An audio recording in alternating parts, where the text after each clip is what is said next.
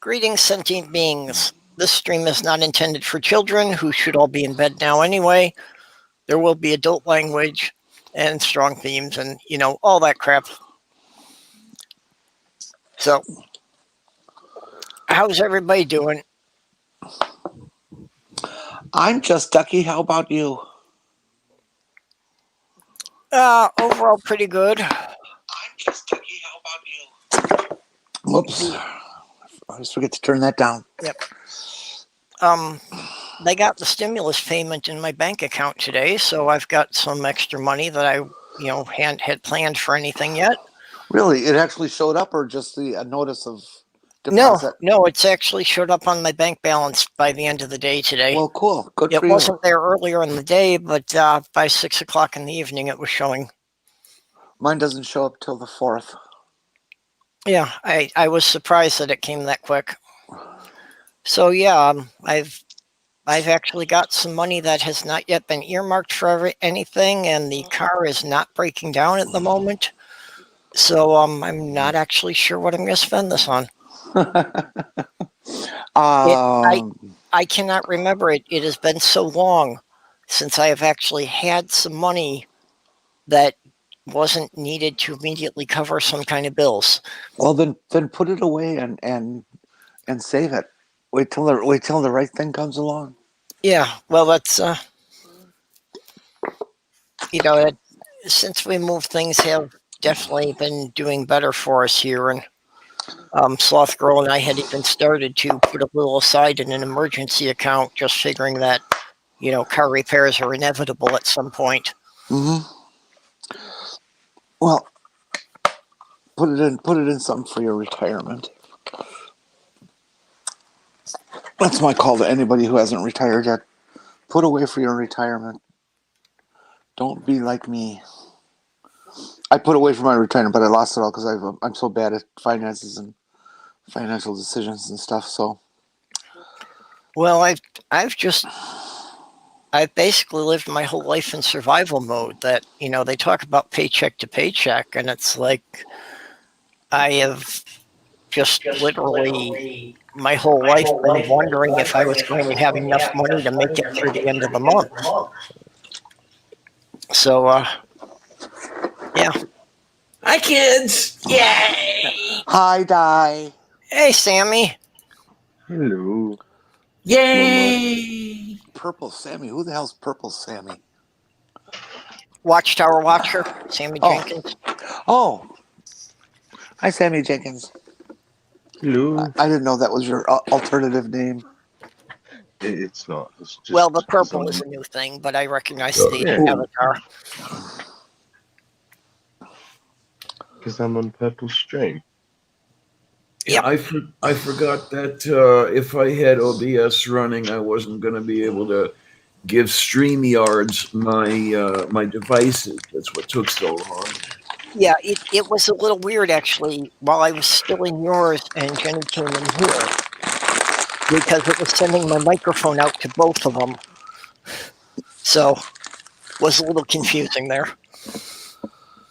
Although, weirdly enough, StreamYards decided to use a different set of speakers. Oh, okay. So it was the same microphone in both of them, but it was the headphones in one and the speakers in the other one. Well, why would it use the speakers you told it to use? Yeah, well, why didn't both of them go to what was the default audio? I don't know, but it's a PC. It gets to do it at once. Commands don't mean anything. Well, and yeah, this is the flaky PC that, when I'm sitting here in streams, about every 10 minutes, it decides that the microphone is unplugged and then decides, no, it's okay after all. Here we are. Okay, now I will move that over to the other screen. There we go. Now we're running. All right. Aaron Ra is running a stream as we speak. Oh. I'm busy watching ABC pretend it's New Year's Eve. Okay. With nobody in Times Square and. And Yeah. Doorknob Head is showing us a mountain blowing itself up. He What is do I where? have here? Oh my! The volcanic eruption. He put a link in the side chat there. Hmm. I got to see these. Oh, Mufti. Okay then. Oh wow. Rising lava lake in the summit caldera. It sure is gorgeous, isn't it? That's something. Yeah, absolutely. Looks like a big Cheerio. Yeah, that's one of the trips that Sloth Girl has on her bucket list is to go to Hawaii to see an active volcano. Mm. Oh my! Hopefully not be in the path of the oncoming lava. Wow, look at that. No, but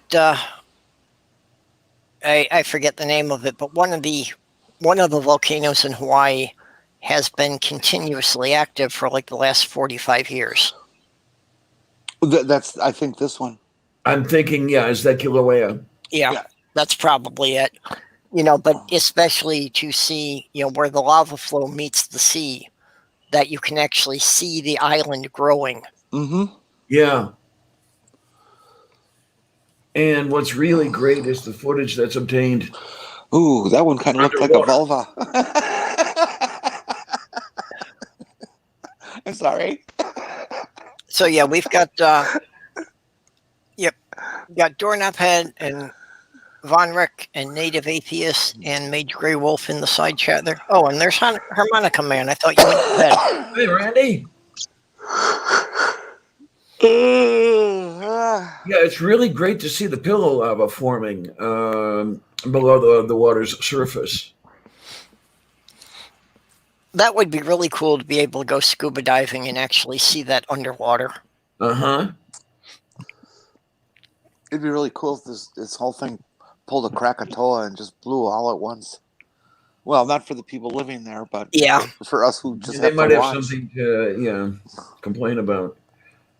Oh Lord, look at that. Look at that. I always wonder weird things like what would happen if they dropped an atomic bomb down a volcano. It would blow up.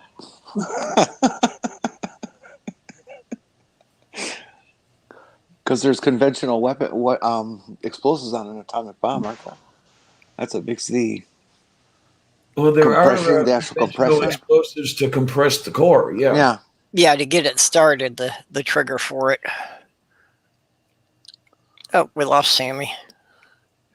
So that's really weird when it comes down to the thermonuclear devices, the fusion devices, to where you've got 3 explosions going on. The thermonuclear explosive is primed by a fission explosion, which is itself primed by a chemical explosion. And poof, the world disappears. Oh my, that's okay with the rainbow there. Yeah, moo. Yeah, Sloth Girl was saying I need to find my nuclear war game again. It was a card game originally produced by Flying Buffalo in the late 60s. Basically just making fun of what they considered to be the inevitable coming Armageddon. Oh God, We'll all go together when we go. Is that it? Yep. Well, I'm going to stay to make it past midnight, but I don't know how long I'm going to last after that. Hi, sweetness. Well, if Godless Sovereign shows up again, I've at least got to see him out in California, so I guess I'm committed to at least 2 hours here. Hi, everyone. How are you? Hello. Tired. Okay. I'm not officially tired yet, but at this point I have had more alcohol than sleep, so that can't last long. Yeah, well, I saved my drink until midnight central, so I can... well, that's why I didn't start until we were halfway through your stream. Okay. Because I knew if I started too early, I wasn't going to get through it. I I pulled don't up know how into many. the lot of the um, um, booze store, and I changed my mind and didn't buy any booze. Oh, okay. I don't know how many have seen this. I was so thrilled when I went booze shopping before Christmas. I found single serving Baileys, Oh, which is wonderful, wonderful. Because I was thinking of getting a fifth of Baileys, but then it was, but I'm not going to drink the whole thing before it's gone. And then I saw that, and it's like, three of them this size in one package. Yep. So I Um, had one for Christmas. I'll have one now, and Well, 2 weeks ago they had my usual whiskey on sale, so I put in a couple extra bottles in stock.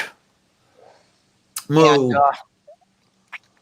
and right around Thanksgiving, they had a sale and a rebate on the Fireball whiskey, so it Oh, came out to yay. only be $3 a bottle. wow. Nice.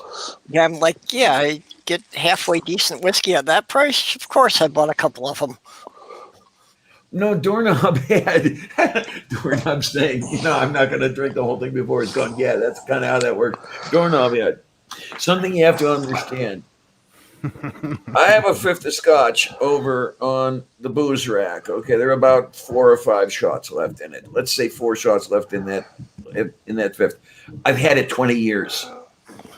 I'm not kidding. 2 decades. My ex gave it to me for Christmas, and I'm pretty sure it was in 2001. Wow. So yeah, I mean, I've had it long enough where it's degraded in flavor. It doesn't taste as good as it did, in 2001. So if I buy another fifth of scotch, which I think I will, I'll see about finishing it before it goes bad. Well, aren't you as far supposed as to pour it in a wooden barrel, and that's supposed to improve as it ages?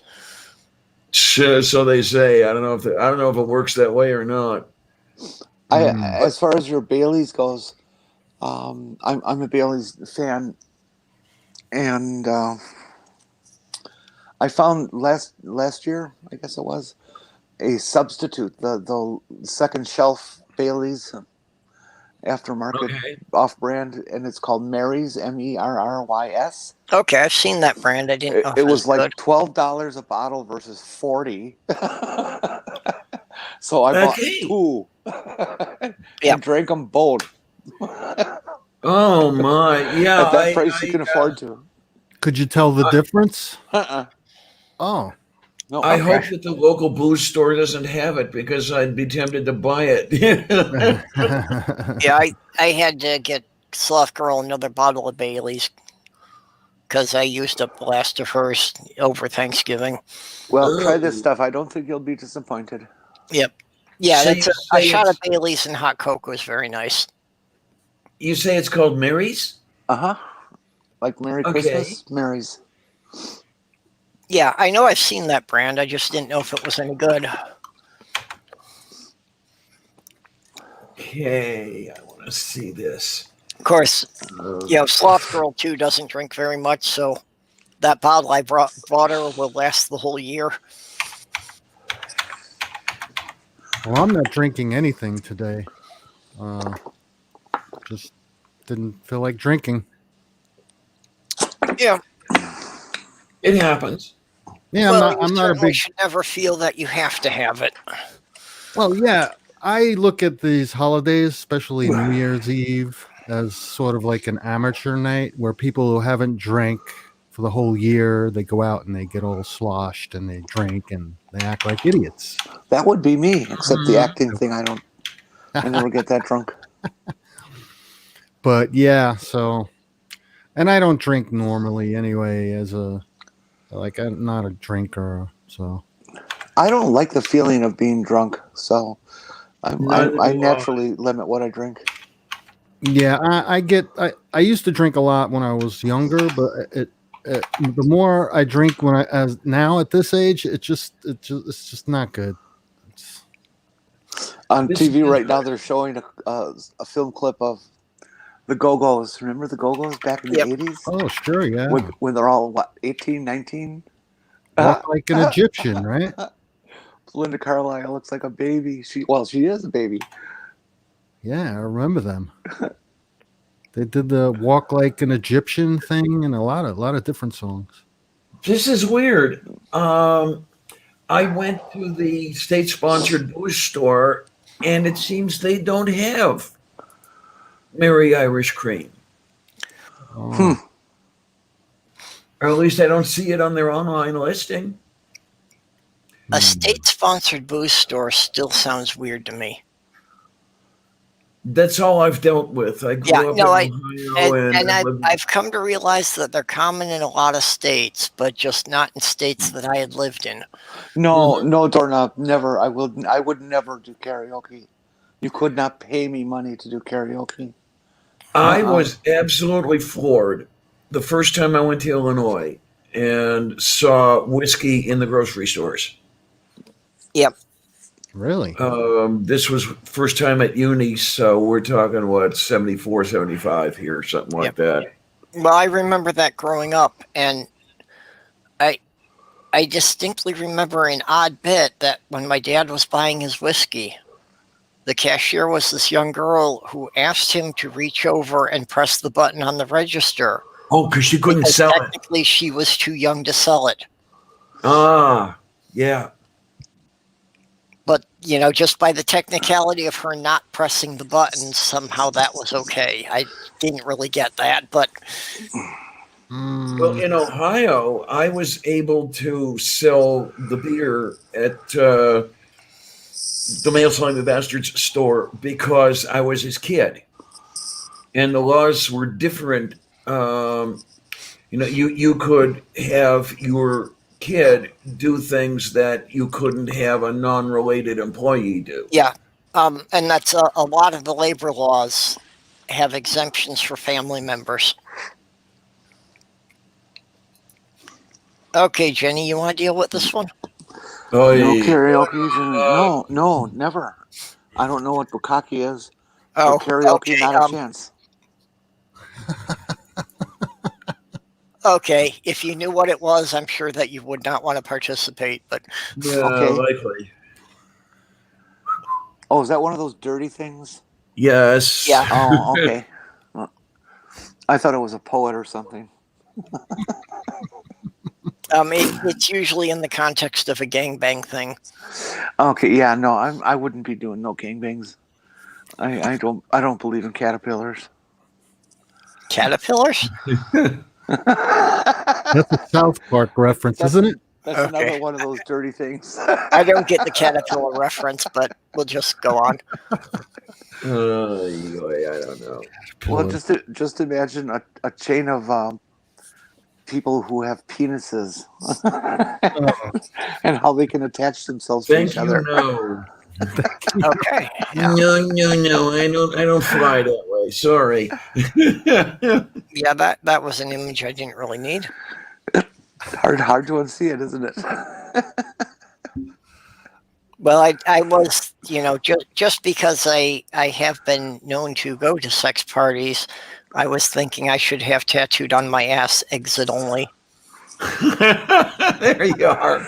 Just in case, right? Just in case anybody gets some ideas, yeah. That goes against that programmer's favorite command: enter. Oh. That's a good one. Happily, Thank you. Happily, I don't do that system. I started a string on Twitter that since 2020 was such a dark year, to have everybody post the darkest joke they had heard all year. Oh no, I never no. Trying to think. Darkest. Oh wow. Well, how many dead hookers does it take to change a light bulb? Yeah. Oh, I don't know. 13. Well, it's more than 8 because the light in my basement is still out.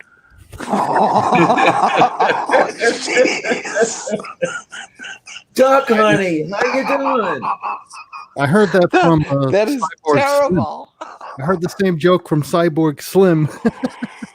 Yeah, when he told it was 12, I think. Yeah. Yeah, I'm not sure where I picked that one up, but it was somebody on the internet. Yeah, because he was on Morton and Linda's show, right? Yeah, he Yeah, came on the show. that may Yeah. be where I heard it. Or Linda and Morton, as the case may be. I remember a very cold joke from the 70s. I'm trying to decide if I should tell. Oh, puppy cam. Okay, here goes. What's the temperature at John Wayne Gacy's house? 27 below. I couldn't remember the number, but I knew where you're going. I don't know if that's correct either. I don't care. I'm not going to research it. Okay, get the puppy back on to compensate for the bad jokes. Oh, the puppy went in the other room. Puppy says, "Get me out of here." Here, puppy. There's another one, a bigger one. Oh, there she is. Elsa. Okay, May just got one. Dark Uh-huh. humor is like a kid with cancer. Oh. It never gets old. Stop it. She don't want to come. She wants to do her thing. She's a completely blind Alaskan Malamute. Oh. No, but she's been blind from birth. She walks around like she can see. It's amazing. Yeah, but still, Yeah, just navigates with the smell and hearing.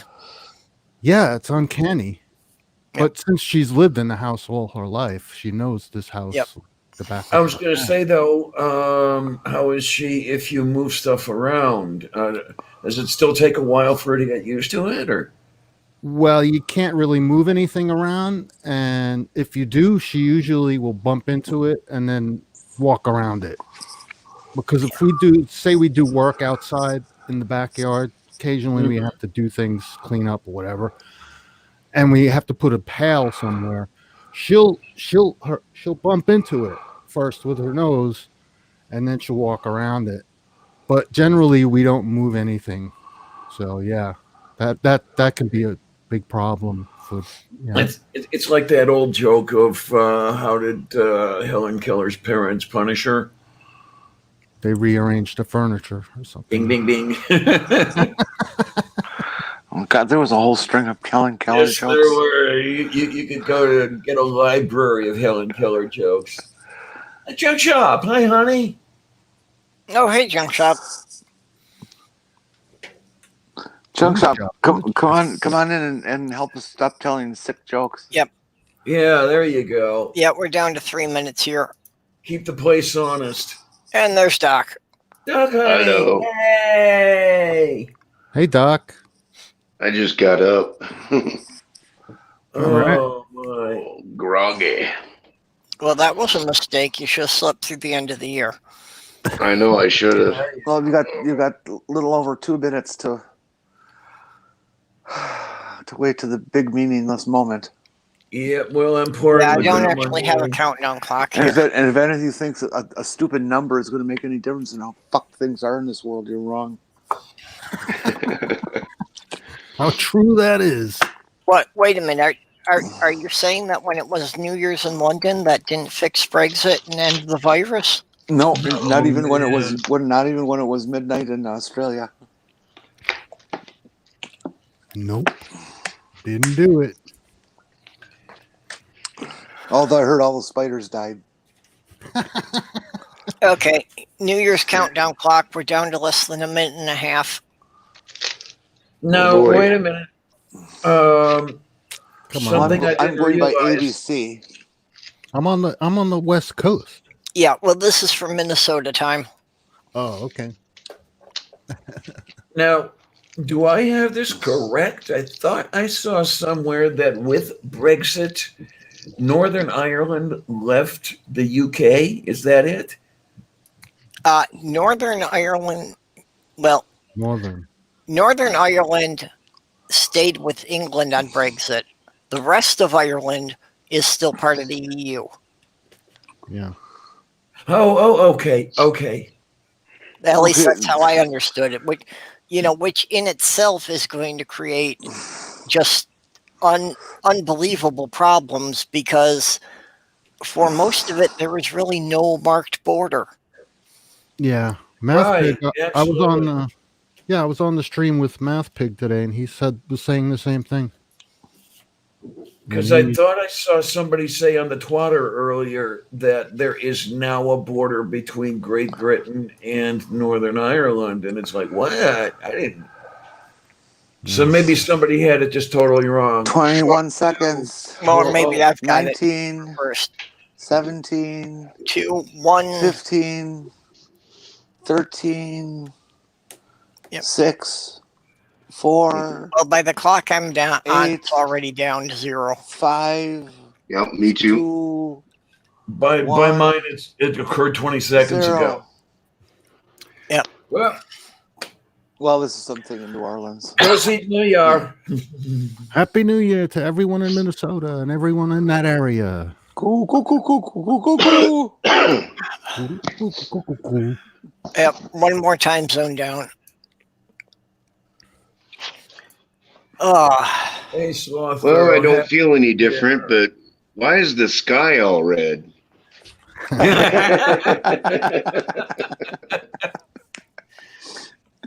No, he didn't. Oh, scheisse. well, I remember with the Y2K thing that everybody was, panicking that everything was going to shut down at the stroke of midnight. Hey, Sloth. And I was trying to explain to people that even if you thought that was going to be a problem, you could have advanced warning. That all we had to do was watch the New Year's Eve in London, and if things didn't collapse at the stroke of midnight there, or if they did collapse, we had 6 hours warning. Yeah, there you go. Yes. Well, the reason things didn't collapse is because we spent 6 months prior to that panicking. Well, I fixing like everything, to use and that they as an succeeded. example of a self-defeating prophecy. That, yeah, because people were talking about it for months and people actually prepared for it, nothing happened. Except Macintoshes. They understood the concept of the time changes for the next 150 years or something like that. Well, and the Pennsylvania DMV had the problem that it was recording new cars as being horseless carriages because they were produced before the year 14. Oh.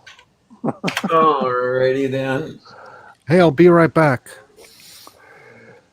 Thank you for the warning. Yep.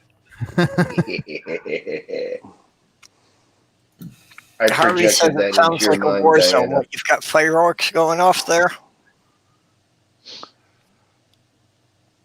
I didn't think anything was going to happen, but it's like everybody around me was so worried and I couldn't really explain to them. Well, the arms manufacturers needed another reason to raise ammunition sales. Well, they've got to use up the stock of bullets because the revolution didn't come. That's the scary part, is they don't. It just keeps storing more and more and more. These survivalist people are absolutely Looney Tunes. And not to be trusted.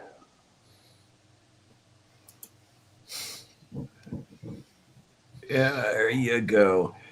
Well, yeah, see you later. Better yet, not at all. Yep. Yep, It's it's behind us. gone. But yeah. It's not going to be perfect, but hopefully it will be better than last year, or at least not quite as bad. 20 days till that bag of oranges the fuck out of our lives. Well, one of the most optimistic things is that once Biden's in office, Betsy DeVos will no longer be the Secretary of Education. She wasn't now. She just had the title. Yeah, but she was doing a lot to really wreck up the public school system. Yeah, she really has. Because with her trying to push for the vouchers and everything, she was doing everything she could to take money from the public schools and fund them into religious schools. And it's not going to go away with DeVos out of the Department of Education. I mean, Republicans in general want to destroy education, um, but at least, yeah, we won't have somebody as secretary of the department.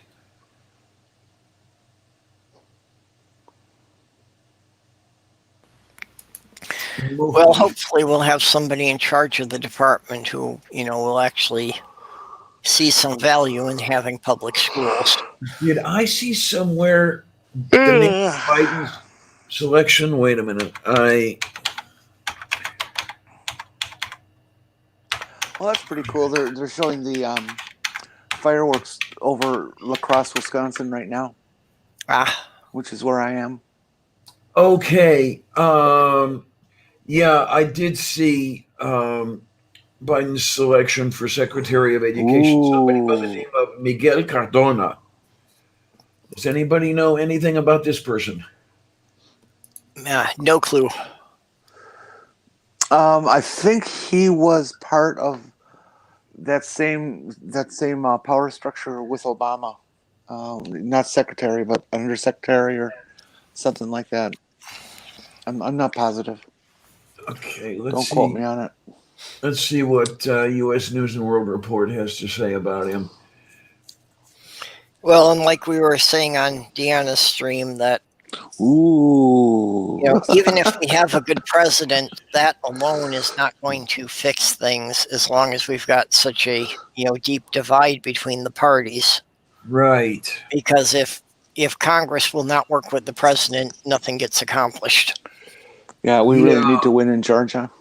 And I've seen it written already that nothing is going to be accomplished unless White House, House, and Senate are all held by the same party, at least for the foreseeable future. Yeah.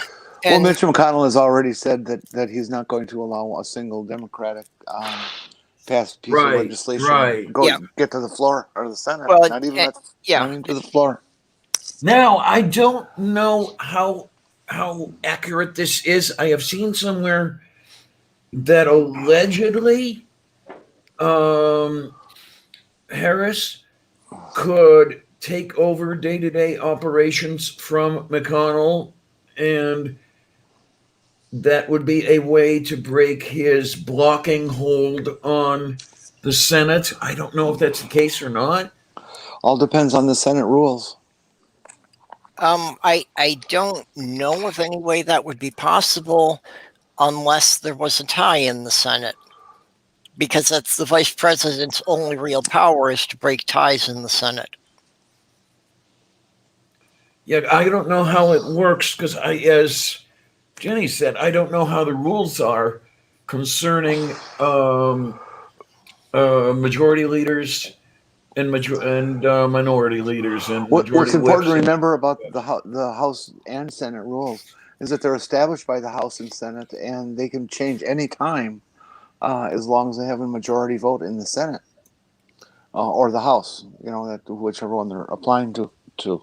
So, however the Republicans have structured it to favor themselves, which they have, the Democrats can undo if they were to get in. Mm-hmm. Well, no, Mage Grey Wolf, I understand exactly where you're coming from. The unfortunate thing is Biden's the best we've got right now. Yeah. Because he's all we've got. Well, and I would really love to see, if the Democrats could get the seats in Georgia and have a majority in the Senate, because then they can fast track all Biden's nominations and watch the Republicans cry because they were the ones who changed the ruling to make it a simple majority vote. Yeah. It used to be that they required 2/3, but the Republicans turned it to a simple majority. Certain things are still a supermajority. Yeah, but I mean, just all the things that the Republicans pressured for a simple majority, that even if it's an even 50-50 split, because the vice president cast the tying vote, cast the tie-breaking vote. I know nothing about politics, so I'm out of my depth. Well, I just assume we drop it. That's for now. Yeah. But I am interested in it though. I just don't pursue it as an interest. Oh, hi, Brian Game. It's just so 2020, you know. Yeah. Well, the two-party system's faults really came into glaring view with the election of Barack Obama to the presidency, because that's when you saw the appearance of the Tea Party, for example, and it wasn't necessarily about complaints with the tax structure or anything like that. It was because of that N word in the White House. There were the good old conservatives who didn't like that, and that's when I saw the obstructionism. Anyway, now if there Well, I are mean, saw it before that, please tell me. even back in the 70s, I felt the two-party system was flawed. And George Washington think thought it that was flawed. something like 5 major parties is probably about the ideal balance, and preferably You said that five? it should be a prime number, because then basically nothing gets done if they can't make coalitions. Okay. The parties have to cooperate with each other to some extent to pass any legislation. Mm-hmm. So you're saying 5 is a I think 5 is probably the ideal number, because there are some countries that have, I think Italy has like 11, and it just bogs the process down that it's hard for them to get anything done. Italy has had something like 50 or 60 different governments since World In War the last II. 2 weeks. No, Yeah. since World War II. Well, let's not forget that let's not copy anything Italy is doing. Italy Yeah. was the only country to change sides during both world wars. Mhm. Oh, really? I hadn't realized that. Yeah, I guess you're right. little fickle, I'd say. Yeah, so it's overthrowing the government is kind of a regular cycle there. You know what bothers me most? One of the things that bothers me most about Trump is if you watch him and just if we're talking strictly the look on his face and his mannerisms, he's almost an exact copy of Mussolini. And Mussolini, I just detested the egotism that man demonstrated in his day. I'm glad he was dispatched so soundly. But Donald Trump is, as far as I'm concerned, is just the carbon copy of Mussolini. Well, I agree with that. Yeah, I think that's pretty accurate. Yeah, at least the corporatists will face you when they stab you, unlike the fascists. Yeah. Yeah. Yeah. I have no problem with being a socialist. The idea of corporations where the couple of managers at the top get obscene amounts of profit when the workers hardly get anything, that system doesn't make any sense.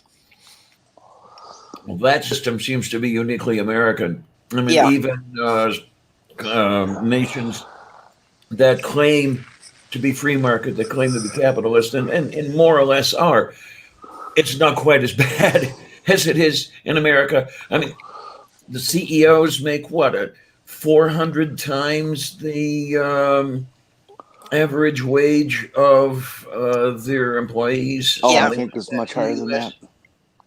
I think some of them it's like 640 times. Okay. And that's something that I could definitely see the government putting a cap on, that the highest paid manager could not make more than like 20 or 30 times the lowest paid employee. I don't care what they pay their high end people. I care what they pay their low end people. Well, but that's the point of it, that if the high end people want to increase their pay, they would have to increase the pay of the low end people proportionately. Well, if you were to create a law in that respect, and that has that language in it, yeah, that'd be great. Well, Mage, I think that's a little micromanaging. Um, I'd rather see they just make some statements about the lowest paid people. Yeah. You know, well, what percentage over standard of living should they be paid, or something like that.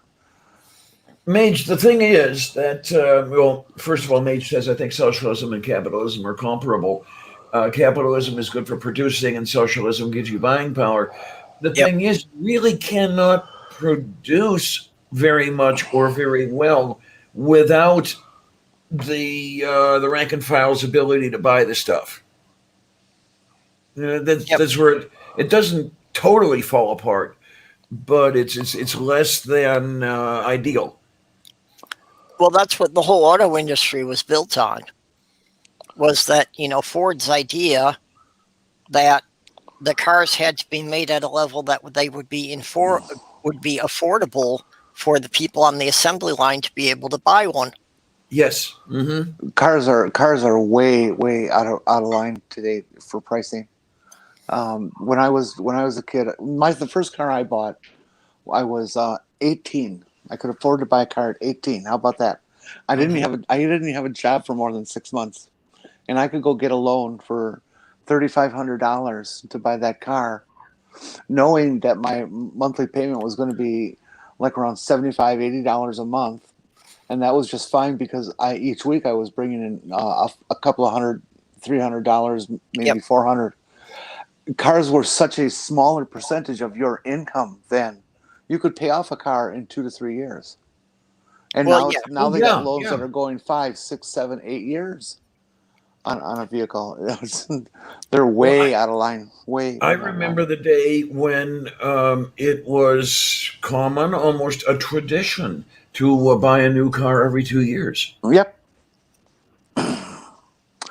Absolutely.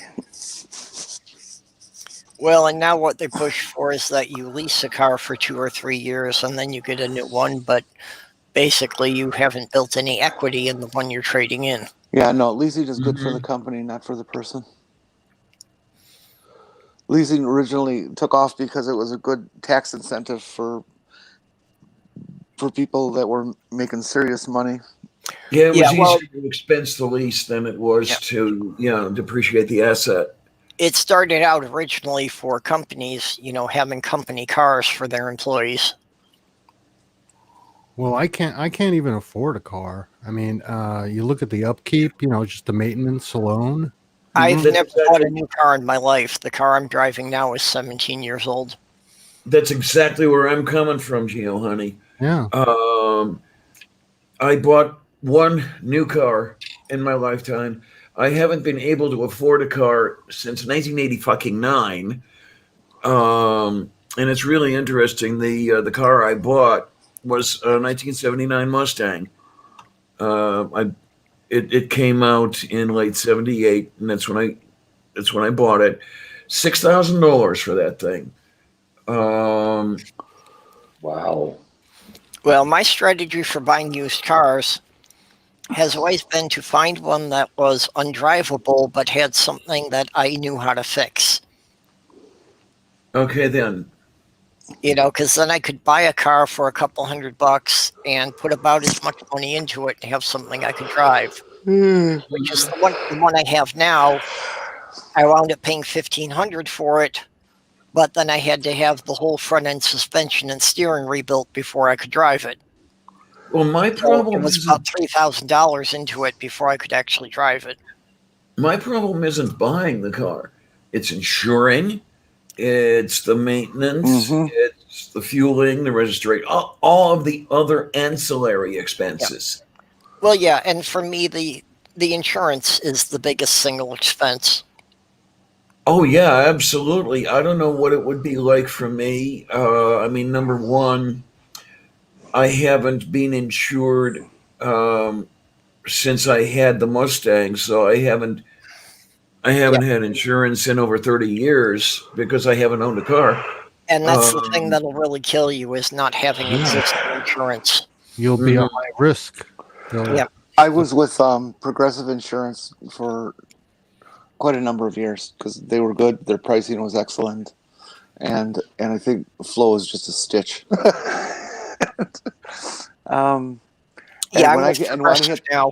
when I hit 65, my rates almost doubled. Wow.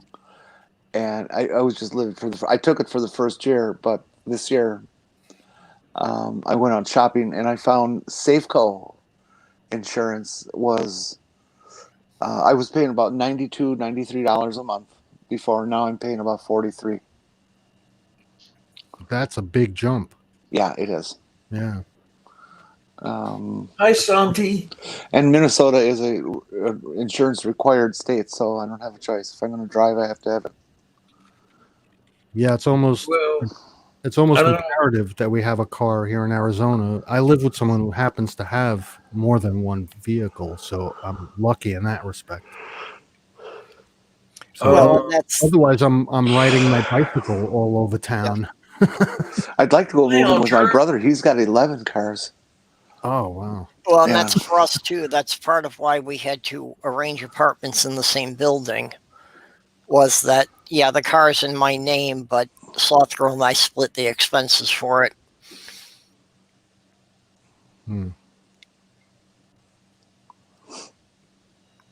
Well, without a car here in Arizona, you're dead in the water. It's just you're going nowhere.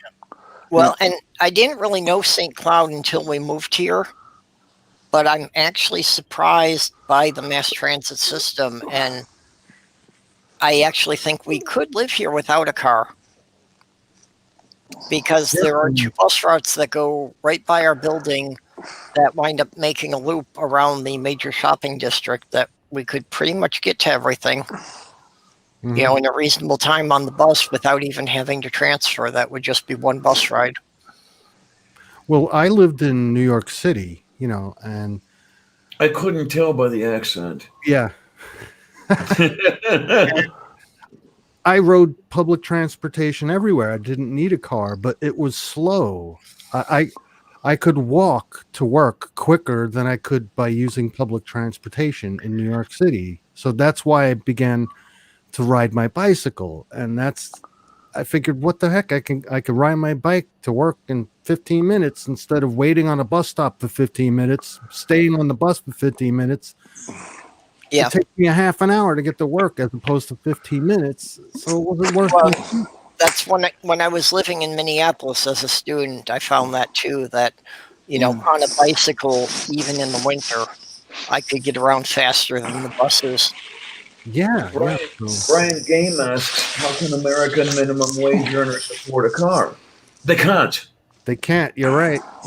They can't. A lot cut corners, and the corners they cut, unfortunately, insurance is one of the first.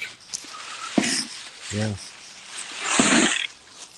I'm a fortunately, poor decent person living in Minnesota, and you do it by buying the cheapest insurance you possibly can. I have just the state minimums. Yep. And you own a car. Mine is 26 years old.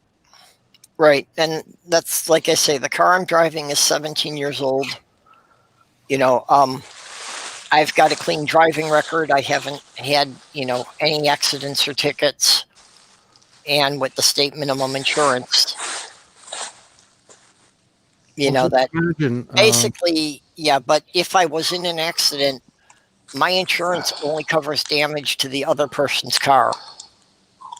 So if I actually have an accident, I'm just without a car. There's nothing that's going to help me with that. Yep. Yeah, so it's just liability. Yep. Yeah, it's just think about it. It's insurance against any damage I do.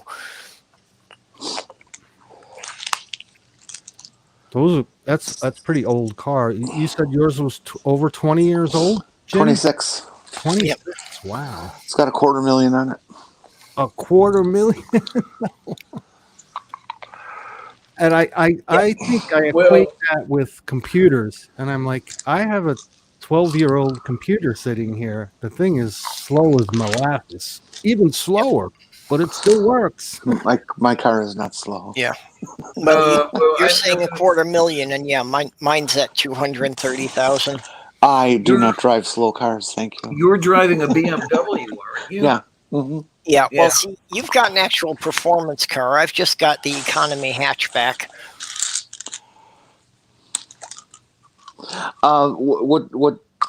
What you don't know is is that I spent my career fixing BMWs for a living. So anything that breaks on it, I can fix. I don't have to Yeah. pay somebody. Well, So and you that's the only thing that keeps mine going is as long as it's not internal engine, I can probably, go by the book and replace most of the parts myself. So the routine maintenance, like doing the brake jobs and even fixing the suspension, I can do on my own. I just bought new rotors and pads today. Yeah, I'm going to have to do the front brakes on mine in the next month or two. Well, just so you don't have to put the wheel back on, right?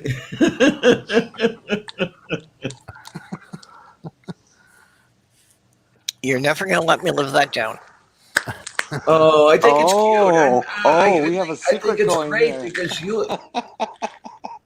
I could just have seen myself in that predicament. I would never have been able to do the work you did.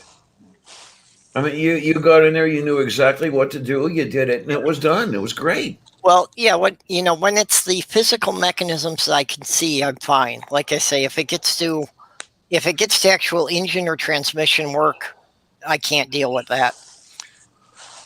Okay. Because I don't have the tools for it and I don't have that kind of precision. Well, that's more or less specialized work, isn't it? Transmission repair. Yeah, yes, absolutely. Especially Yeah. automatic transmissions these days. But most of the other stuff, it's like if I can identify which component is bad, I can replace it. It's Most troubleshooting I don't have mechanics trouble nowadays with. cannot cope with an automatic transmission. Yeah. We've gone so insane. Yeah. And more than anything, I've lost most of my vehicles to electrical problems. Mm, When the wiring starts going bad, there isn't really a lot you can do.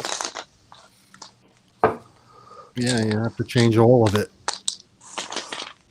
Yeah, well, it's really hard to track down a wiring problem. Yeah. Easy peasy. do you even know where the wiring goes and how it gets there anymore? I mean, I remember the Male Slimy Bastards Econoline had a wiring diagram that came with it, but that was a 1962 Econoline. I don't know what things are like anymore, if you can even figure that out. When I started working on BMWs, they had 6 conductors for the whole car.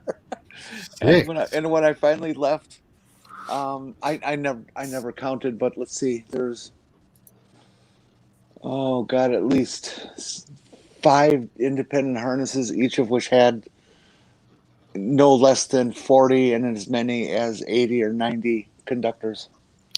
Yeah. And what May just saying having a squirrel chew through the wiring. Yeah, rodents love. Yeah, I had that tastes- happen years ago. Wire insulation tastes salty to them. That's why they're attracted to it. Yep. Mhm. And that's I had a Subaru years ago that while it wound up being garaged for a couple of months, I had mice chew through the wiring. Mm-hmm.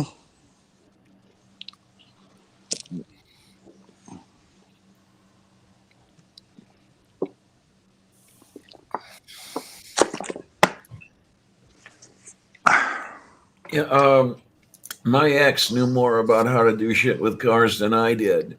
And a lot of people thought that was strange because I looked like a boy at the time, and they're like,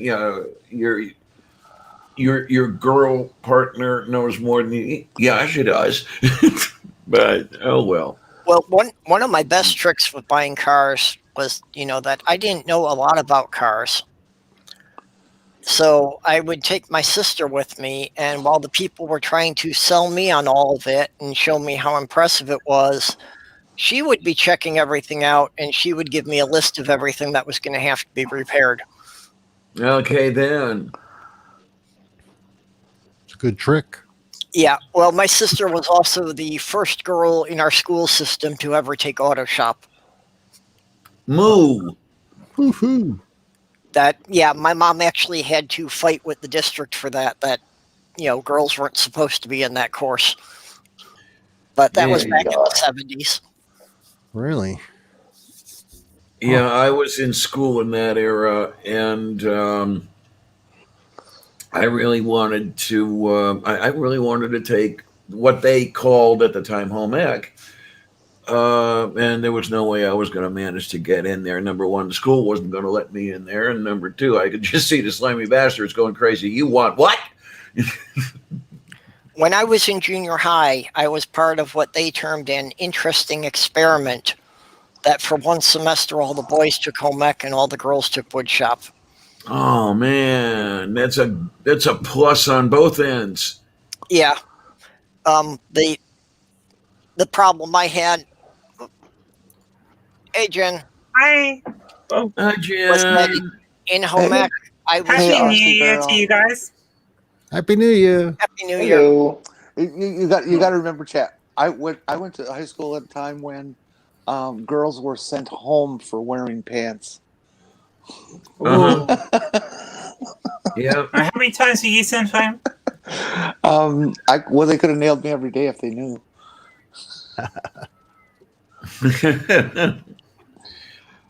Oh, look who's here. Shocker. Oh no, he's here. He's always Yeah, there here. goes the neighbor. He's always here. That- I went that to- Where was- there's a way, there's a will. I went to When Oh, Right. when I was in 10th grade, I took drafting. And this was at a time, by the way, when it was with pencil on a drafting table. Mhm. And it was a very, very surprising thing. There was actually a girl in that class. you. It was still at a time when it was unusual for that to happen. That was one of I- my favorite classes. I have entered still not 10th learned how to do any drafting on the computer. I still have an actual drafting board and the T-square and compasses and all that stuff. Oh, wow. Oh, wow. And Okay. that's still what I use to design projects because I haven't figured out how to do it on the computer. Yeah. Computer drafting's a pain. The only reason I can't do any decent drafting is I don't have the space for a drafting table anymore. I can still do a 3-view. Yeah. Well, I don't Um, have the space for a table. I just have a portable board and a briefcase full of tools. Awesome. Okay, then. Awesome. Yeah, all of my drafting tools have gone the wayside over the years. Well, I entered 10th grade in 1971, and that's when I took drafting. So, gives you an idea of what we're dealing with. When I was a kid, we had photography class and we had a full dark room and everything.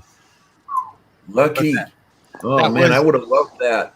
Oh, they taught us how to make pinhole cameras. Still to this day, I know how to make a pinhole camera. All kinds of cool stuff they taught us. That was 27 years ago. Pinhole cameras are a blast. Absolutely. Yeah. I went to a pretty progressive junior high school. I was in home ec. I did all that stuff, like all the stuff. I was in typing classes. I went to cooking classes. I did sewing. It was like I didn't see any of that. But My junior high did that as well. so I'm 57. So I'm not, Child. I'm a child. Well, you're about the same age I am then. I just turned 56 over the summer. Oh yeah. Oh. I think there was a certain time where people just stopped playing instruments. They stopped giving money into extracurricular activities at schools. Mm-hmm. Yeah. They That just was don't. that was the same period of time where the Republicans were not only starting to do that to schools, but they were trying to end public television. When I was a kid, I learned to play the violin. Still to this day, I can play the violin, and I learned in the 4th and 5th and 6th grade. I I can still play trombone. Perp, I sent a couple really? things to you on. You've heard me play my trombone. I know. I was trying to go south. I know. I know you were, but you were going to say you can blow a horn really well, weren't you? Absolutely. Not a rusty trombone. Okay, what's It's this? not rusty. Wiring diagrams? Just some amateur. Yeah, well, just one of those. It's a duplicate, so throw one away. Just an amateur computer drafting Okay. that I learned to do it when I was in junior high school, just like you. I just applied it to the computer with the right software. Yeah, that's To go yeah, along with when I what- was like my freshman year in high school, I had mechanical drafting, basically drawing machine parts. And these images are out of a book I wrote. I didn't know you had written a book. Just a technical manual. It's nothing significant. That's still awesome. Yeah. That's still pretty impressive. It's I would walk around with it and make people turn it over to see my picture, hand it to people. I don't even have a copy of it. I have a digital copy of it, no hard copy. Anytime Well, I can imagine why you wouldn't want to walk around with a copy of it, huh? you're still better off than I'm doing. My first novel, the only surviving copy I have, is on floppy disk for a Commodore 64, so I have no way to read it. I can do that. Jen can do it. I've got, Yeah, a Commodore, like- I've got a 1541 floppy drive up there and a Commodore 64 up there. Yeah. There you go. Yeah, you should that's send, it. I you should send really it to her need and let them her to give somehow it into be, modern. be translated to a text file that I could open in Windows. Yeah, you can do that. I know it can be done. I just don't have the equipment to do it. I'm saying I do, Perps, if you want it done. and for all the kids out Okay, there, I'll have to find those and I'll have to mail them to you then. I'm gonna do some magic. Yeah, well, you watch. can even mail them to Will because we'll probably be sending stuff from each other anyway. So, Yeah. Oh my God, Will. I've got a floppy disk somewhere. Yeah. Well, Sexy. up until I'm about a curator. I'm a 2005, I great had curator. a sizable collection of Commodore equipment, but wound up losing that in one of the moves. And in the kitchen, Will also has one of those hand crank mixing things. Don't mess with me. I'll Wait a go minute. get one right now. Be careful what you call out. Jenny, are you saying you don't? No, I don't. I do Let me not. see. Oh, the picture stuck. I don't And have an electric mixer either. This So is my dad's old Apple IIe setup at Where I thought Rocket it High. was. That's a real Apple IIe for all the kids. Yep. 1541 might be packed and in storage Shoot, at the I moment. should have But that's been okay. It'll be highlighted on there. unpacked eventually. Yep. It'll be unpacked eventually. Oh, and I can do it though. Okay. So what happens with it is I oh, that's cool. Is I put the 1541 onto the Commodore 64. I copy it from that. I use a copy tool to copy your files from that onto an SD card, which I can then plug into a PC and email the files to you after they've been converted from Commodore format to whatever you want. Okay, that would be cool. I'll have to find them. They're still packed after the last move. Mm. Or I can just send them to you in Commodore format as a disk image, and you can load them in an emulator. No, I'm not going to deal with the emulator. I just need them as a text file that I could, Takes off. Easy enough to do. you know, and I can do that for you. it's my first novel that I wrote when I was a teenager, so it's probably not even worth bothering with, but, you know, Hey, it's you never kind know. of interesting to look back at it. I can definitely do it for you, Perps. That's not a problem. Well, years ago, I wrote a story about some cars, some anthropomorphized. Is that the right word? Anthropomorphized. Yeah, some anthropomorphized cars, and then a couple of years after that, Disney came out with that Cars movie. I was like, oh, I should have did something with that. Bastards! Didn't Transformers pretty much do that years before that? Yeah, I think so. Yeah, you'd have a hard time suing on that one. Yeah, This was before. This was even before Transformers or the Cars. for that Cars movie. So I had it written down, but I never did anything with it because it was a story about an old Ford that gained the personality, and somebody had restored it, and it gained a new life. And it was a story about the restoration and how the car felt, and it was like. And then the Cars thing came out, and I was like, "Oh, that's a lot like my book." Well, it doesn't just because Cars is out doesn't mean you can't do another. I mean, there was a movie Christine long before Cars. Yeah, that was before. That was well before what I wrote. But yeah, Well, does Christine anybody, was a horror movie about a car that murdered people. yeah, I've seen that. Yeah, does anybody remember? Does anybody remember My Mother the Car? Yeah, With Jerry Van Dyke. Ouch! I've seen that 1950s. movie. I've seen that movie. I've seen it. It was a television series. It was a sitcom with Jerry Van Dyke, and the car was a 1928 Porter. And wasn't it Ann Southern? I cannot remember who voiced the car. It was somebody. I with a remember name. that existing. I don't know if I ever watched it. I might be confusing two different series. Well, I am up to looking to making, so we can to see. Let's see. My Mother the Car. I watched way First too much single television. season on NBC. What do you know? Ann Southern voiced the car. Okay. Oh wow! What year? The car or the show? The show. It ran the 1965 season, September 14th, 1965 to April 5th, 1966.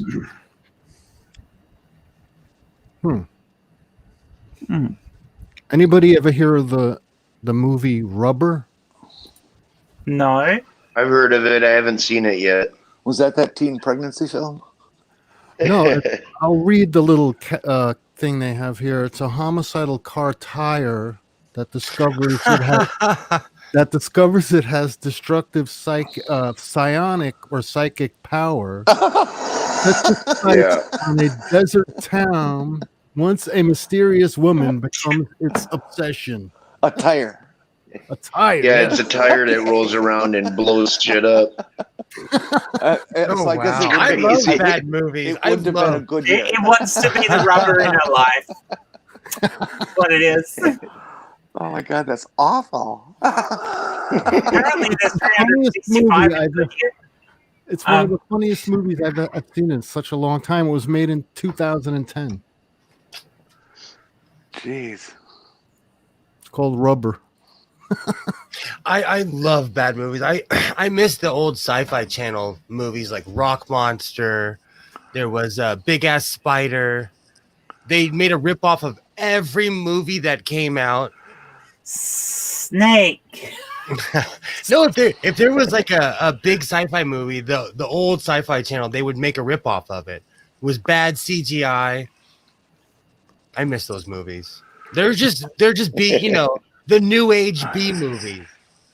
They were fun. That's why you enjoyed watching the black hole. Because it was Disney's attempt at B-grade science fiction. I love B movies. I love crappy movies with bad acting, crummy robots, the whole shebang. Do you know Divine? Yeah. Then you must love Divine, her movie. Yeah, of course. I've seen some. Hey, come on. movies. Those are John Waters flicks. Yeah, you're right. Right now on the screen next to me, I have A Fist of Fear, A Fist of Death.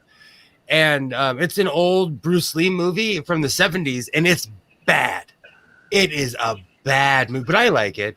It shows 1950s New York. I love it. But no one's ever been able to sit through the entire movie. During that 80s era of everybody wanting to make Bruce Lee style movies, there was this movie came out. God, for the life of me, I can't remember what it was called. But the advertising for it on the video packaging was brilliant. This movie is not dubbed. Absolutely, stunning martial arts. got this movie, watched it from the beginning to the end. Not a single person speaks in it. In fact, the only thing that speaks in it is a pig. And you can't tell me that pig wasn't fucking dubbed. Holy shit. You know, I'm about to show my age, but one of the reasons I love all the old kung fu movies is because I listened to a lot of Wu-Tang Clan growing up as a kid, and they would rip off all the old kung fu movies. So when I watch these movies, I already know half the lines because they're in all the old rap videos from the early 90s. It's good. Yeah. Well, the Wu-Tang Clan is from Staten Island. Did you know that? Absolutely. 10304 knocking at your door. Yeah. I used to live in 10304. I love the Wu-Tang Clan. When I was a kid, that they were the group. Hey, I went to where the headquarters was in Park Hill.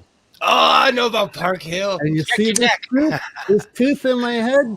Someone threw a rock from an 8-story building at my face and then yelled, "Hey!" And I looked up and it hit me right in the tooth. Oh, yeah, they're not joking over there, man. And I was only a little kid. I was a third grader. Oh, They yeah. wanted to kill me. And I was with my black friend.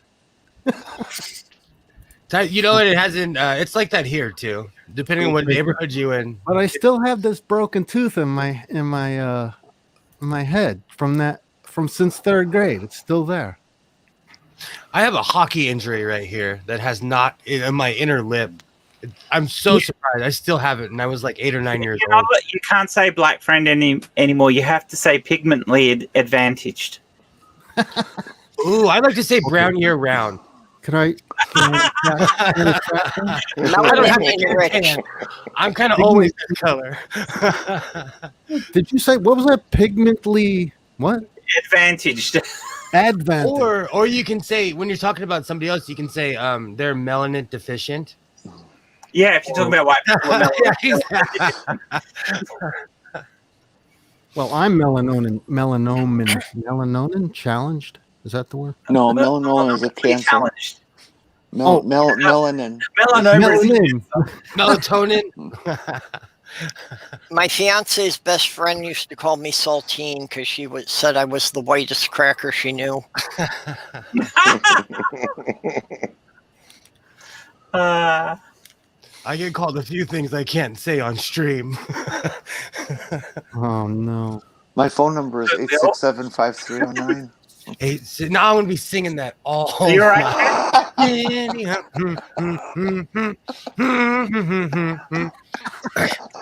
Good song. Good song.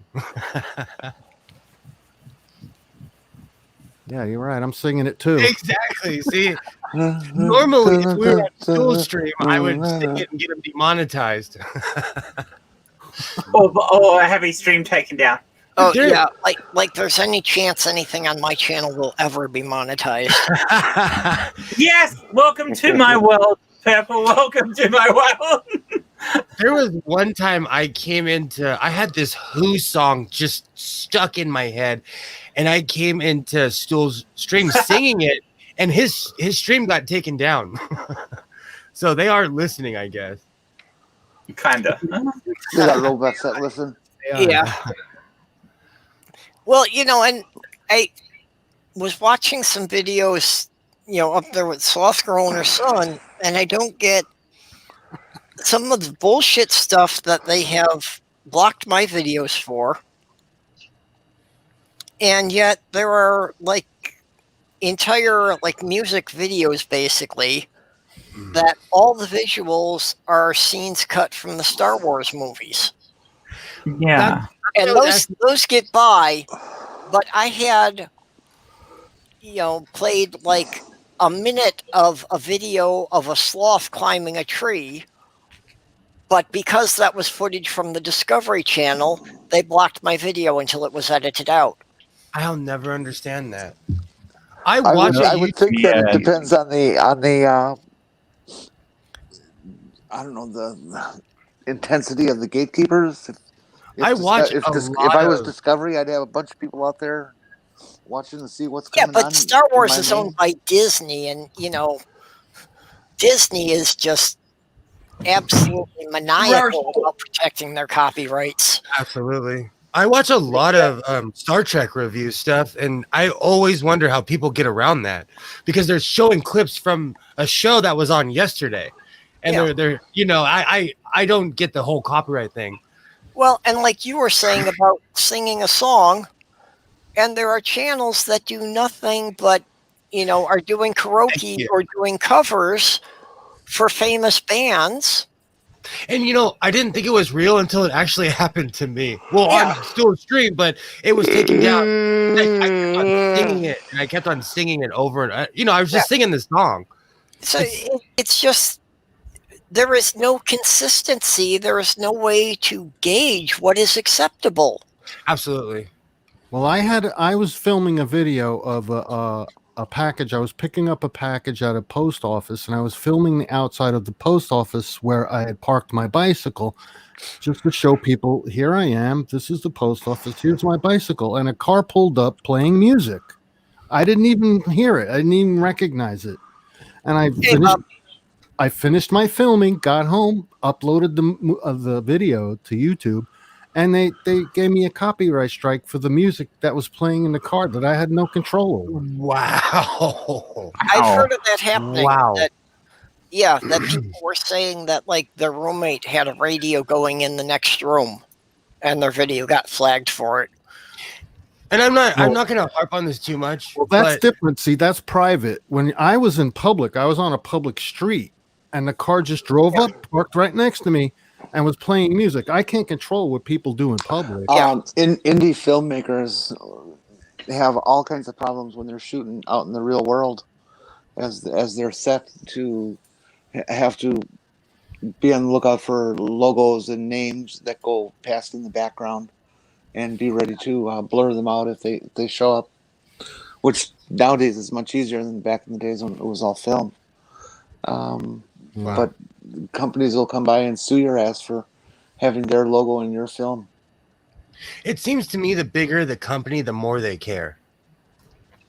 Well, they have more to lose. They have to protect them. Yeah, but I had stuff on my lonely YouTube channel, and it got taken down by the BBC. I don't understand the whole copyright thing. And I took the show that I had on there. I took it from somebody else, and they did all the proper filter stuff, and it was still they took it down. I just want Blake 7 back, really. I just want Blake 7 back. That's all. If YouTube's listening, Blake 7 really helped me through the quarantine. I haven't seen that. We so have to have a Blake 7 stream. For Yule, Sloth Girl got me the box set of the entire Blackadder series. Awesome. I think I'm going to have to do that. Yeah. Wow. That's what it's going to come down to. I'm just going to have to just buy the entire series. Yeah, so I've got all 4 series of the Blackadder now, so I'll have to go through that from the beginning again. Is it a digital copy or? No, it's DVDs. Oh. I've got most of the Red Dwarf seasons as well on DVD. That's what I'd like to pick up. I want to get Red Dwarf. Maybe I can finally get into that show. I got to see that Blake 7. I haven't seen that. Blake 7. Blake 7, yeah. It's a Western. It's a Western in space. Did I say something else? What did I say? No. Okay, do you remember like the old Batman TV series from the 60s? Batman. Okay, imagine if Star Trek was made on the budget of that Batman show, and that's Blake 7. Oh, Season 4 was the cheesiest, but I loved season 4. For some reason, they all came back with spray tans. They were rich. They had money, but I loved that show. I fell in love with that show. What show is this? Blake 7. Yeah, it was great. Jacqueline Pierce. God, it was just Paul Darrow. Just a great show. Yeah, How many the ship's seasons? computer was like a sheet of cardboard with Christmas lights poking through it. That was Zen. That was Zen. How many seasons did that run for? 4 seasons. So there's a lot. Uh-oh. Well, it's not like Star Trek where they had like years and years and years, you know. I don't know if I or have like the MASH that attention. hasn't been off the air since 1970. Well, the Four? original Star Trek only went 3 seasons. Was it 3 seasons? Because I used to have this argument with my dad, but I had to tell him one day that he'd be like, "Oh, there was only 2 seasons of Star Trek." I had to remind him he was in foreign countries fighting wars for the last 2. Okay, you remember the introduction for the original show said our 5-year mission, because Roddenberry had actually mapped out 5 seasons, but it got canceled after 3. Some of the scripts from the remaining 2 seasons had already been drafted up and were used when they made it into an animated show. That I know. They tried to revive the series with the animated show because people were still into it. Yeah. But some of the animated episodes were based on the partial scripts that Gene Roddenberry had already written for the original. Wow, for some reason I thought it was more than 3 seasons. That means Was it a money thing that caused them to No, cancel it it? was only 73 episodes, if I remember correctly. I think I own every episode on VHS. That's how much of a hoarder I am. I love him for that. That's so I think I own every episode. We'll have to put the DVD video player in our bedroom. Yeah. Oh yeah. Yeah, Oh, we'll yeah. see if you still feel that way when the only place you can walk in your house is a little pathway between the stacks of newspapers and magazines. I don't quite. So hold on. Let me. That's I why don't- we're building a big shed, Jen. Okay, so if you see my Walmart furry head right there, that's my big stack of magazines, and those are Scientific Americans. Those are all the magazines I own. That's like I think 8 or 9 years of Scientific Americans. Wow. And it's not that the stack is not that. Did you read them all? Yeah, every Okay. month. Every month it comes and out. you realize you know. each one of them is worth 50 cents, right? Major's looking to start a war. I love you, Mage. Regardless, I still love you, Mage Wolf. I still love you. Is it So my you imagination? went for or the is, jugular on that one. is it Yeah, my- Mage Grey Wolf is wrong. I mean, Picard is awesome, and the latest series of Discovery is brilliant. Amazing. We have to watch that. We do. I haven't seen any We do. Discovery. It's this season is it's amazing. If you Because don't they- watch any of the other seasons of Discovery, you could start with this one and really get into it. All right, so here's the problem. And I'm gonna bring it up because everyone whines about it. They changed the Klingons in the first season. Okay, so in life, this thing happens, it's called change. And nothing can ever stay the same. I wish things could stay the same. But every time we talk about Discovery, people gripe about the Klingons, and they changed. They took it. They also gripe about some of the original story writing because it wasn't great in that first season. I'm an easy. If you put Star Trek on it, I'll watch. I loved season 1. In It all got honesty, better, and the current season is amazing. Absolutely, It is absolutely it's brilliant. worth it. yeah, It's worth it. Next Generation, I didn't like the idea of it when it first started, so I didn't watch it the first couple of years. And in It is good. retrospect, I think if I had tried to watch it from the beginning, I wouldn't have liked it. I think I did much better starting with season 3. Absolutely, season 3 is amazing on the Next Generation. Yeah, but I think if I had started with the first season, I would have given up after 6 episodes and never looked at it again. But in season Some- 2, like Tin Man, like they have amazing episodes though. Like Tin Man is one of the greatest Star Trek episodes ever. I personally feel that Enterprise is grossly underrated. Oh, I It is. agree. I like It is. Enterprise. I love Me the too. Enterprise. I think the whole thing of the temporal timeline, the time travelers, I think they kind of stuffed that in and rushed it too much. I don't think that played Yeah. out well. But You I think guys- as far as individual episodes, it was pretty solid. You guys, I'm gonna take off. Okay, Jenny, Okay, you're okay, Jen? good night. Yeah, I'm just exhausted. All Yeah. right, nice. Have a I good love night. you. I wish you all a very happy New Year. Same to Oh. you. You Happy too. New Year. Well, I hope you make it till next year. Oh, I got 51 minutes. He's got to make it to next year. 51, no. According, 61. I'm sorry. all right, that's Yeah, more well, like it. we're about to cross over. Is there anybody here in Mountain Time? Well, I'm in Arizona. Okay. What time of year? What time of year? It's 'Cause- midnight right now. Yep. Boom. Well, Merry Happy Christmas New then. Or Happy New Year. all the blah blah blah blah blah. It's midnight right now. It's Happy going New off. All the Year! fireworks are going off outside. Happy New Year. My neighbors are out shooting off fireworks. And guns. Don't forget guns. Yeah, and they have a lot of guns here in Arizona too. Yeah. Oh yeah, oh yeah. They're shooting in the air. See I y'all. have family in Arizona. Bye. See ya. Yep, it's like Oh, I heard it's like a firing range outside. I can hear it. I don't know if you can hear it. No. I heard. I a heard. couple I heard. calls. Me too. I heard. And Diana too. That was people were firing rounds in your neighborhood. Yeah, they were. That was That's not terrifying. fireworks. Those were rounds. It's such a different sound. Well, I don't care what people yeah, say. They don't. they They don't haven't done sound. very well with guns that fire squares. Oh, That was a good one. That was. We need a hi hat. I'm gonna get a hi hat.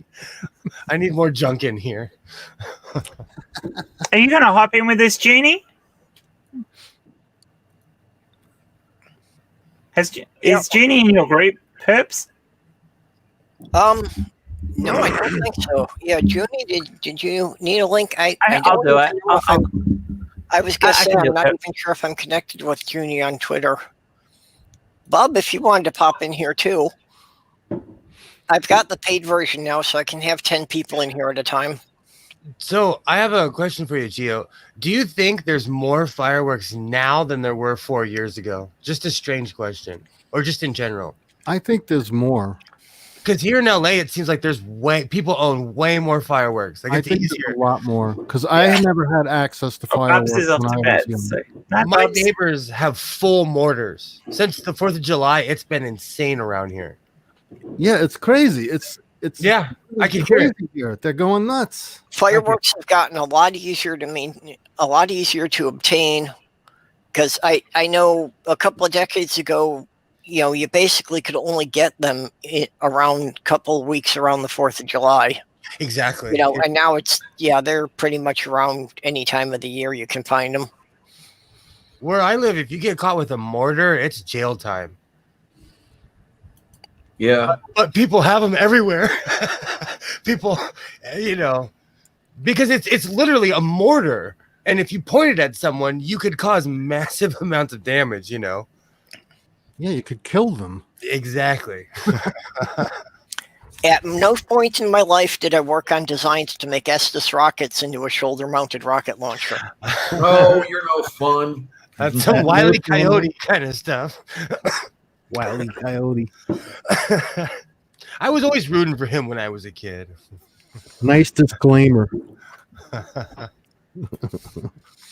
Hey, if the apocalypse came, I know how to blow up weapons out of things I've got laying around in my scrap bin.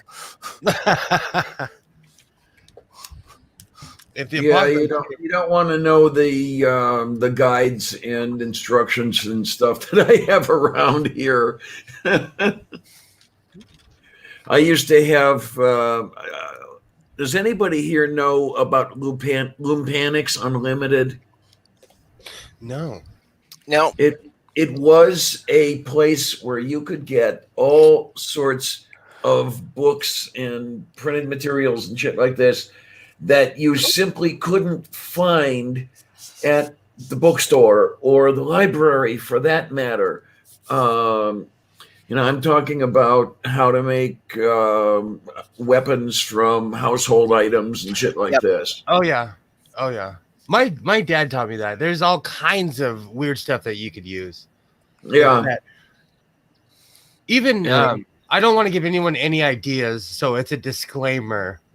But if you mix ammonia and bleach, I heard it could really hurt someone. And mix them. Better yet is ammonia and ammonia and vinegar, if I remember correctly, or bleach and vinegar, one of the two. Well, if you put a vial of bleach in ammonia or the other way around, and you were to shoot it and let it off, it creates a gas. Yep. And Yes, it does. It will. It's lethal. It's instantly And lethal. the gas that's liberated depends upon the relative concentrations. Exactly. Because you could get either chlorine gas or chloramine. None of these things are nice. They're all nasty. Ugh. When I remember mixing chlorine and bleach in my backyard one day, and there's this big white cloud that's going on down the street. It's like, oh shit! Now what? Hydrogen peroxide and kerosene's nice together. Oh, that's. Oh, okay. So basically, rocket fuel. Yeah, exactly. I was about to say that's an amazing combination. When I was a kid, we would get dry ice, which was readily available. Oh yeah. And we'd put it in Arrowhead bottles, like the big Arrowhead bottles, and then cap it and run like hell. I have instructions from Abby Hoffman on how to make pipe bombs. Yep. Oh yeah. I believe that was in Steal This Book, or was it the Anarchist's Cookbook? There was a chapter on it in Steal This Book, but there is also a collection of his papers that goes into it in more detail. Oh. Okay. Oh yeah, perhaps you're losing the stream. You realize that we're talking. I was trying not to, give too much knowledge of what I know. But yeah, this one's probably going to go down. Yeah, it's if there's any knocking on Purple's door, we'll know where it came from. Yeah, exactly.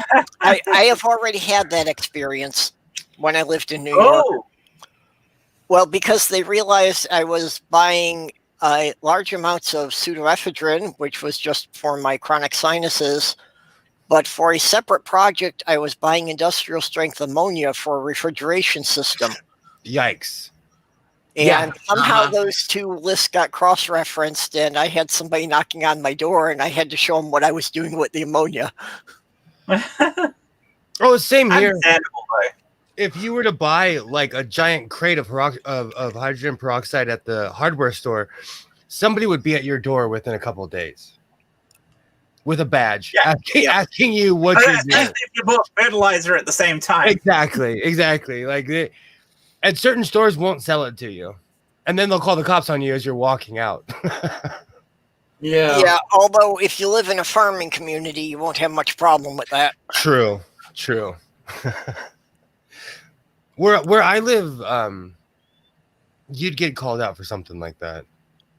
It's actually happened a couple of times. Yeah, in some of the areas I'd live, if you were trying to buy that in the store, they'd just ask you if you want fuses. It's all about where you live. Like we don't have, we really don't have gun shops here. And I went to one in Montana, and they were trying to sell me a tank. They could care less, Man, I have visions of the end of Kelly's Heroes, with Oddball in the Panzer. Because of the movie industry, it's not rare to see someone driving a tank down the street around here. Okay. Well, I wouldn't think they'd be street legal just because of the damage they do to the pavement.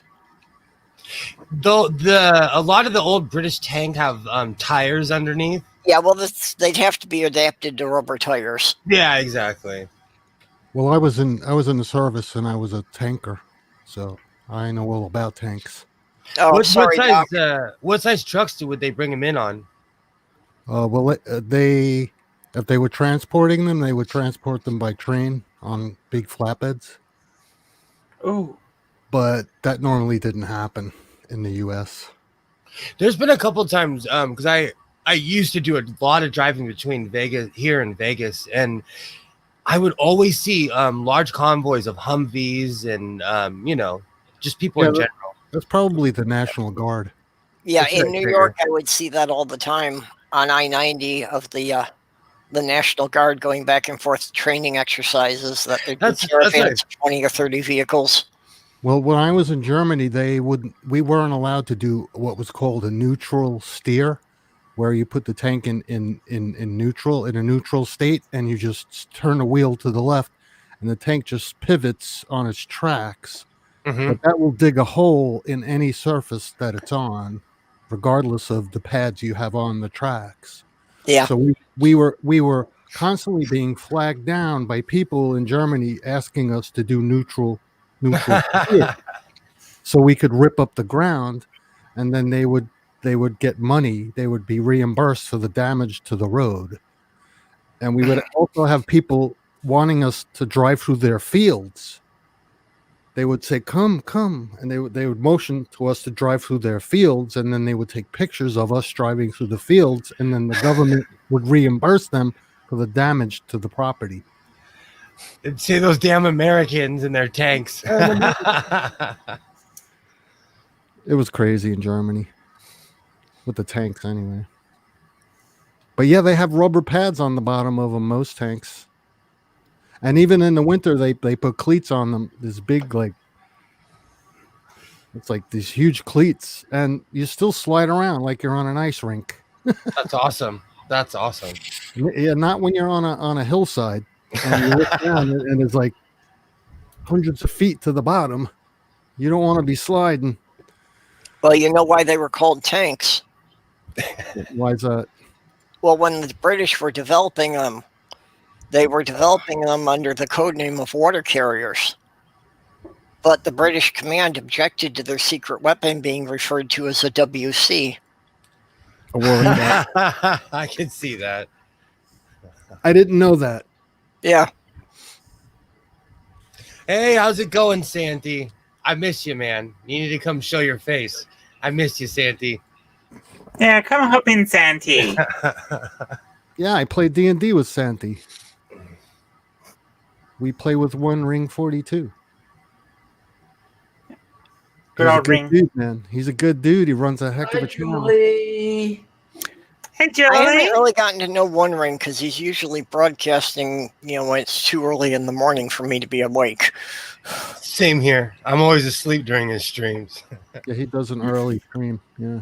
Well, now I'm on Australia time, so I'm up all kinds of weird hours. Although ring streams normally aren't at the best time now for me either. So To be fair, you're on West Coast California time too, Jen. Well, yeah, so halfway between. he is specifically on at the worst time for me, which is like between sunrise and 10 a.m. That's about the only time I can really expect I will be asleep. Julie's in the chat. She plays D&D with us also. Oh, hi, Julie. I didn't see Hey, you come in. Julie. Julie LaVoice. Yeah, Julie, not you can sure. come in here too if you want to. Or Yeah, enter. I'm gonna go check on Young Sewing real quick. Sewing. That's so cute.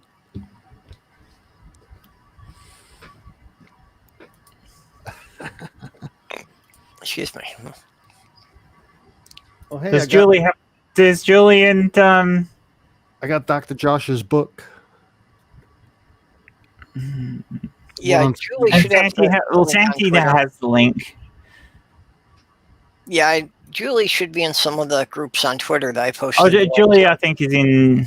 Oh, Julie's in my group, so Julie should have the link there. So, Oh, hi, Maya. Hey, Maya. hey, Maya. Maya, yay! There's Julie. Hey! Hello. Julie, Hey, guys. hey, my lovely. Oh my How are God. you? I honey. thank you. God, I was just, thank you so much. Mm. I'm awesome. I was just, oh, fuck. Hang on. Oh, fuck. I forgot to turn off the YouTube. Okay, there we go. Yeah. Shit. We have to keep okay. going here for at least another hour for the West Coast people. Guys, I'm just so, thank you so much. I was really touched. I was just kind of fucking around on YouTube because Junk Shop, they've got a bad tooth, and so Yeah, I was they went to bed. Yeah, and so I've just kind of been up trying to finish a bottle of, $10 champagne by myself, and to see you guys on here, and then you all were like, "Hey, come in." I did that. I'm so touched. Thank you. That's incredibly kind. We kind of between me and Will having our stream earlier and Diana's stream and Perp's stream tried to have a fair amount of this kind of block covered for doing the crossing the midnight boundaries. So I think we've done well between the three of us. Yeah, for sure. I mean, it is 1:14. Oh, hey, Godlet. So how's it going? Oh, all good, man. It's 1:14 a.m. here. So it was, so Junk Shop, we did our thing. We we at midnight, we popped open the champagne. This is what we do every year. Popped open a $10 bottle of champagne, cheap champagne, sparkling wine, technically. And we kissed and, said we loved each other and stuff. And then they went to bed because they were in pain. And I'm fine, and I'm still up, and I was looking for things to do, so I was like listening to like Cyndi Lauper songs and shit, and then I saw the Jen. Why do you have a cast on? What has happened? It's not a cast. It's just sleep. I have sold this story so many times today. I'm so sorry. I've damaged one of the tendons in my shoulder. Oh, yeah. I don't have to have this on all the time, but it's just sitting and with the weight of my arm on my shoulder is painful. So I just put this on if I'm sitting or doing stuff. I take it off if I drive or if I'm laying down, because then it doesn't hurt as much. No, fair. Like, when I'm driving, but of course you can't drive with this in. So yeah, no, completely fair. It's about trying to rest it as much as I possibly can. So if I'm doing streams, I have to put this on. Yeah, and Diana, I like Junk Shop was talking about like having this horrible toothache, and they were like, I had a tendon, and a couple of years ago they had a tendon that was kind of fucked up, like in the wrong place. Yeah. Sorry for cursing, but yeah, they had a tendon that was messed up in the wrong place, and that was bad. And then a year before that, they were working as a assistant manager at a store, and they got a guy attempted to steal some stuff, and Junk Shop got hit by the guy and landed and broke some ribs. And wow. It was bad. So it was really bad. It was like ribs. It was like Junk Shop's ribs, and y'all know how small Junk Shop is. Like Junk Shop's ribs onto concrete. That's what happened. So Junk Shop had like several, or a couple at least, of broken ribs, and they said that this tooth pain is worse than both of those things. So, wow, tooth pain is horrible.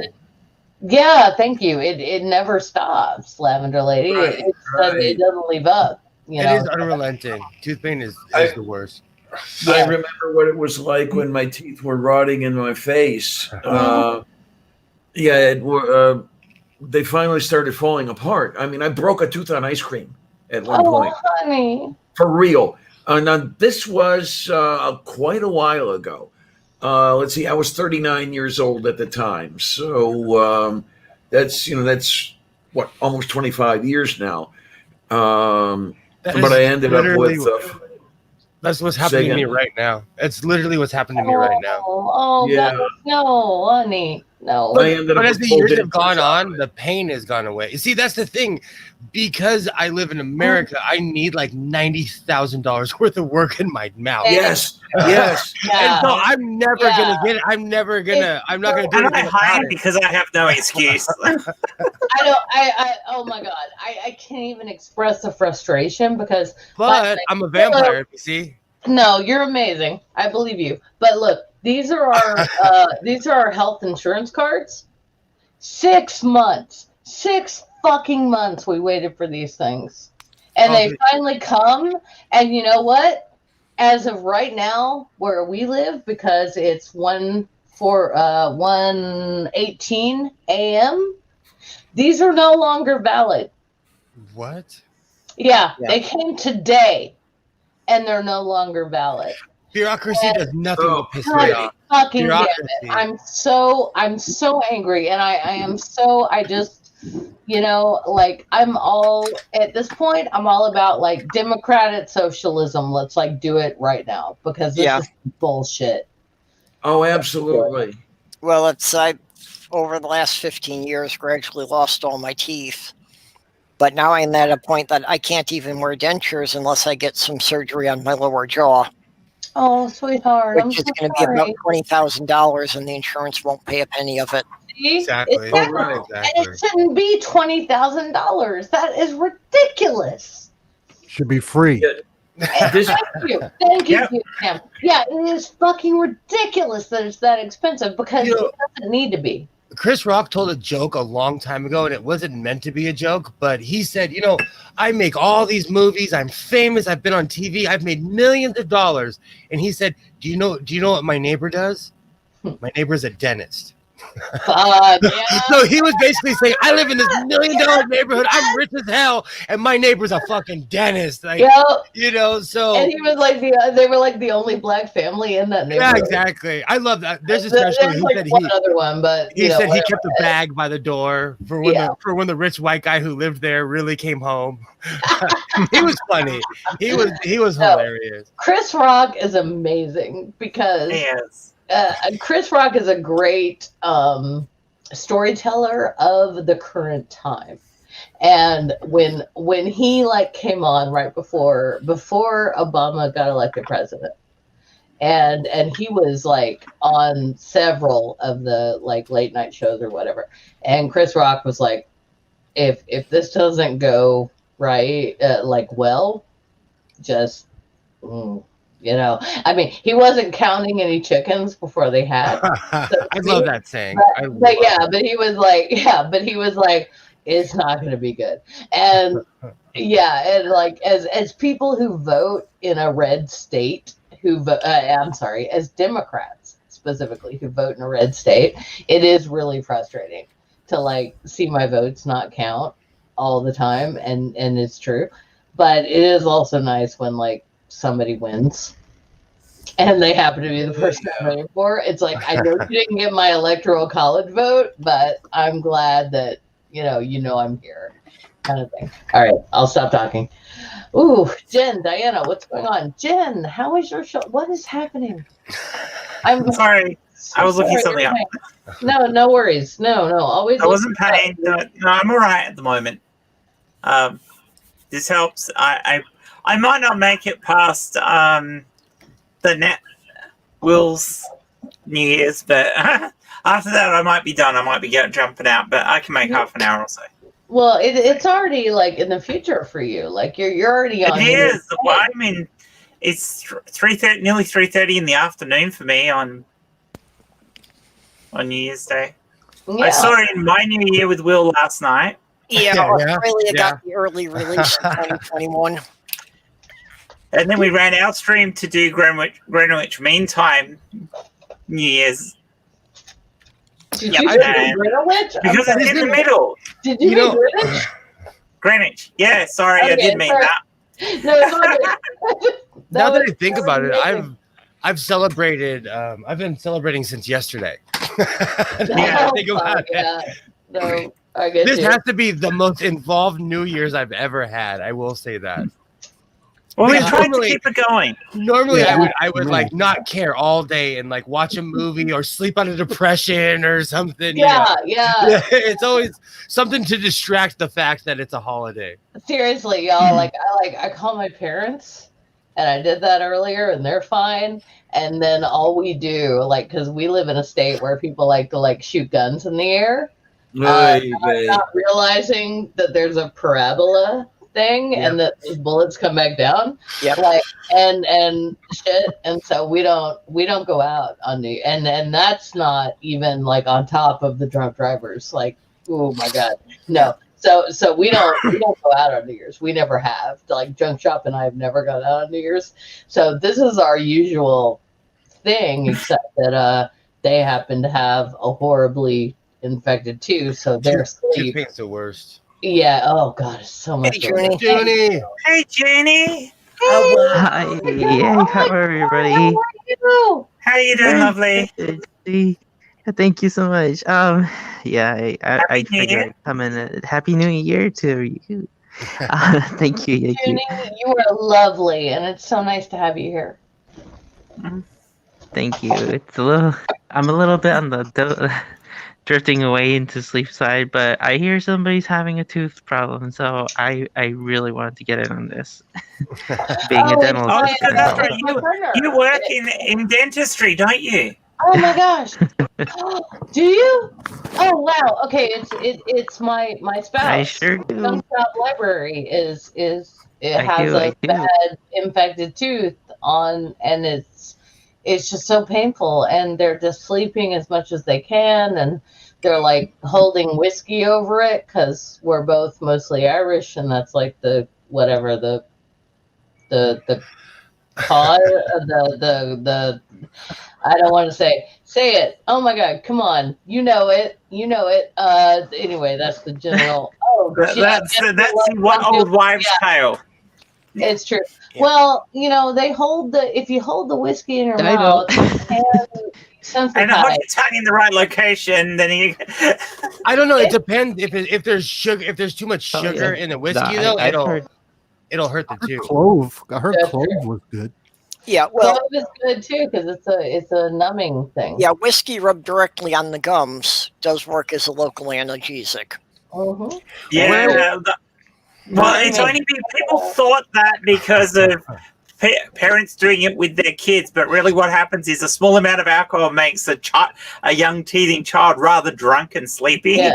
Right. Exactly. I was about to say when I was a kid, I'm Yeah, a border asthmatic. especially in the teething phase. Thank you, Junie. Yes. My That pops happens used to to give me Edgar this. Allan Poe.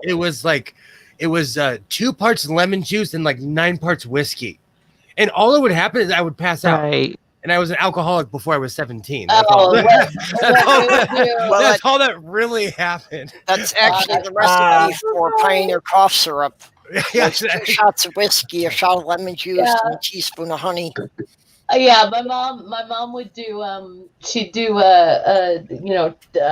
tea with honey. It was essentially a virgin what's the word I'm looking for? Without whiskey, but like tea, honey, and yeah, that. And she would do that if we had a sore throat or if we had, anything going on. And then of course she'd say, I'm going to grease your chest, which sounds really gross. But what she meant by that was put camphor or Vicks. whatever. Vicks, thank you, sweetie. Vicks on your chest, so you'd breathe it in. But oh, hey Maya, yeah, the terminology just made me hate all Hot of toddy. it. There you go. Hot toddy. Hot toddy. Thank Yeah, I you. remember hot toddy. Yes, she would make a virgin hot toddy, which was honey, lemon, and black tea, and that's what she do. Okay. And I must respect say, that Julie, because we were children. you are an exceptionally happy drunk. I love it. Oh, I love you too. I love you though. I'm incredibly biased there. You're gorgeous. I have to ask a serious question here, Julie. Is there ever a time when you are not incredibly nice? No. No, I did. No, that's not true. The No, point was she's I- an incredibly happy drunk, not not an incredibly nice drunk. I don't know about the nice bit. I would never not be unpolite. Unpolite is not a word. I would Impolite? I would never I not be understood. impolite. Thank you, Jen. I would, however, in terms of like if I just, oh my gosh, oh Lavender Lady, Tell the my truth. dream. Like if I were to meet you on the street, I would be absolutely lovely to you. And Tell the truth. Oh, well, You're thank you. You and Junk Canadian. Shop are 2 of the nicest people I know, really. I Absolutely. know, right? Absolutely. Aren't they? Julie's actually Canadian, and they swapped her for Dick Dawson. No, damn it. No, Oh, you well, don't that know. explains it. You don't know, man. I want. Oh, my motherfucking ancestor came illegally immigrated from Canada, and I'm like, fucking why? Except I exist, which is great. But it's like no. You are uncharacteristically nice. I can't say the word. Oh, You are, though. nice. I love you, You too, are. guys. It is gorgeous, Julie. We love it. It's beautiful. I'll tell you, because people around here are growing extremely aggressive, and they're not nice anymore. And so it's good to see nice. But Trump lost, and they're not happy about it. So, well, I gotta tell you, exactly, I have a deep need to be liked.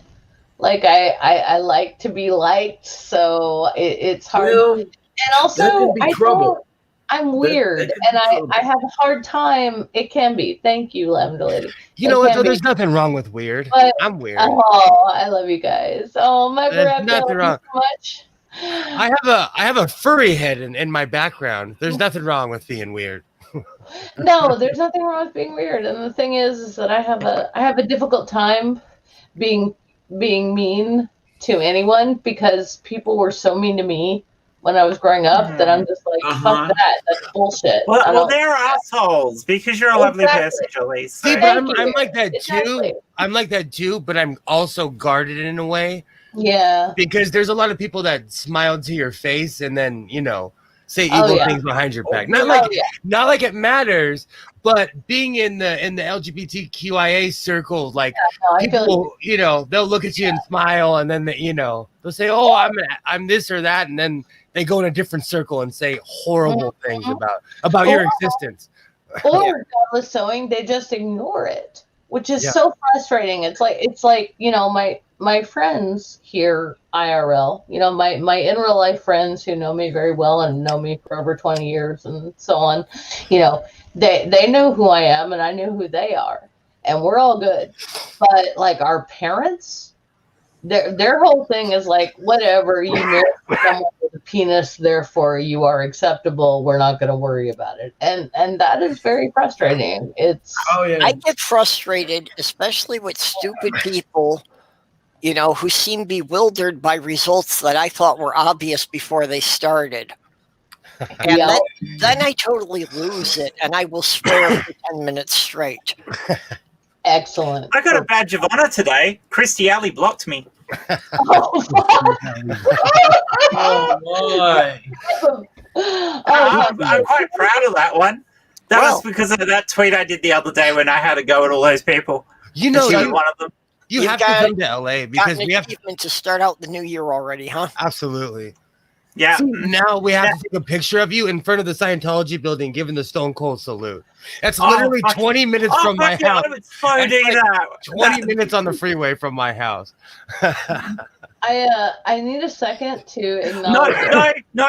I want to go there. We'll make a big poster and we'll stand outside the front with this big poster up there saying L. Ron Hubbard says LGBTQ rights. Okay.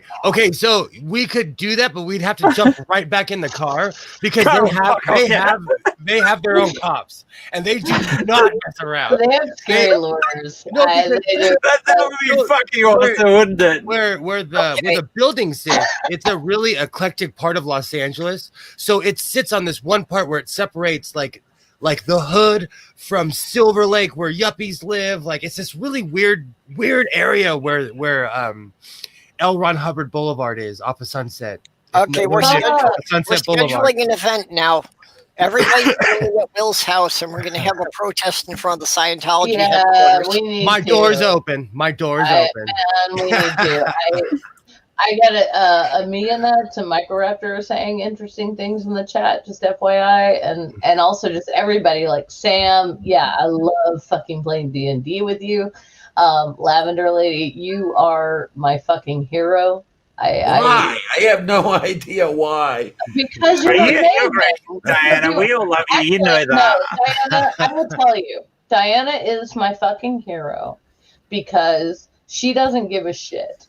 She's like, I am who I am. Deal with it, and I love that about you. And, I'm drunk and I'm a little bit I'm easily teary at this moment, but honestly, like that is why. Like Junk Shop and I both love that about you and about everybody. Like about Purple, about Jen, everybody in here. Like we love that you are who you are, and you are unapologetically so. And That's we right, fucking yeah. love it. There's no Yeah. facade. There's no facade. I'm trying not to cry. You're gonna Absolutely. make me cry. I'm trying not to cry. No, They've been don't showing be Doctor Who all day. I'm like, at the end, I'm like, I can't Beautiful, watch. though. I can't watch. Beautiful. though. I'm not crying. You're crying. You're fucking crying, I baby. gave Not up me. caring what anybody else thinks about me when I was about 15, which coincidentally is about the same time that I threw away the Bible. Nice. I Okay. agree. Okay. Lately, I've Purple. been getting. Kind of go hand If in we had hand. met at a different time, we so would have hooked up. That's all I'm saying. I'm not. I Right. don't know anything about. Now, I don't know what Purple looks like. I Now, have no idea. I just know that had we met at a certain time in our lives, we would have hooked up. That's all yeah, I'm saying. see, now you didn't need to say that. I was already so envious of Junk Shop, but Well, I can't do anything about that. You know, Well, from someone who knows, well, in my whole life, I've really only had one actually supportive partner. So, Oh, honey. No, I get that. I get that. you know, and most of the time it was things that I didn't realize until I was out of the relationship. But Oh, fun. Right. I like Amiga Nuts that says all bad crying is suspended. I like that. Good. That's a Very good rule. That's a good rule for 2021. That's a good There's idea. Yeah. Nothing wrong with a good cry. Nothing wrong Yeah, with it. it's been a tough year, so You just let's inspired let me it to. out. I've just had a really cool idea, Julie, for a video. I have my I'll get done on copyright for it, but it's so worth it. Oh, Jen, you can do whatever you want. I don't care. lately, Oh I've no, been no! getting, I've thought of a song. That song just came into my head, an old song, but it would be such a good one to make a tribute to everyone in our community with. And I think I'll have a talk to a few of you outside of a stream about doing it because Okay. this would be cool. So. Yeah, because I was just listening to Tim mention, so I'm a Which fan. one? Which song? White and Sun. well, Come on. Oh, Come on. it's a I Christmas song. That I is so know. beautiful. That song. so beautiful. And I heard him. We were in last year in November. We were in Scotland and we saw him perform it live. And he said it was the first time in that tour, the back tour, that he performed it because he felt like it was appropriate in culturally at that time. And I was like, on on this young lady next to me who was like, "Oh my god, I was like, oh my god," and we were just like geeking out. And then he did it, and it was so good. I'm gonna stop talking now. I Keep going, Julie. We're loving it. I'm just saying that Tim mentioned is the person that I credit with and I'm sorry to any neo-pagans or anyone else who's watching, but honestly, I was neo-pagan when Junk Shop and I got married, and then Tim Minchin was like, and I was joking along with all the Christian stuff. I was like, Christians are stupid, all that bullshit. And then he talked about neo-pagan stuff and holistic medicine, and I was like, I don't like being the butt of the joke. Maybe I should re-examine my own ideas, and I did. Mm-hmm. And within 2 days, I realized I was an atheist. So it just Tim Minchin has, he's the reason I'm here. He's brilliant. I spent 25 years in the pagan community examining all different traditions until I finally realized that none of them had any substance. Thank you. Yeah, I'm trying to remember, Julie. Do I remember you having a Catholic background? Or I do. is it... Yeah, I was Okay, raised okay. Catholic. Yeah, I was raised Roman Catholic. I was Roman Catholic. I I was know. too. I Yeah. There are was too many too. Catholics in this stream. Well, let's see. I Catholics. can think of Fine, that's okay. I Okay. can think of Who three in the stream ex-Catholics did in not here. start out Catholic? Did not. Oh, that's me. I didn't start at Catholic. Okay. And Okay. Sam I was did born not. into Catholicism. There you go. Was he? I was born into it Was also. he? I was given, as they say, not given a choice. Yeah. Full, I have I- pictures. I have well- pictures of me being dunked and everything. They tell you you're not given Oh. a choice, but then they make you do the whole confirmation thing, and Yeah. they tell you it's your choice. But oh, hey Maya, girl, love you. I do attract ex-Catholics. I do. Maya is an ex-Catholic in Baltimore. Yikes! Oh shit! I totally misheard you then. I thought you said Myra's an ex-Catholic and balls to the wall. No, fair enough. But also in Baltimore. Like, let's give some Baltimore, respect because You saved that I one. was for later. baptized, but I got out just in time, so I was the only member of my family who was never confirmed.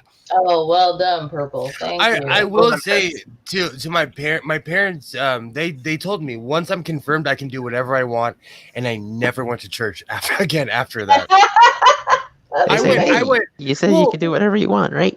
I was the youngest, and Sundays were depressing to me. Oh, so Because I much so. knew from the time I opened my eyes, I had to go to church. Then, I had to go hang out with my family, and Sundays were the whole day was planned. It's was- like And even if you miserable went- songs. even if you They're went to so church, You depressing. still had to go to Catholic church. I- It wasn't what. I'm sorry. It's sorry, the strangest thing. It's the strangest thing. As a kid, I'd wake up on Sunday and be like, "Fuck, it's Sunday! Like I know what's going to go on today." Yeah. I dreaded it. I dreaded it. And and depending on at what point in my life this happened, because my mom was head of the diocese religious education program. So for kids who went to public school, it was either Wednesday nights or Sunday nights, depending on what time in my life this was going on. And it was, oh God, it was fucking horrible. It was like, okay, so we got to do Sundays and Wednesdays and all this shit. Oh, and yeah. then my Girl Scout troop went to a Anglican church because that was my Girl Scout leaders' church, and they were like, okay, Church of England, blah blah blah, they divorce, blah, and I was like, oh, that's fucked up. That's a weird reason to build a religion, but okay. And so we went, and then I got home, and I remember very distinctly my mother saying, "Oh, it's so good that you went and hung out with your Protestant brothers and sisters. You have to go to church now." And I was like, "What?" And she was like, "No, you have to go to actual church now because that doesn't count." And it was like, okay. I made a nest of blankets behind the stack of plywood in my dad's workshop to sleep on so that they couldn't find me on Sundays to take me to church. Oh, that's Oh, wow. Oh my God, that's so great. They would have I'm left me afraid of there. atheists, They would have so- left me there. My family would have been like, "Bye, one less mouth to feed." Julie, that story of yours was really interesting because when I was young in Catholic school, they fed us the whole thing that it was a mortal sin to even attend a service of another denomination. I was told the same thing. I was told every other religion was. Oh, going you to were? hell. Okay. Yeah. I was told every other religion was going to hell. Right. And this was 1988, 1989. I was told this. So I would say I was and Brothers, was not. I was taught that, but at the same time, it was kind of like, we kind of think, yeah, but you still need to do the Catholic shit. Was the thing. Is Catholic shit different to Protestant shit? No. because Does you it, need does the it host. stink? Does it You not need the stink the same? Well- Diana, what were you talking about? I want to hear more about that. Oh, yeah. When I was in Catholic grade school, Yeah, we were told that it was a mortal sin to attend another denomination's. Oh fuck. So it was a one-way ticket to hell. Yeah. Oh my god, that's probably why my mother said that I had to go to mass. Yeah, I'd and already been to Episcopalian church. Yeah. it had me frightened a little bit at a time when the inculcation still might have taken to the point where I was even afraid to attend a friend's. There was a little celebration about some anniversary of their church or something like that, and he was a Lutheran. He wanted me to come along and play in a musical ensemble, and I was a little afraid of that at the time, and it was just interesting that they wouldn't even let you see what other people did. Oh I don't know what they were. I don't know what they were afraid of. This is the thing. What have you to They fear? were afraid of us being taken away from the path. Yeah, I mean, let's face it. What were the priests going to do if all the children were taken away? You are the next generation. You are the next generation. So they have to for you brainwash. in particular, Diana, I'm not.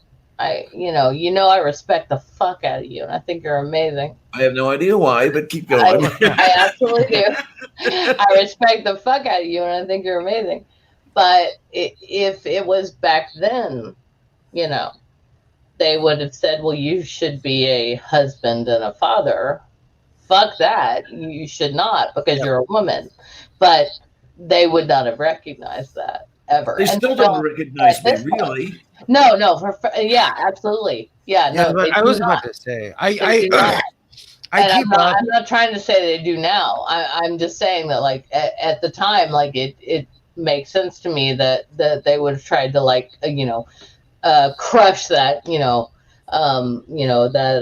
that peg into that road hole. It doesn't make any sense. It's fucked up and it's wrong.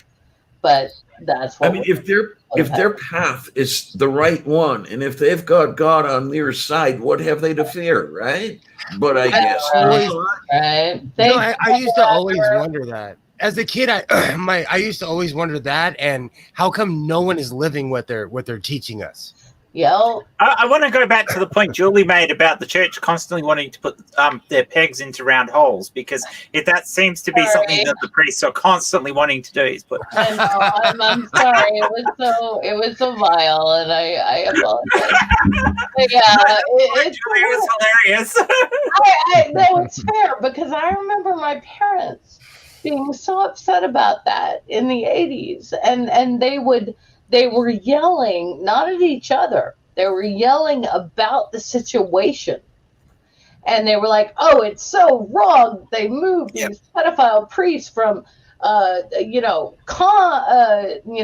from diocese to diocese. And here's the thing.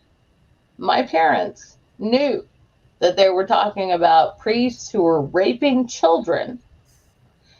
And honest to goodness, if any of you all met my parents, you would think they were lovely people. They are. They truly are. They were very kind. But at the same time, they were so angry about that. But thirdly, they were not willing to go against the church. Yeah.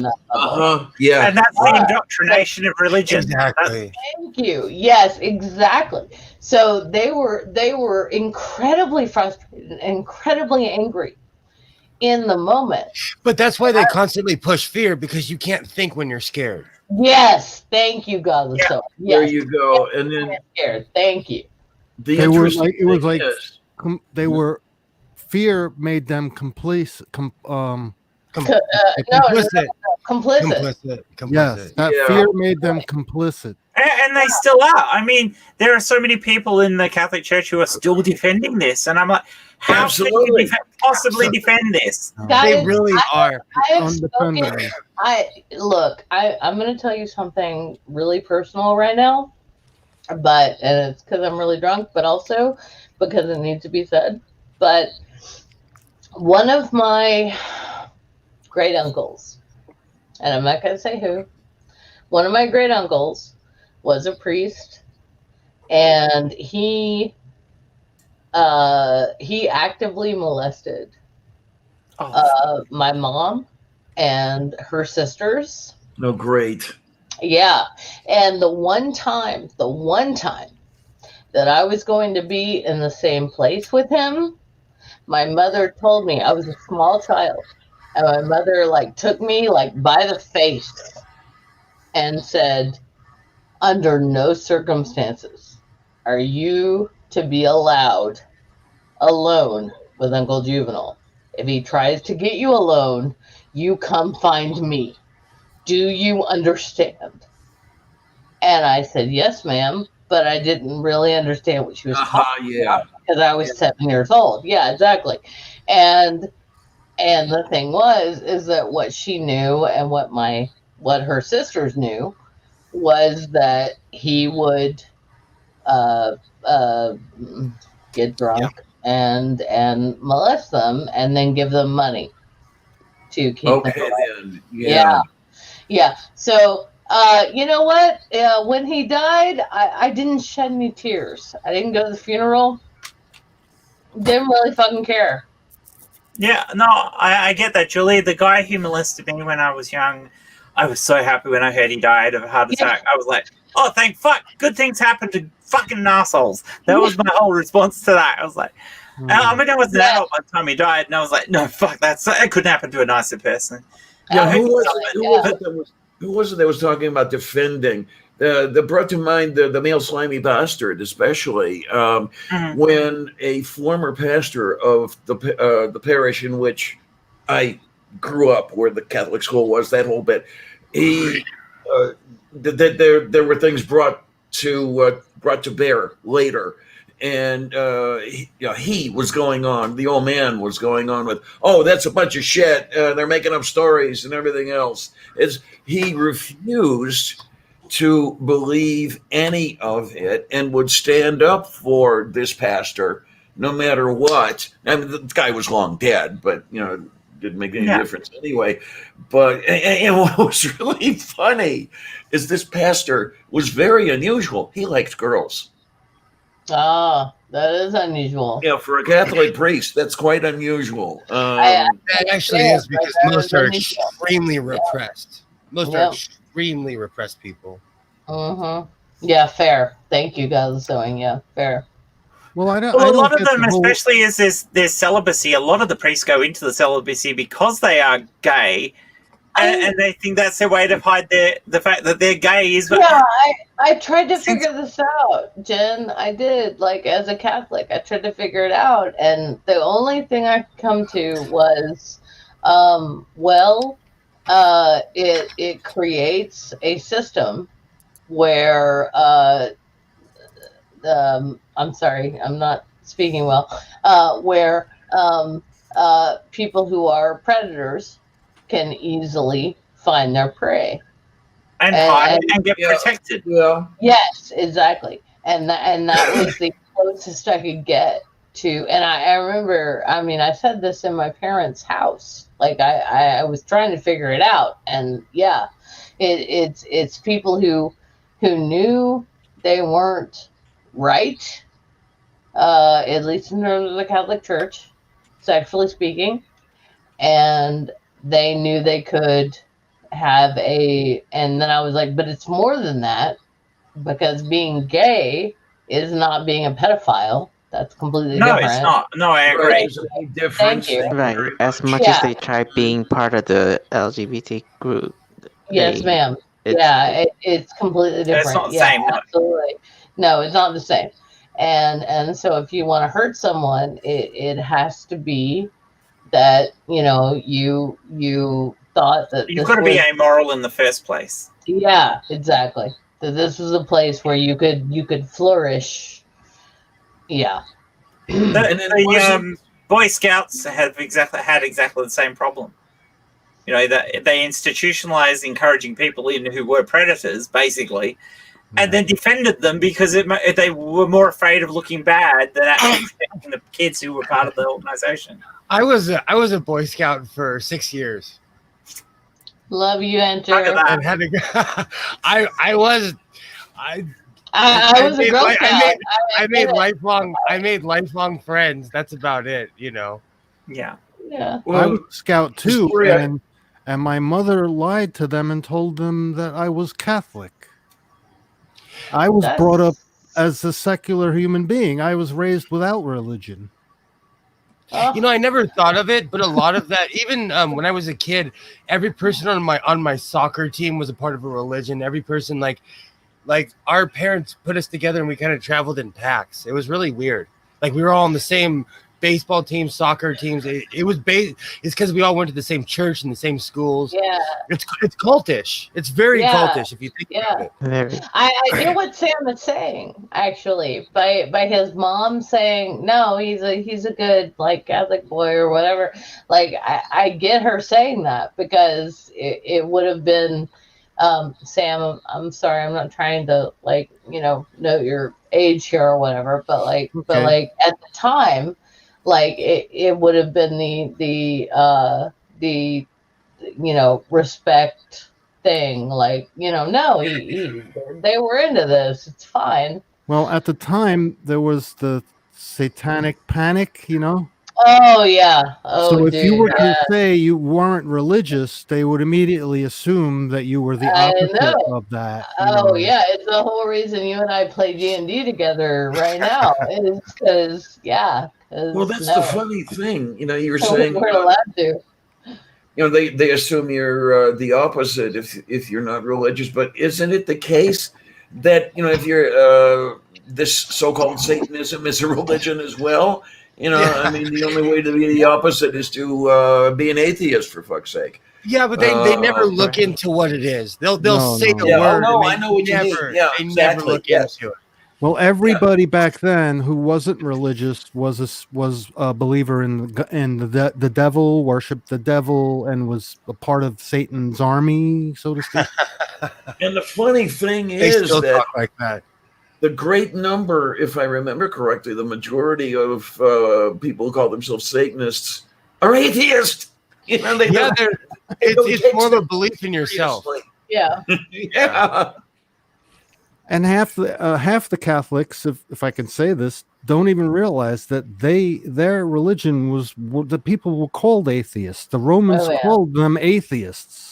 Oh, right, because they did not worship the Roman pantheon. That's right. So they were basically atheists to them. Mm-hmm. And a lot of the people who worship, gods, the Catholicism, they don't realize that they were atheists. Their religion was an atheistic religion at one point. Yeah, but the victors get to tell the stories, and then they get to tell the lies. Right. They miss the point that the only difference between a theist and somebody who calls themselves an atheist is that the number of gods you believe in is one less, effectively. Right, yeah. Yeah.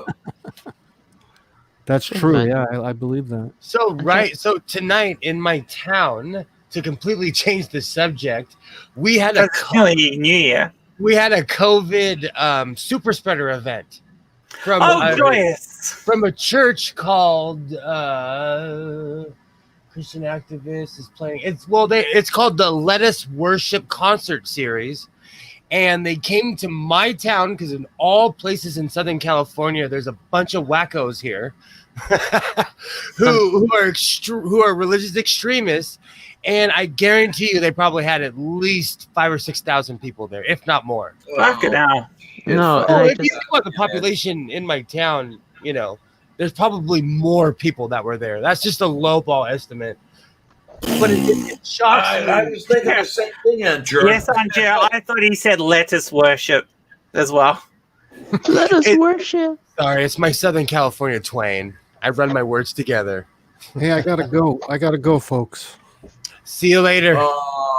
Take care, honey. Happy New Year, everyone. Happy New Year. I really enjoyed hanging out with you guys. Yeah. That's a low ball estimate. 5,000 or 6,000 people is a low ball estimate. And seriously, what? Okay. Good night. Love you guys. Good night, Julie.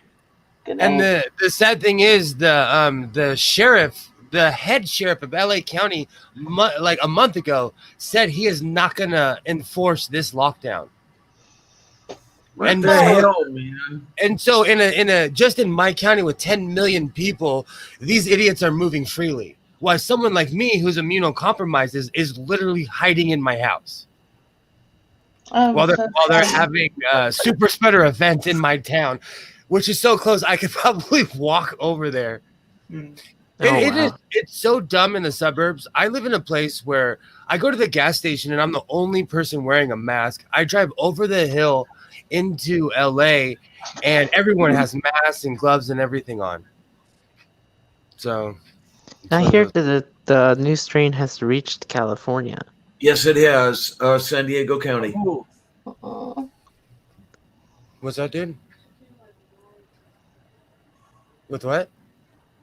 The new strain. Okay. Yeah. Is that the super Super I'm sorry. contagious. Yeah. Thank you. Yeah. Thank you, Lavender. Yeah, I know of the cases in San Diego County and somewhere in Colorado. I don't know of any others. Yeah, just. But there have to be somewhere because there's a line between Colorado and California. Right. Of course, there's the line between the UK and Colorado, which is where it first showed up, was in Colorado here in the U.S. Right. So I don't know what's going to happen. Happy New Year, Will! Happy New Year, Will. Finally. Oh, we didn't even do a countdown. Hey, I made it. It is New Year in California. Ding, ding, ding, ding, Welcome to 2021. Happy New There Year you to go. You everyone finally out there. crossed the finish line. Slow and steady wins the race from California. There you go. Oh, do you hear it? Oh yeah, my people dying in droves in California. Well, that's the darn thing. Oh yeah, it's bad here. It is bad here. Sorry. That's why I'm hiding. When I go to the store, it's full hazmat suits. Jesus. All right, so Hey, are so, you wearing a full hazmat suit? no, but I wear gloves and a mask and everything. Oh, okay, no, that's All good. right, so hold on, I gotta go fix the PlayStation problem. There's this whole Uh-oh. filled of beer that apparently Junk Shop left because I don't get beer, but apparently there was beer here. I'm gonna head off. I'll talk to Will later, but I'm gonna head off and give myself some rest because I've been up and about since early this morning, and I'm done. I need a rest now. But I'm so glad I could see it all in with you guys. I'm sorry I missed your stream, Diana, but I had to go and see my brother up at the hospital. Okay. He's got a little problem. No worries. His kidney functions down. It fluctuates between 60 and 70% now, and he's also got liver failure. My sympathy. He's also got liver failure on top of that, so it's not good. No, those are two organs you don't want to lose. No, it's rough. The liver failure is probably copable if they can stabilize his kidneys and get him a bit better. He has got one incredibly large kidney stone at the moment, and it's probably affecting that. So they might be able to get it back up over 70, but he's not going to get much better than that, and they've already called it chronic and long term. So yeah, fair. You go deal with your family stuff. No, I've already been up there, but I'm just done for today. After starting off early, now my shoulder's. If my shoulder wasn't so sore, I'd be sticking around till you guys finish. But I'm going to head off. I love you all, Julie. I have to have you back on my channel sometime. I would love to anytime. Yeah. That'd be maybe awesome. we'll organize it because Will and I are planning on doing a whole series of what the fuck streams. Not specials like these couple of B, but we're planning on doing some more what the fuck streams. So we'll have to get you on for something like that. We're going to have some topics, and we've got some guests that we're trying to organize for some decent guests. Hey. I'm with you. Whatever. I'm with you. If you don't know what I means, Saskatchewan, it's all good. Yeah. Maybe what the fuck Trump Bye. Lavender Lady, how you doing, girl? How is life treating you? How are you doing? I get scared I understand that you are in a certain place in life. It really, it's interesting. yeah, it fucking scares me when you say like, well, I'm dying. And I get that, I and I am. want You to understand respect that. that, right? I want to respect it. I just and I understand, I think, but I love you so much, and we've only just met this year, so no, it's not cool. It upsets me, which is not okay. I realize is really lame. Like I'm 42, and I'm like, no, fucking, you aren't allowed to do with your body whatever is happening. But I'm trying very hard. Yeah, I keep trying to move her to the same city we're in, so at least we're close enough to check up on her from time to time. Yeah, I'm trying really hard to be like, hey, I respect your autonomy, and I want you to do what you need to do, but at the same time, I can't. I just can't. So help me. I It's guess. an interesting situation. Is well, Purple and I were talking a couple of days ago about this, and it's difficult for me to pick up and move because the whole familiar environment is a bit of a comfort. Sure. Yes, I am alone here. Sure. There's nobody I can count on that's here. But still, I've called this place home for 32 years. Right. And Yeah. you should have the right To pick up and move It's gonna be halfway hard. across the country is a little bit of a shock. I've I know moved where back you're there coming quite a few from, times. Purple, because Well, yeah, I get it, because even though I was out of here for 10 years, Minnesota was the only place that ever felt like home. Mm-hmm. And I get where you're coming from. Is yeah, you want a bit of a support system around me, and that is a kind of a nice thing to have.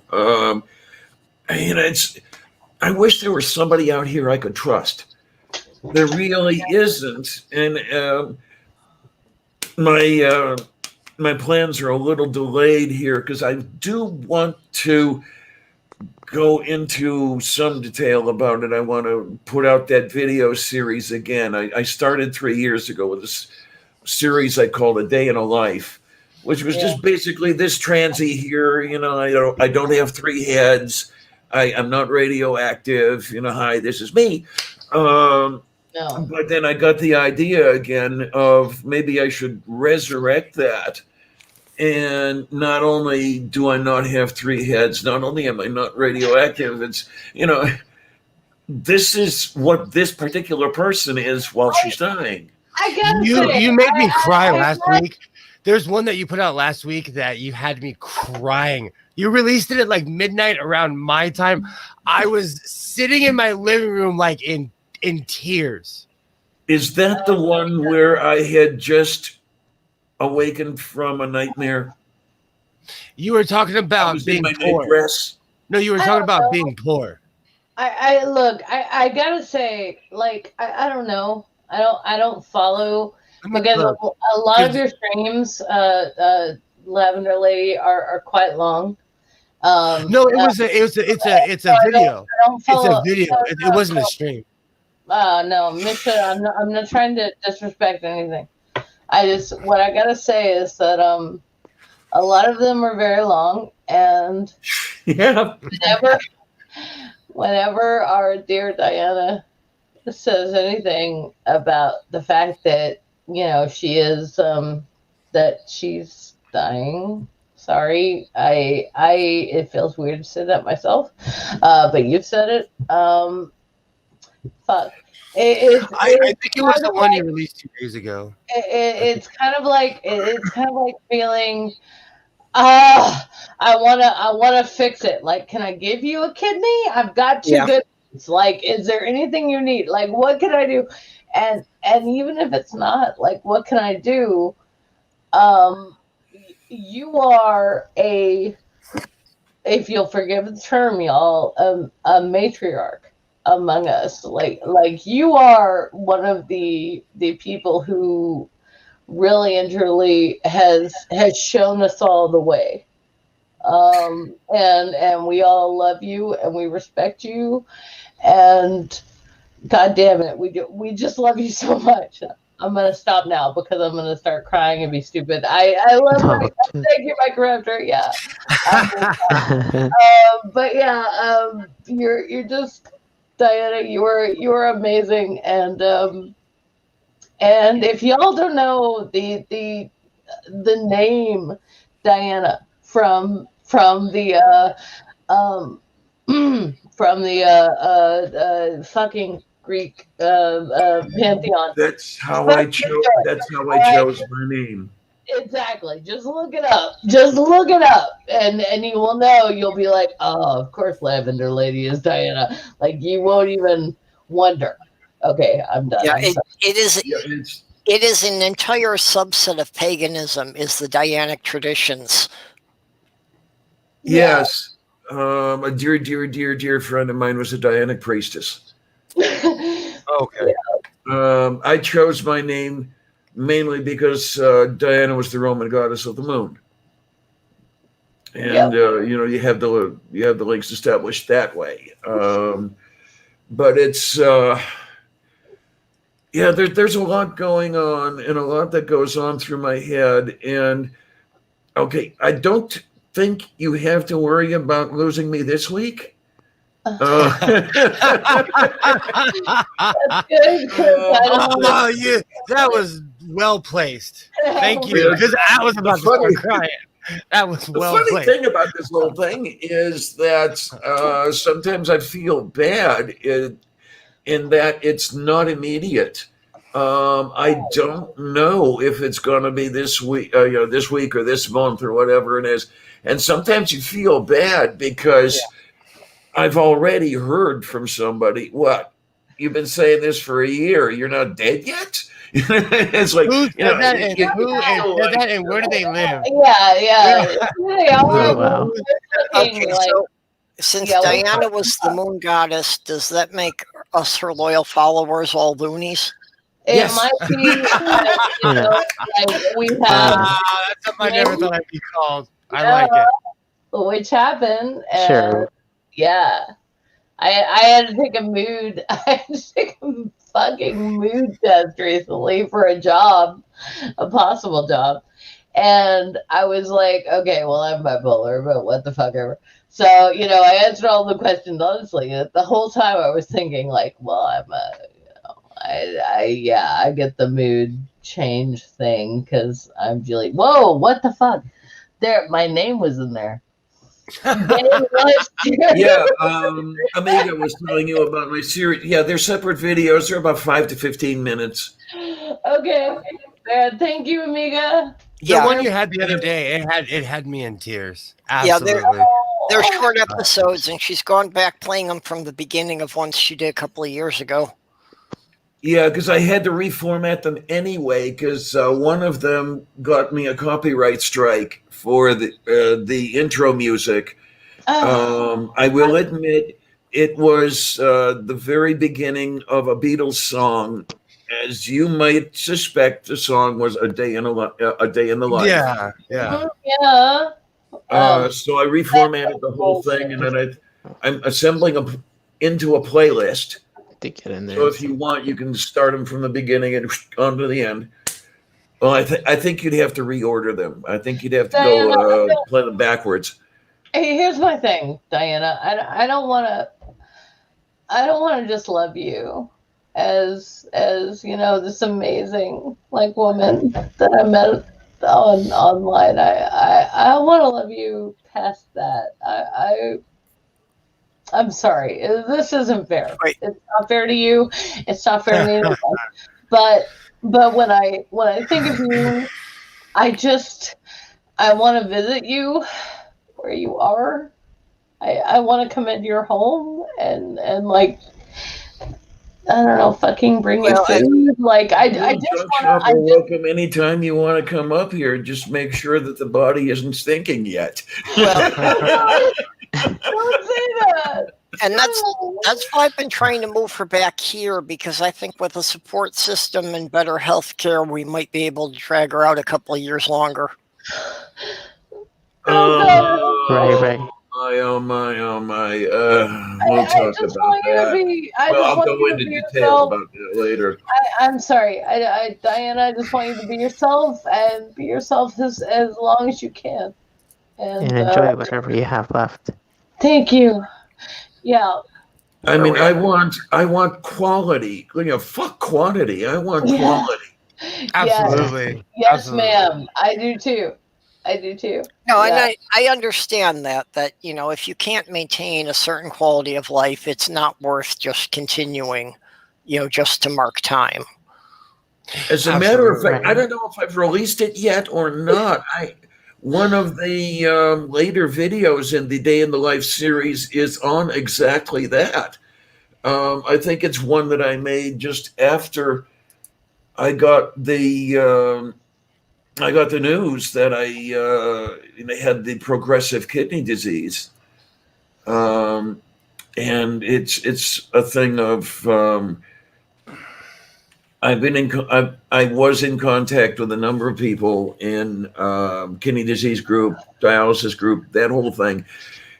So many of them, almost every one of them, told me all about how horrible they felt on dialysis.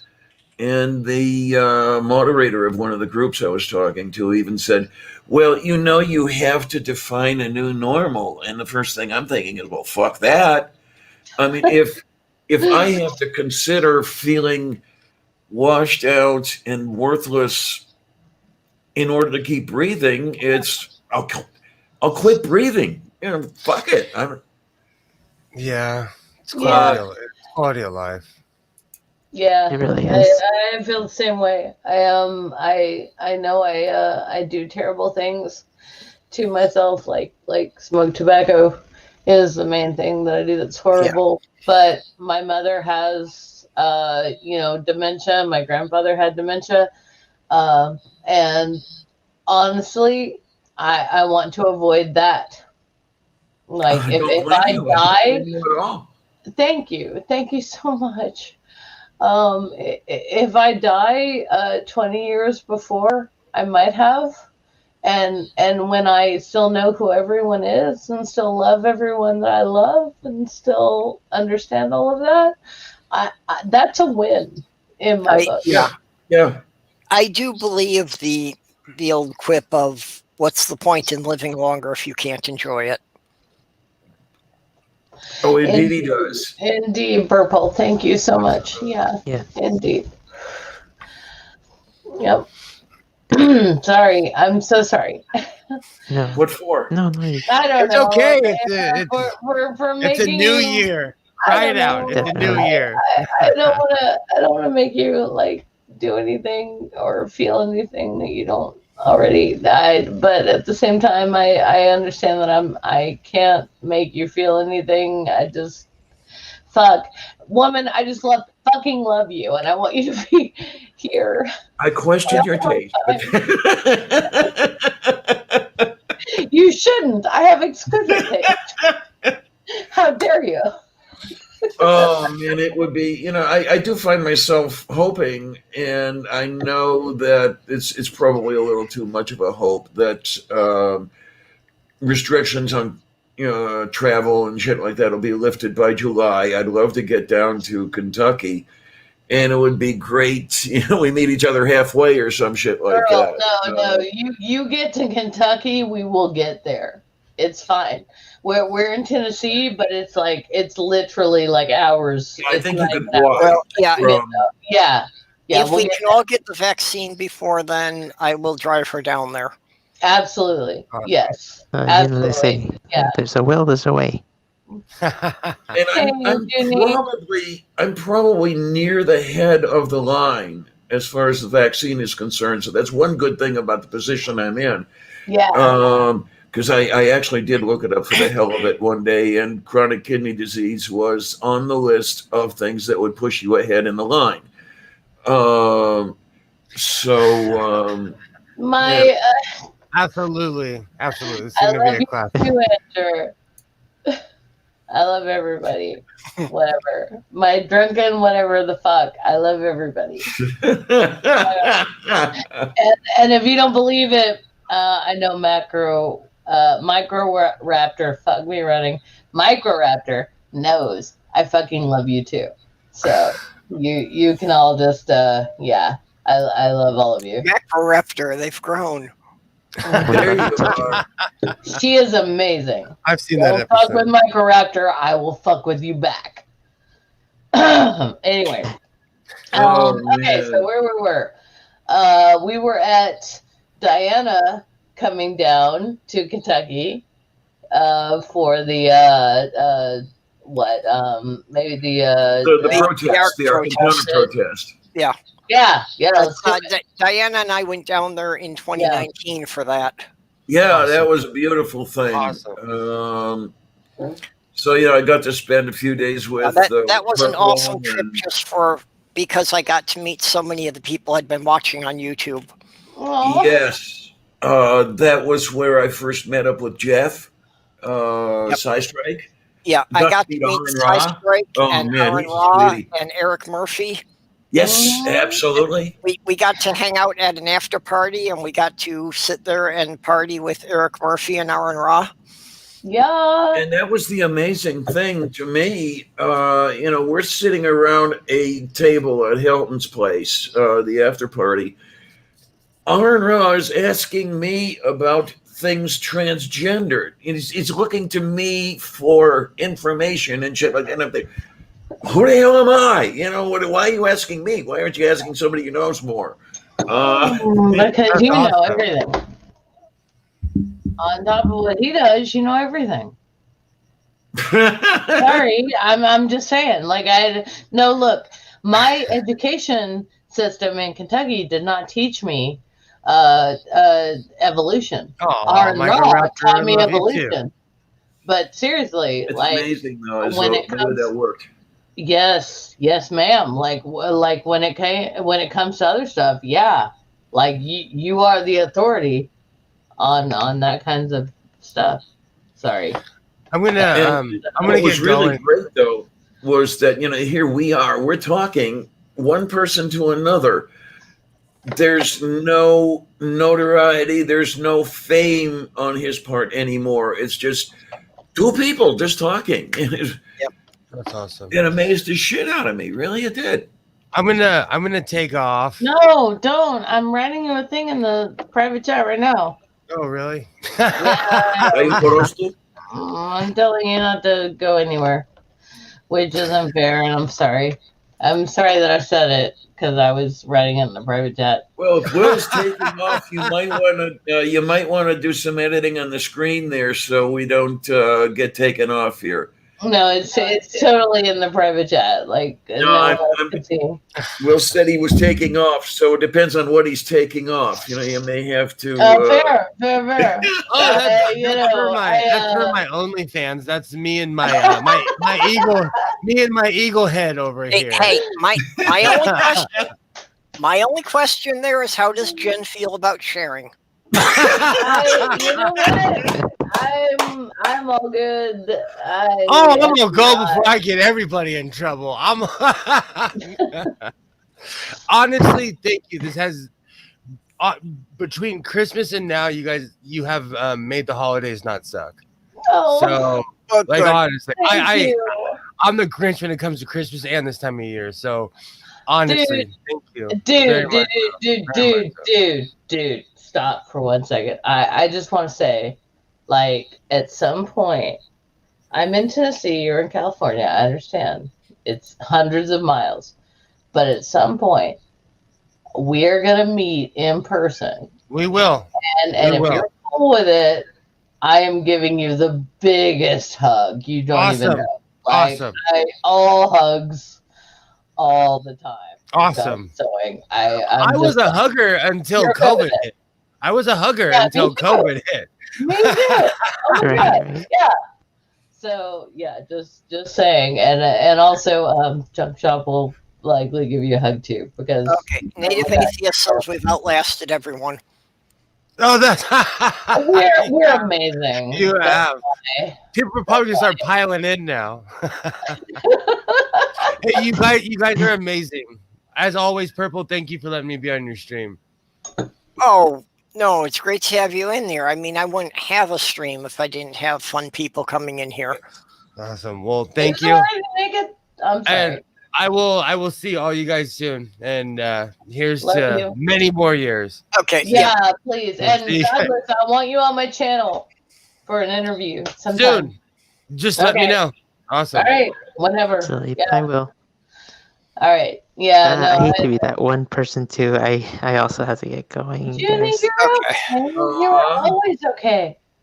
You've been online all fucking day. Don't think I haven't noticed. You're Oh, you're thank you, all thank good. You are amazing and awesome. Yeah, no, thank you. I appreciate your time, you guys, and for letting me jump in, even though I kind of feel like I'm an intruder. But thank you so much for both for letting me in. Sorry, did I talk too much? You're not an intruder. Oh no, Oh no, no. Doug and Julie says in a compilation video. Yeah, fair. It's fair. Yeah, honestly, I'm quite drunk. And Junie, yeah, I don't think that you're in any of my Twitter groups, but if you follow me on Twitter, I can add you in. Yeah. Oh yeah, I actually Wanna just did see. right before I got in. Okay. Yeah. Me too. And also, like, honey, if you want to be on, Wine and Reason anytime, like, Junie, you're more than welcome. Fuck, sorry. Oh, no, thank you so sorry. much. I really appreciate it. I absolutely will love to join. Thank you. Yep. You know where I'm at. All right. Yeah, I do chats twice a week, so you're welcome to drop in anytime. Awesome. Thank you so much. You are an amazing human being. And Microraptor, yes, I want to say something too, Microraptor. I've been seeing a lot of comments, but yes, I love you. I love you too. I don't know you either, but I do love you. I love all of you guys. Microraptor is amazing. She's an amazing human being. Yes, this is true. Yeah, this is true. Yeah. And yes, definitely in the future, we all need to get together and give one big giant hug. yes, absolutely. Cheers Well, to this new year. anytime somebody says a little birdie told me, they mean Microraptor. Mm-hmm. Oh my gosh, amazing sound effect. What happened? My ex-wife was better at that than I ever was, but oh well. My God. What That was great.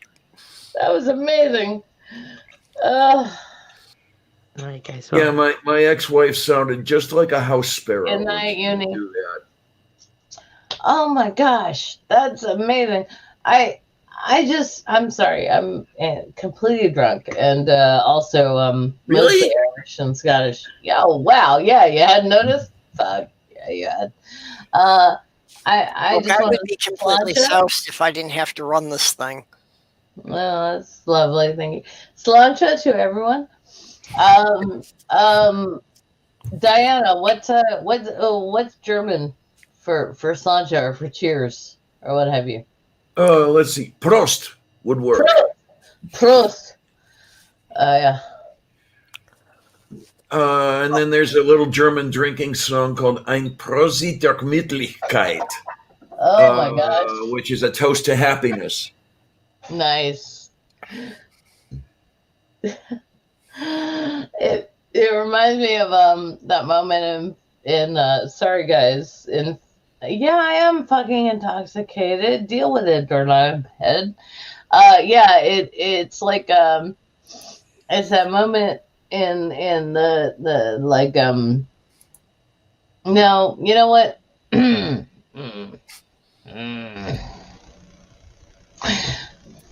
Nostrovia, heaven bless you, gross Nostrovia. You know what I'm talking about? It's from Fiddler on the Roof, and it's that moment that happens when they're in the town and they're drinking.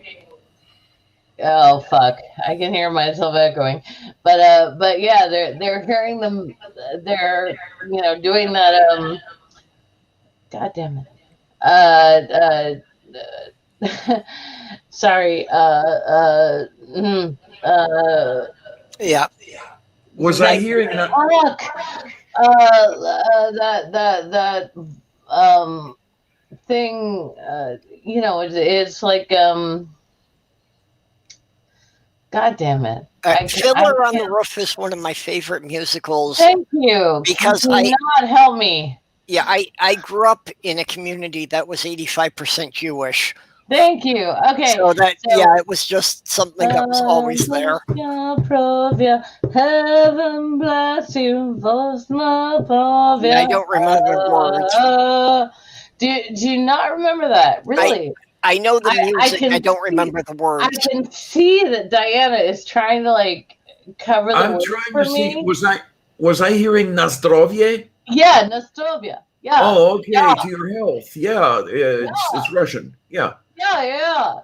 And then there was Post Nostrovia, heaven bless you, Nostrovia.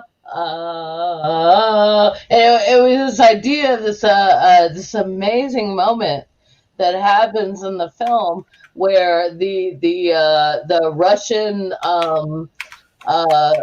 pardon them. I'm sorry, everyone, but the Russian peasants, who they were at the time, actually like got together with the Jewish peasants at the time, and we're like, yeah, we get this, we get this, we understand, and that was the moment in that film. Yeah, a bit of I've seen it historical both on reference stage and that screen, not many but people it's are been a aware of. long time. I'm sorry. Purple, I love you. Diana, what did you say?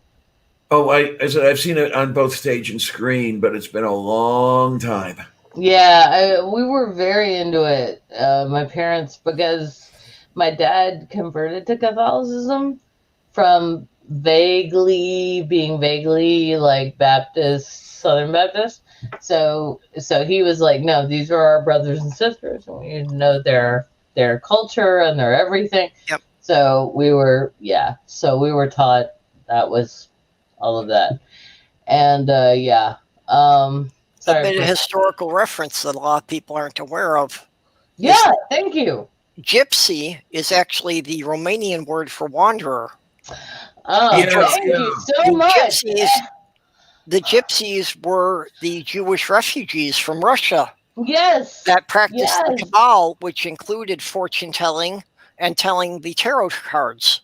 Thank you. And Andrew said Julie would be a great guest on Drunken History. Yes, I would. Thank you, Andrew. I would be fantastic on Drunken History.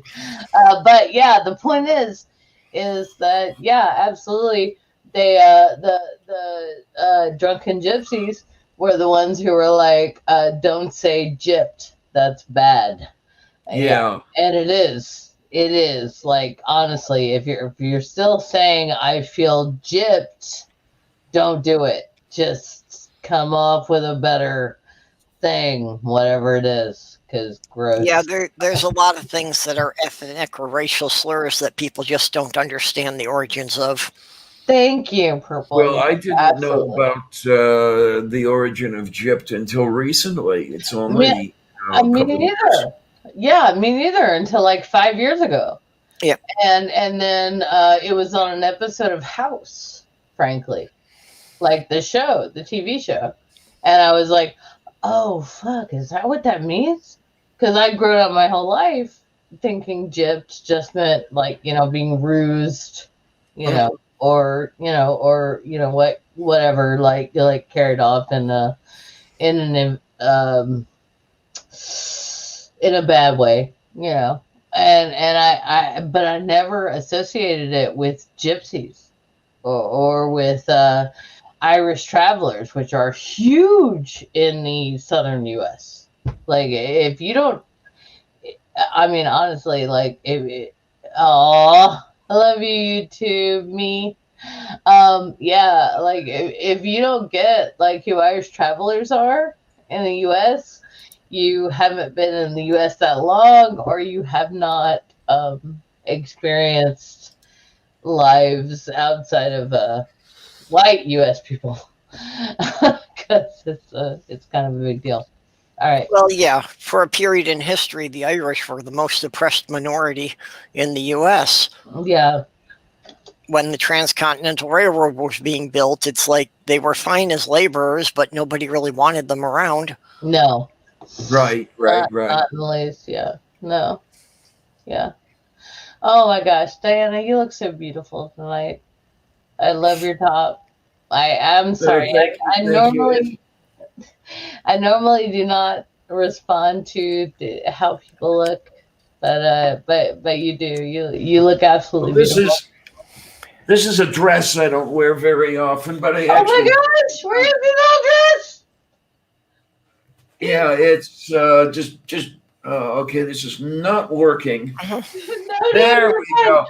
So you see, I don't wear it all that often. It's quite short. Oh my gosh, you're so lovely. Yeah, you know, I'd never seen you stand up in that. I didn't realize. Oh. Yeah, it's. Oh my God! Thank you. At Walmart, so I bought two. But yeah, you can see that I'm not exactly thin. And I don't fucking care. You're amazing. Oh my God, that's oh my God. I need to watch the way I sit with this thing. Look, girl, all I gotta say is like that is beautiful, and you are beautiful, and well, Doorknob had something Take it to say easy. about Junk it. Shop's going to get jealous. No, they won't. Don't worry. It's all good. Oh, my donkey. If anything, Junk Shop would be like, oh my God, that's lovely. Yeah. Dankeschön. My Lipton, yeah. It's yeah, that's amazing. Oh my gosh, you are so lovely. Wow. I'm sorry. I'll calm down in a minute. I see your hair on fire over there. No, I'm not. Oh, glitchy and shit. Oh, fuck. Okay, yeah, I totally am. But that's the booze talking, huh? Yeah, absolutely. It is. I don't even know what the booze is saying. Yeah. Okay, everybody, like, how hot is Diana? This is amazing. I'm so sorry. I don't mean to put you on the spot. You're gonna have to watch this tomorrow afternoon, and it's gonna be shit, I said that.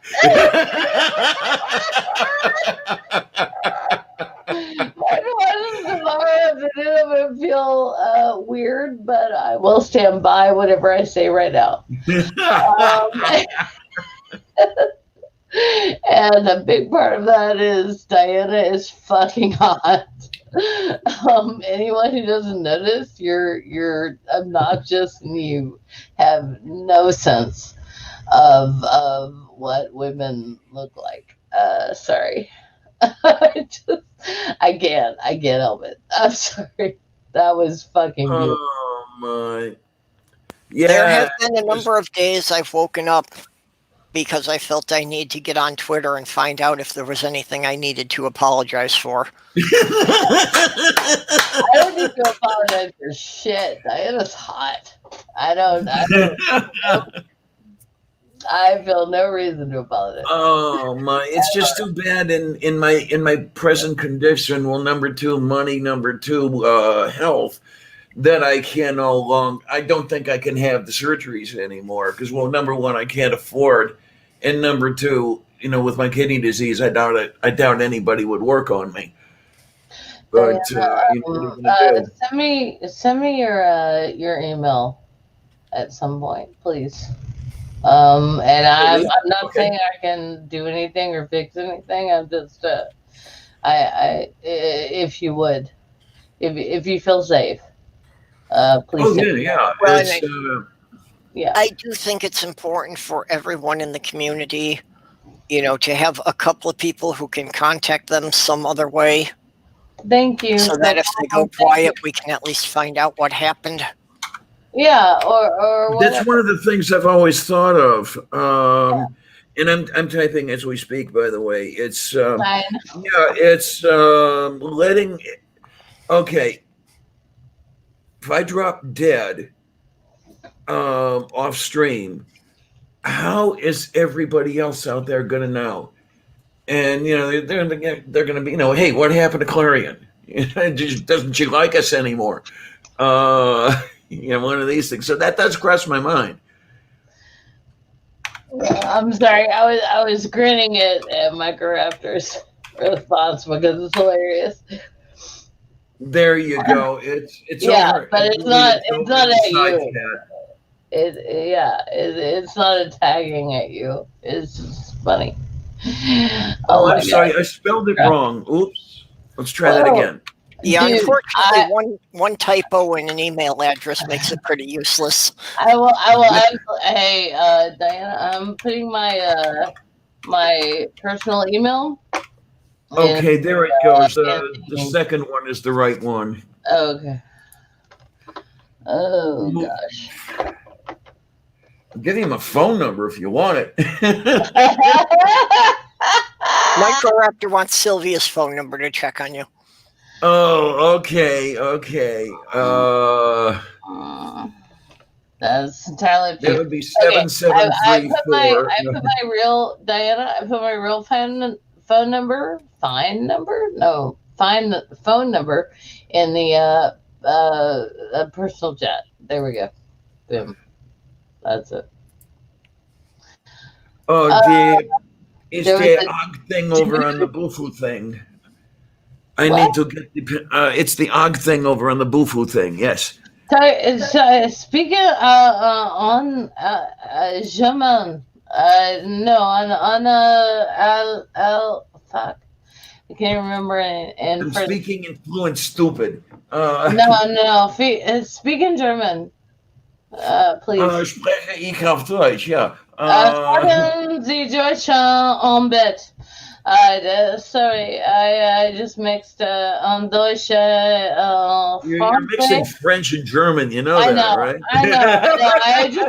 I just said. Yeah, wait. I am. But, Okay, so if she's mixing French and German, it means she's from the Rhine Valley. Yes, absolutely. Yeah.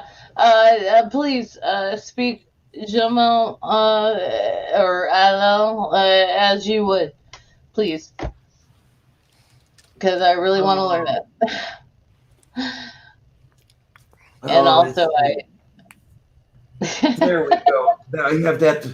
Schreibe ich das E-Mail-Adresse. E-Mail-Adresse. Ouais. If I can just remember to move that over to the other one now. Diana, I don't know how to send. I believe it's Vende. Vende. Okay. Ich vende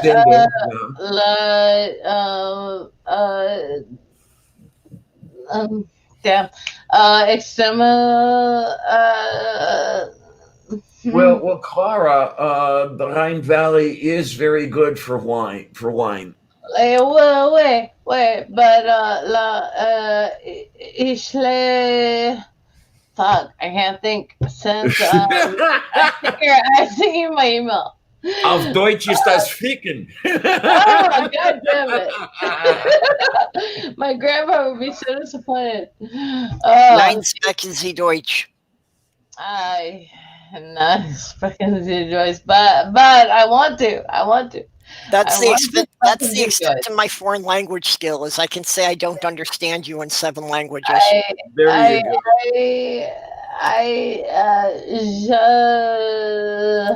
Hang on.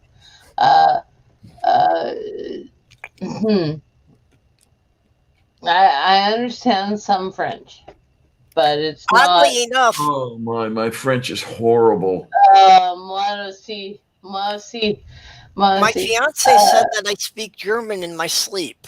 which confuses me because I have no idea where I would have learned German. There's no telling. I mean, it's your sleep. It's like Junk Shop and I are both. We sleep. What's the word? We sleep a bit while we're awake. It's not the right term. I'm sorry, you guys. I'm so drunk. Well, the only place I could have possibly learned any German is from watching too many historical documentaries. Yeah. Oh, okay, okay. So we like do this thing where we move around, and then we're like, oh, I'm awake. Oh, your elbow's about to be in my face. No. Yep. Oh my! Like we both do that. It's absolutely, it's fine. It's Oh yeah, not anyone being I never mean sleep or more than anything. 2 hours at a time, and I spend a lot of time laying there hoping I'll fall asleep again.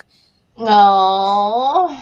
My ex, the most recent ex, would get so pissed off at me because I would have entire conversations with her while asleep and not know what I had said or what she had said, when I was later awake. That's not your fault.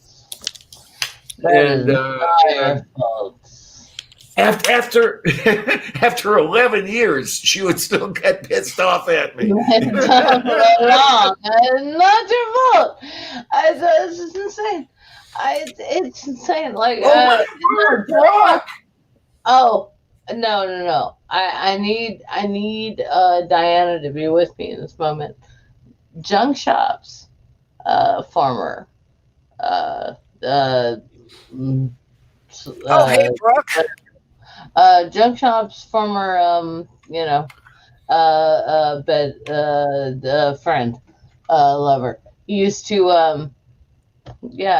accuse them of being, horribly I don't know what, abusive in their subconscious. I don't know. Oh, It makes no sense to me.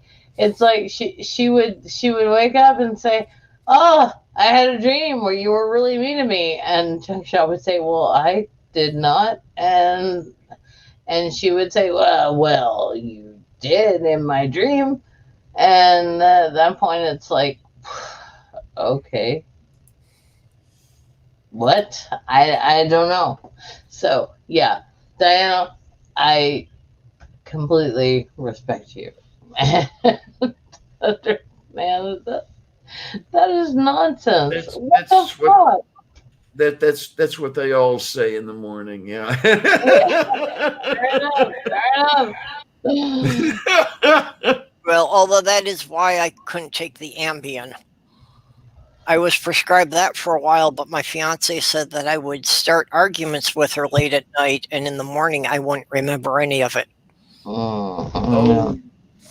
No. I always knew. When I was participating in sleep that was not. Oh, fuck me. There's a word for it, but I can't think of it right now. Damn. I think it's what some localism. Oh. Is you Yes. okay? Very close. Yeah. Some localness. Yeah. Or, Yeah, I was just hoping you didn't slam your head on the desk there. No, I'm good. I just. Yeah. Had a cigarette. Actually, Microraptor, I had a series of dreams in the early 1980s that had convinced me I was reincarnated from a British sailor in World War II. Jesus.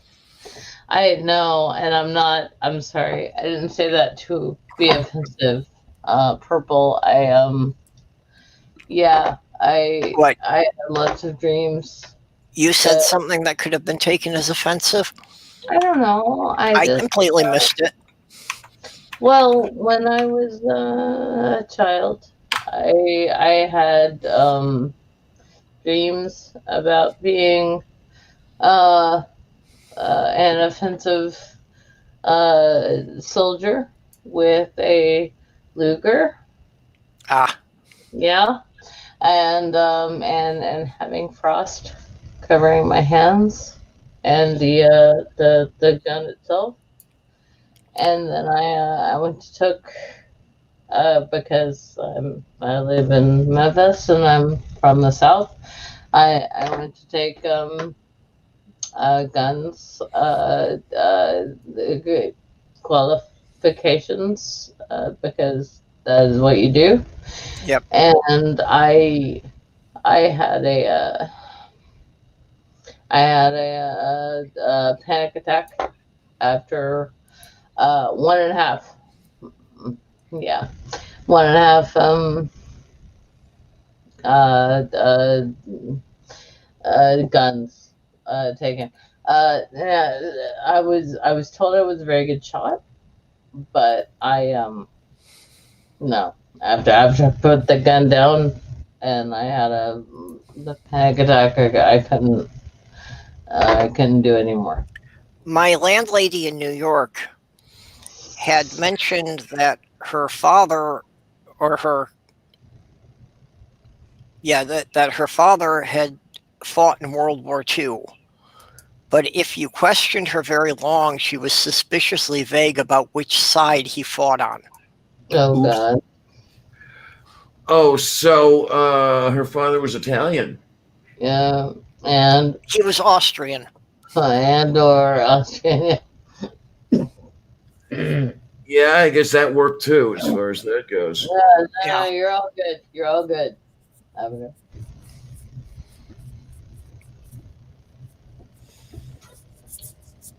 Oh wow, let's do that. All right. But yeah, it was actually one of the things that had most convinced me of reincarnation. Was I had an ongoing series of dreams that I was a sailor on an obscure British aircraft carrier. Yeah, we're a couple of those. Yeah, well, the HMS Unicorn was never meant to be a frontline ship. It was meant to be a service support vessel. But it got pushed into frontline service after they lost too many carriers to the Japanese. I can actually kind of see that in terms of where you were at the time. Like I Yeah, can see from a pagan perspective, Yeah. it all fit together then. Yeah, Mossy. Yeah, it absolutely did. I'm so sorry. Because it would take you from that. It would, you'd go, yeah, I felt like I did, and then no, not so much. Well, the weird thing about it is that a lot of the information wasn't really available in the 1980s because the service records of the ship were sealed until 1995 under an order of the Crown that sealed all the records until 50 years after the end of hostilities. Yeah, no, that makes complete sense. Fuck that. Julie's passing out on us. I am not. I would never do that to you. Oh, my doorknob head. Wouldn't that be the Philadelphia? Look, Wait for thank you, doorknob head. I've read about the Philadelphia experiment as well. I do. I just sometimes, dude, you just. Oh no, I really wish you would come into my streams more often. Okay. I know the timing's not really good for you, but No, because my afternoon stream often overlaps junk shops. No, that's not even the thing. I don't want to be I don't want to be icky. I don't want to be like, oh no,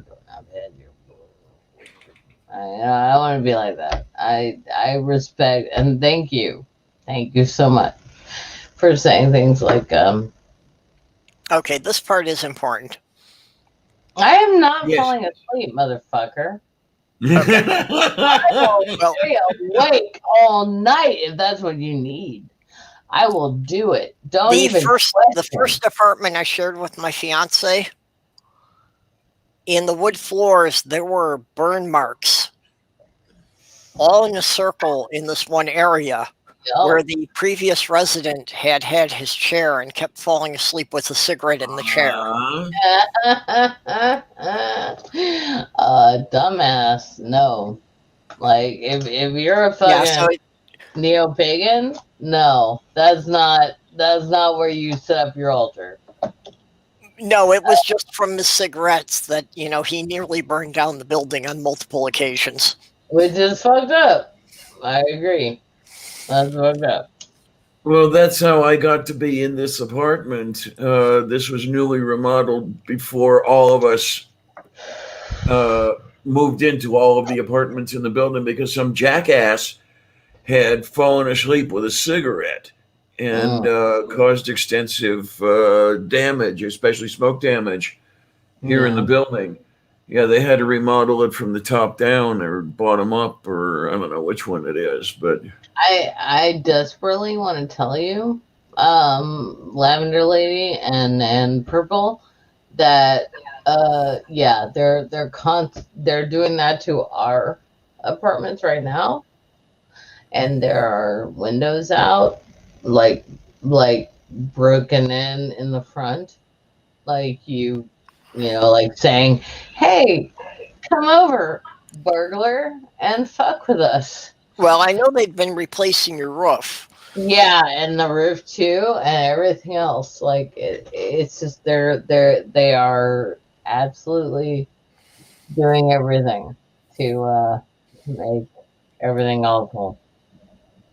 So, yeah, yeah. yeah, doorknob, Purple and I are definitely redundant. No, I am not, and also thank you. That's very sweet. I am not redundant. No, you are not. And I like that is Sloth Girl's son. That is his superhero identity, is Extra Man. His superpower is the ability to be completely redundant. Oh, okay then. You know what, dude? I gotta say something, and you're not gonna love it. And feel free to cut it out. Yeah, later. but you're gonna be so sweet about it. We're just gonna anyway. Yep. I'm just saying, Sloth Girl. You talk about Sloth Girl a lot. You talk about your unfortunately, and granted, I feel for you so much. Past girlfriend a lot. I'm so sorry. Fiance a lot. Yep. You fucking need to get over the dead fiance and deal with the chick that's actually in your life. No, actually, Sloth Girl and I have a lot of history, but unfortunately, what we want out of relationships are very different. Okay. I cannot be monogamous, and she cannot be poly, so that's not going to work. Okay, no, I'm so sorry. That's fair. I didn't know that. Yep. That is fair. But that's why we had to arrange to have apartments in the same building, so we can support each other. But yeah, as far as any kind of romantic relationship, that would not work.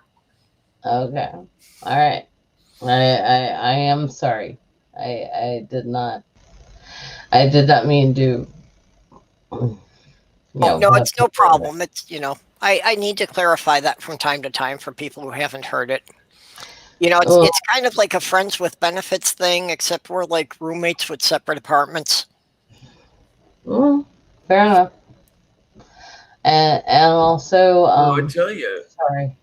The two of you remind me of an old married couple anyway, but I don't want to agree, but I do. Yeah, no, I totally want to agree with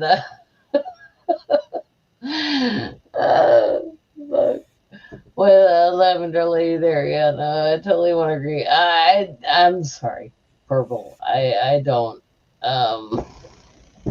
I don't want to bug with your day. I just when I say we've had history, I mean I have literally known her all her life. Her mother babysat for me when she was pregnant with her. Aww. Fuck, man. That's weird. Okay. Yeah. All right. right. Well, good for you. And Jesus, I'm gonna have to go Okay. to sleep soon. Hey, I don't oh I my don't know God, about. lavender is a shade of purple, so lavender is purple. Yeah, except Uh, that she's got more followers than I do, so I'd probably have to be her minion. yeah, but you gotta love my grafter. I mean, Well, that's a big they thing. think I'm somebody else, but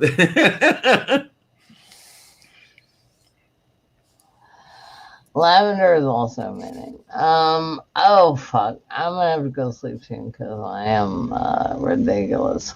you're just a little bit foo-fooed. Yes. Uh-huh. Yep. Thank you.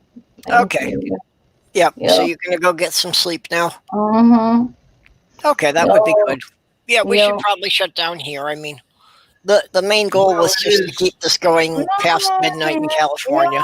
You do what you want to do. I'm just No, the main goal was to keep this going until we could host in midnight with Godless Sewing. we love you. I love you, Godless Sewing. And I love you, Lavender Lady, and I love you, Yeah, that's. Purple. And on that, I am going to say, yep, bye. Okay, good night. You go get Good good night, sleep. honey. Thank you. Talk to you when you're sober. Sammy says make sure the watchtower is out. Oh, she's such a sweetie. Of course, I have a little trouble calling Watchtower Watcher Sammy because Sammy is my cat. So my cat is Sammy-san. Okay, then. Yeah, So what just, did you say the son was? That's. I think you said it was some sort of title or something. yeah, well, it's Japanese. It's a title of respect. Oh, And san is like teacher or master. Okay, it is Japanese. I was thinking that you had said it was in some other language. Okay, no. The first thing I thought of was Japanese. Yeah. Well, when I got him from the shelter, his name was Samson. So I kind of wanted to change it, but I wanted it to be close enough so it'd be something he would recognize. Mm-hmm. Well, he knows what his name is, So and it's not the one you gave him. He is most honorable Samai-san. There you go. Oh my word! Yeah, who was it that wrote about the number of names a cat has? I want to say it might have been Hemingway that said every cat has 3 names. Okay. That they have the name we call them by and something else, and then they have their own name, which no one will ever know. Yeah. For some reason, I want to say that's Hemingway, although I don't know why I'm saying that. Yeah, it's. I don't know. Well, I don't know Hemingway all that well. I was thinking it didn't sound like Hemingway, but it could be. Well, I'm probably wrong on that. I'm probably connecting something badly because it's been so long ago. Well. Oh, hey, we've got Alias Fake Name here. Yay! This is why we have Das Interwebs.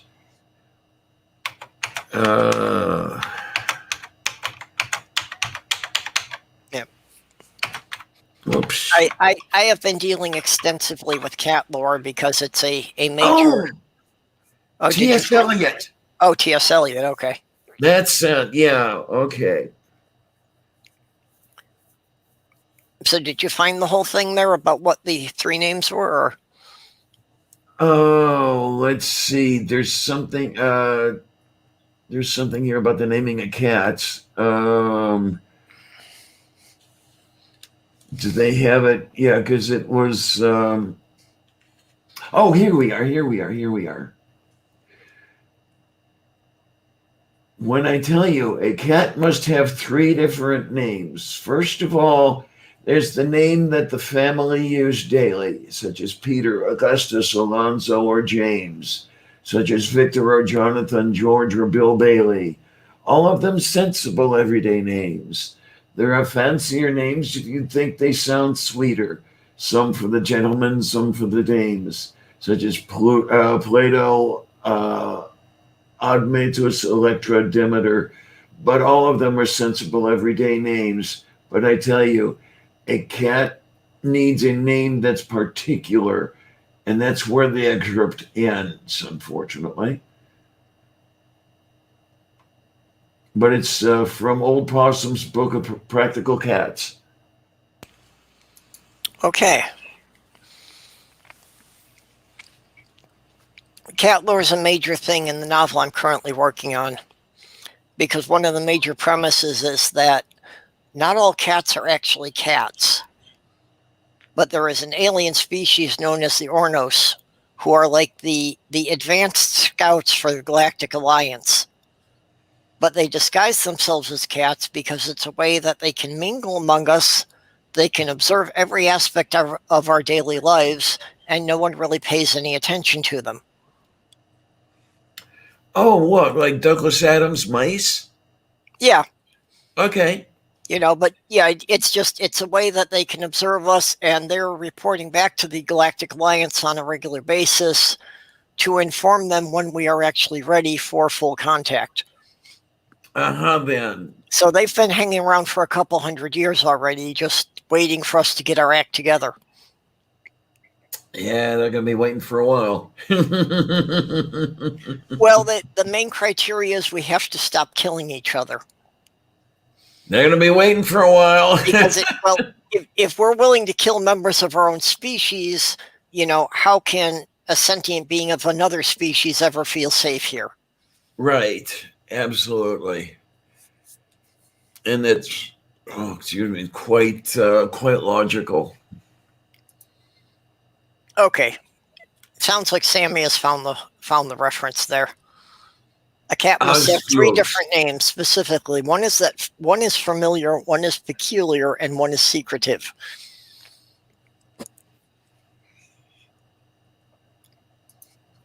Here in The Font of All Knowledge, on the ineffable secretive names of cats, Eliot declares that no human research can discover them, for the cat himself knows and will never confess. Yep. Yeah, and that was also in Logan's Run. I don't remember it from there. The old man at the Capitol who was living alone with just like 100 cats in the Capitol building. The one played by Peter Ustinov. Yeah. Yeah. That's what he was talking about, that each of the cats had a secret name that no one would ever know. I'm going to have to go back and watch that film again because I didn't remember that. Didn't remember that from. Oh shit! It's been years since I've watched it. Yeah. Yeah, I actually saw that as a first run. One of the few movies I've seen as a first run. Oh, I never saw it in the theater. I do remember actually seeing it, projected on a big screen, because the local community college when I was a teenager did a science fiction movie night, and that was one of the ones they played. Okay, so I did actually get to see it, in an auditorium on a big screen. Yeah, because there were some pretty darn good scenes for a big screen in that one. Yeah, it definitely loses something just watching it on TV. Although these days you can have a screen in your living room that's just about as big, but if you can afford it.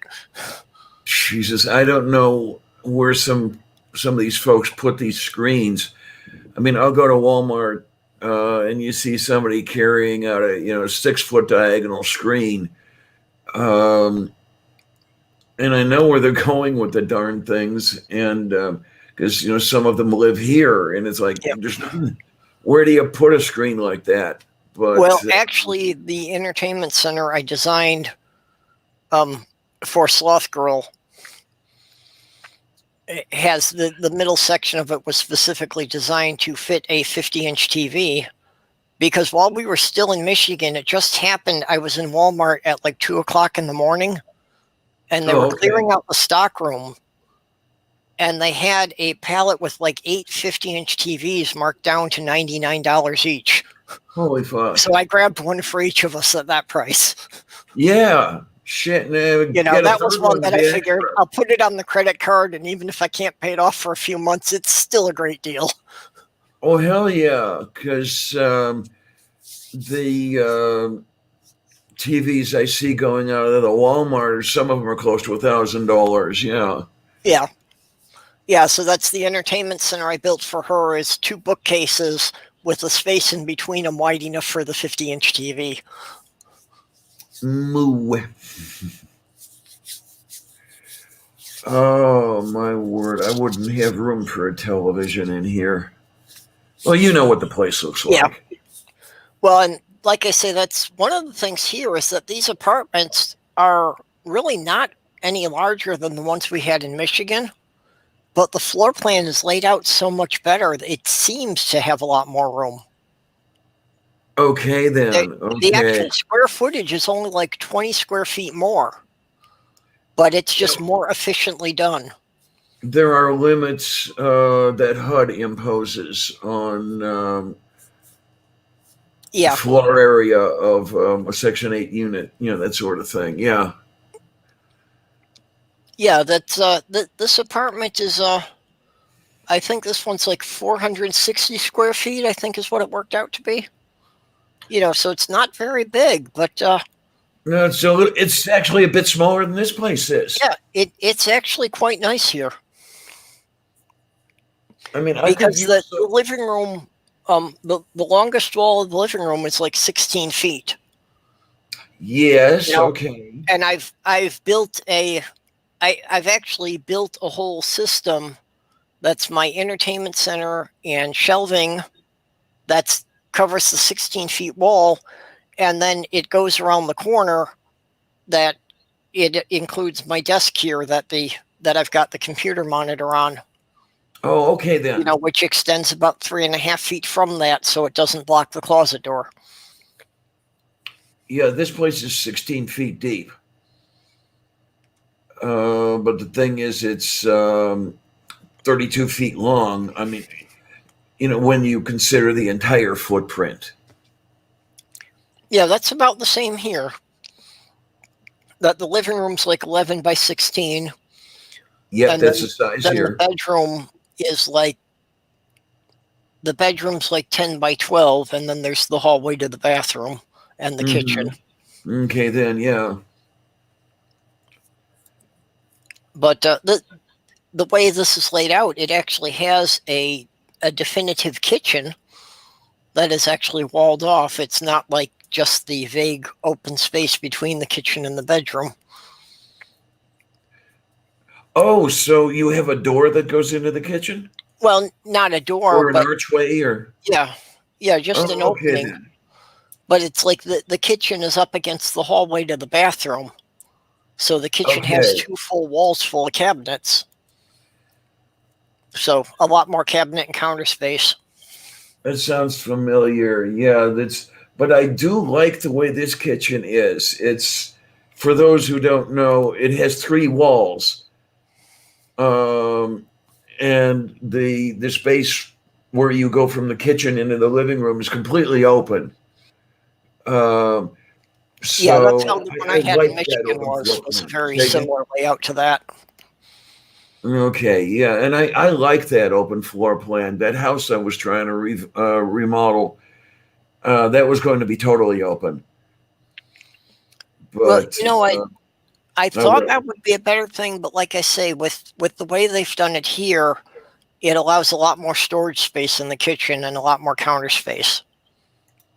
Yeah, that's it's basically doubled the counter space in the kitchen. I wish I had more storage space. I really do. Yeah. But, well, and if you're really trying to cook in there, the limited counter space becomes a real problem. Yes, it does. Oh my! What I'd really like, and I've wanted for years and years. I almost was able to do it in that house I was working on, but I've never really been able to. Where your work surface is open on all sides. So, picture my standing next to the range in the kitchen I've got now, with a a counter at the entrance to the living room. So now I can set up a camera on the other side and easily film the work surface and everything. Yeah, that's one thing. This kitchen would be difficult if you were trying to actually film your cooking show. Yeah. Of course, it's difficult for me to film the cooking show because I don't eat enough to make it worth it anymore. If you were doing this specifically to film the cooking show, you could just like put a table in the doorway to the kitchen. Well, that's what I do now. Yeah, well, so then you would have the camera out by the closet in the living room looking into the kitchen. It would work out that way. Yeah. The way I've got it now is I set up the camera where the sofa bed used to be. More or less where you had your sleeping bag on the floor. Yeah. And then, film into the kitchen from there. The only problem with that is that I have to put the dining table on risers every time I put it there. And one person doing that is a little interesting. I mean, I get it to work, but it does take some work to get that, me alone to get that table up on risers. But oh well. Oh, I see TV Tube says my cabinet doors in my kitchen are torn off through my family's kids, unconcerned of how to open anything. Oh, darn it. Yeah.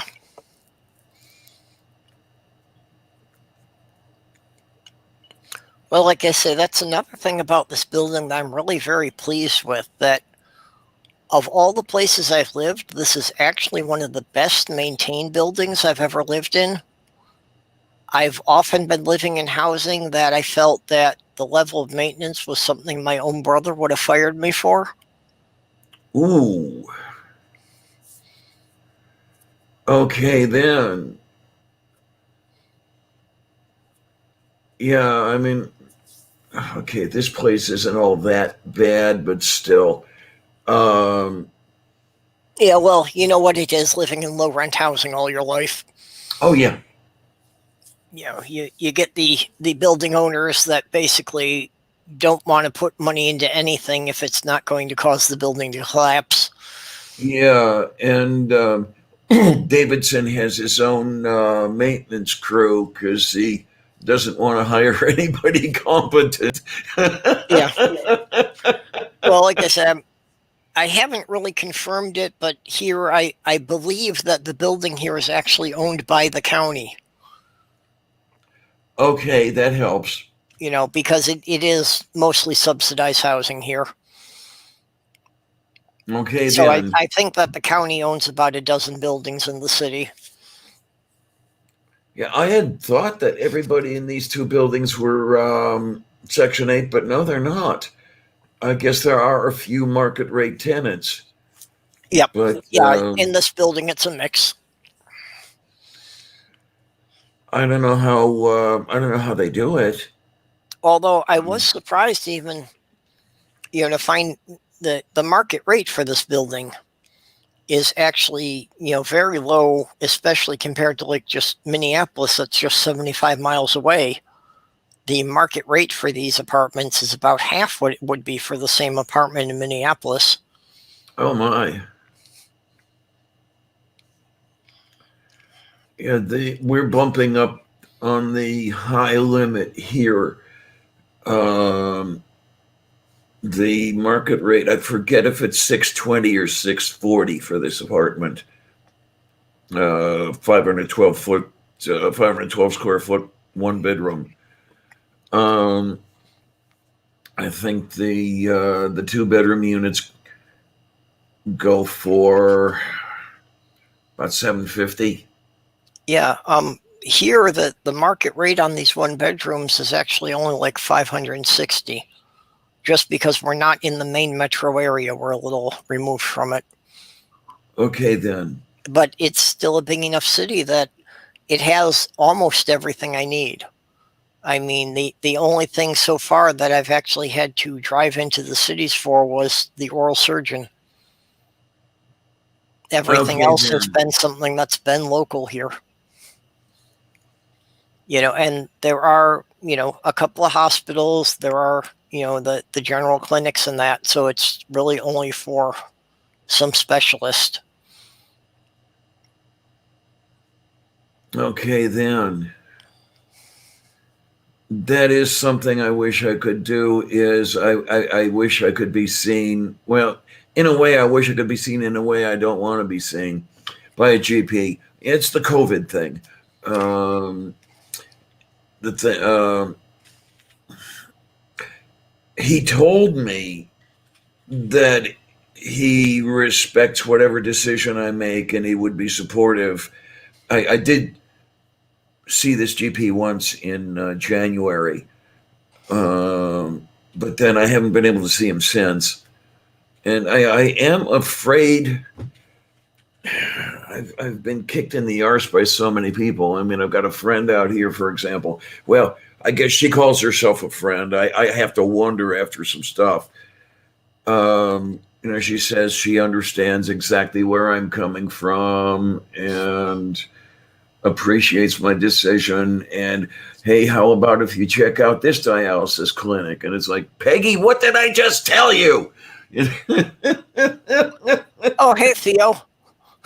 We're still having extra people drifting in here at this late hour. Oh, my. And then the other one, well, I think I was telling you this the last time we were talking. This is the one that said, do you believe in God yet? And it's like, Peggy, shut the fuck up.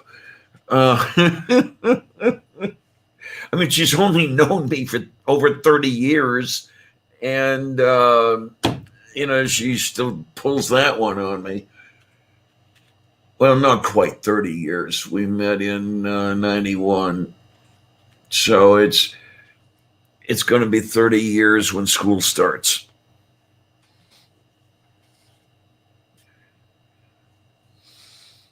Move beef. 10:20 in the morning there. Oh, okay. Okay. So Yeah. you're talking So about. what are you in the UK?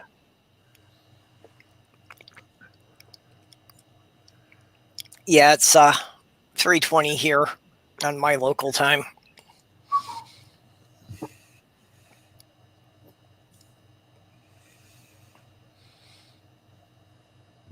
Oh, yeah, Patanica. Okay, then. Oh, my. Doorknob Head was saying Jenny Agutter, who was in Logan's Run, is even more beautiful as a mature woman. So I was mentioning that I had a crush on Felicity Kendall from when she appeared in The Good Life in the 1970s. And yeah, even seeing her in stuff that she's done very recently, she has aged very well. She's still just incredibly cute. Not actually even normally the body type I care for, but she's just, part of it really is her personality. Okay, then. Okay. Move beef.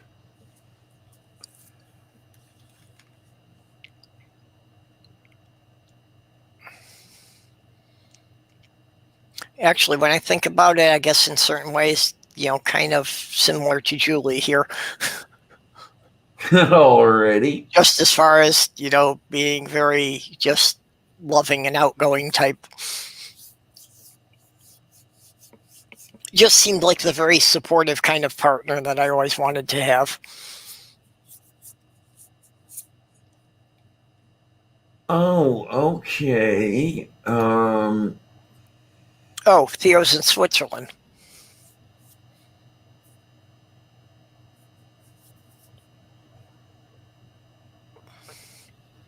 Yeah. Theoretically, it definitely one of the top 10 best chat handles there.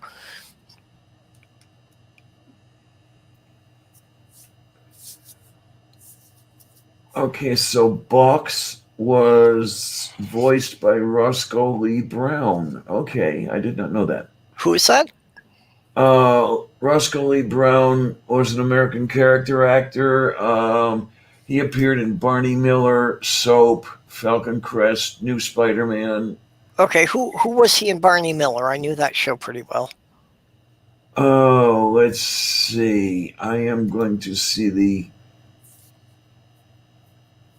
Yeah, I remember Yeah, watching that show quite a lot, and I really liked that one. Okay, Roscoe Lee Brown. Yeah, I'm horrible with names, so I'm more likely to remember the character than the actor. Okay, here we go. Palukutesta, Peperotto Palkisinta, Yegarosade Pilconda. I have no freaking idea what I just said. Okay, so where are we? Okay, Charlie Evans Jeffers, a legendary escape artist played by Roscoe Lee Brown, who turns out to be incredibly charming. So I guess he was not a regular, but he did make an appearance. Yeah, I think I remember that character. Yeah. Of course, now that you brought up Barney Miller, I'm kind of missing Abe Bagoda.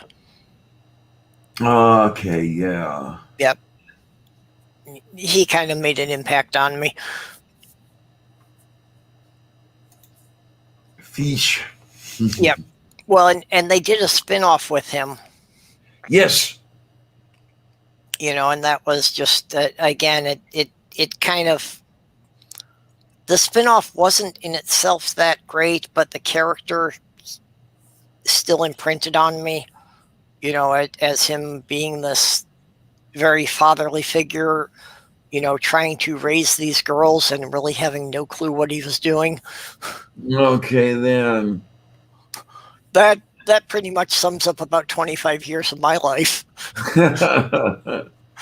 Trying to raise other people's kids and not really knowing what I was doing. But yeah, in the end, I guess it turned out all right. Two of them are in college, none of them are in jail, so. Okay, that works. Oh, boy, boy.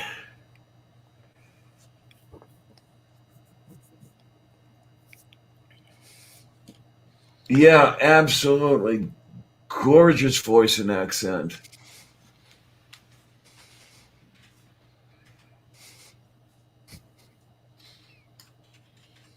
There's a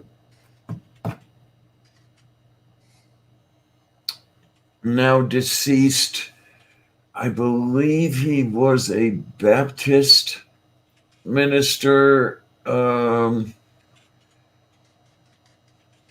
may have been in Connecticut or Massachusetts, who had the same sort of voice and accent.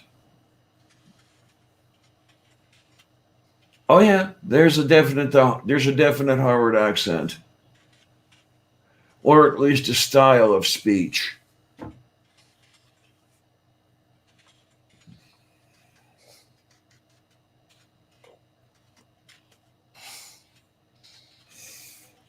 Oh my, is everybody holding out? Everybody holding up?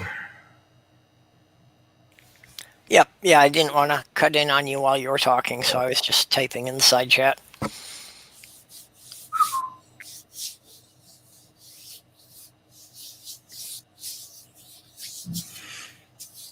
Yeah, and that's really, I don't really recognize faces very well, but I recognize voices. Actually, to the extent that even people I know, I have trouble recognizing people if I run into them, like in the store or someplace I'm not expecting them. But if they come up behind me and I hear the voice before I see them, I'm more likely to recognize them. Oh, okay. I'm just not nearly as visually oriented as most people. I'm much more oriented toward auditory and tactile senses. Oh, there we go.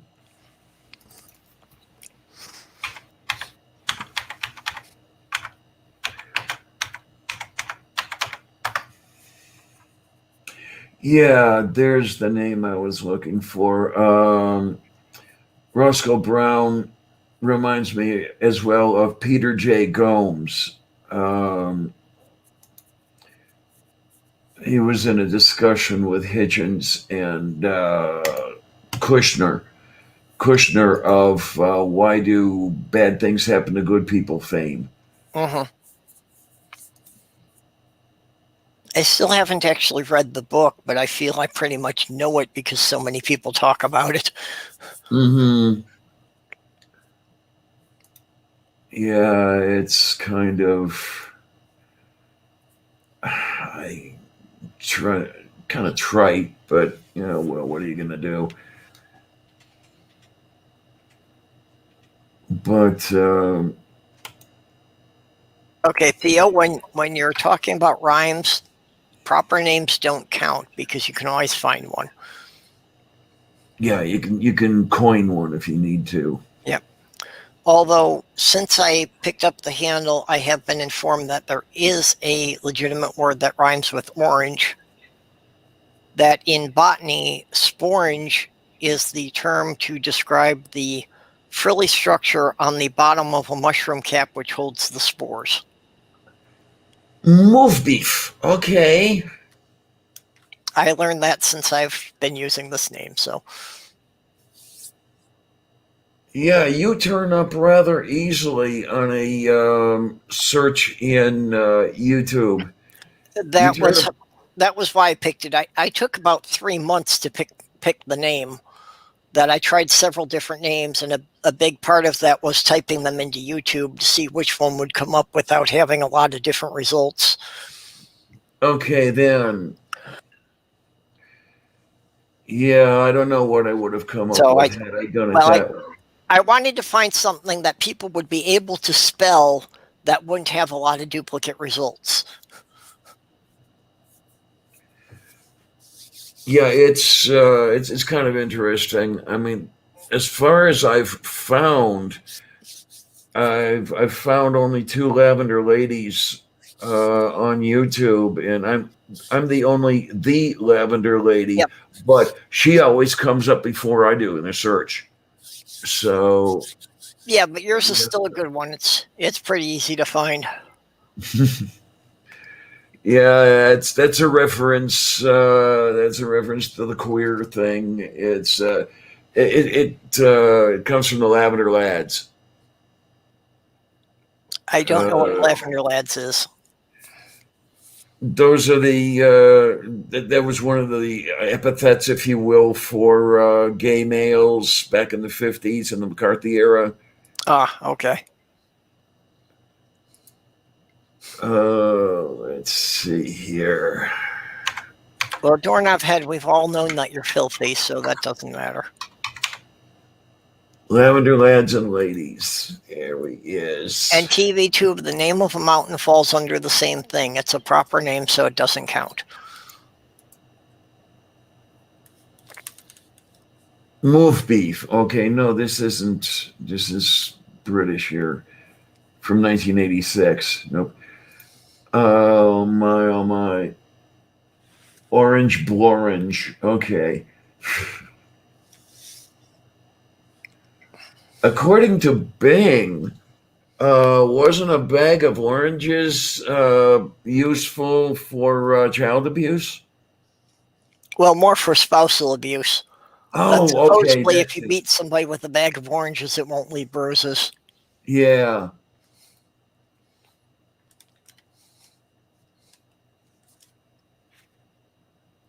Oh my, oh my. I'm going to stop there because the next line sounds racist.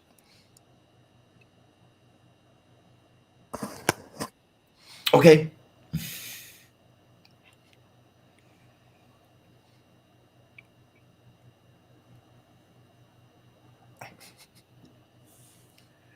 Oh my, oh my, oh my.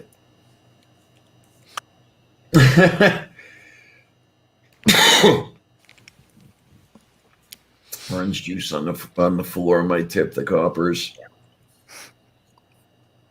I actually did have an earlier YouTube account that I had gotten on with, and I was watching some of the same people,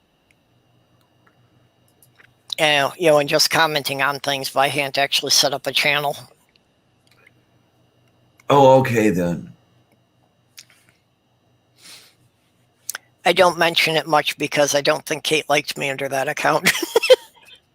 Oops. I started a couple of arguments in the comments on some of her videos. Oops.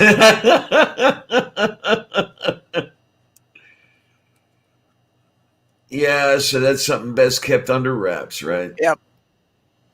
So that's my dead name. I don't bring it up. Oh man, I'll tell you, yeah, if she gets mad at you, she can let you have it. Oh,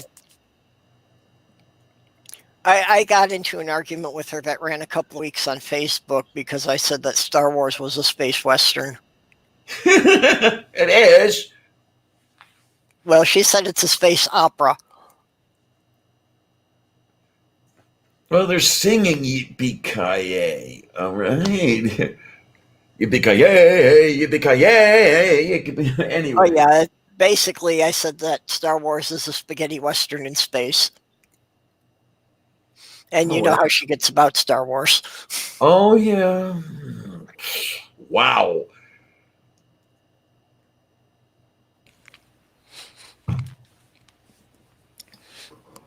She's been in a couple arguments with a few people on my streams. She's made a couple enemies that way. Yep. I mean, Baker Island time? Where is Baker Island? Is that near the international date line? You see, am I not too knowing on that thing? Is to looking.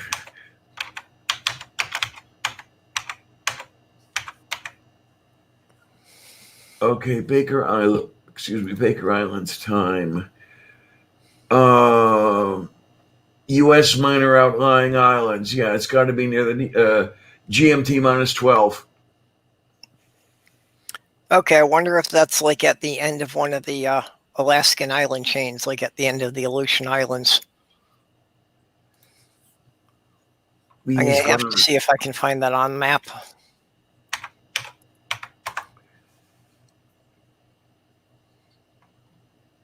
Oh, come on, don't do that. Yeah, that's it. Yeah, he says it's the last place on Earth to change, so it must be right by the international date line.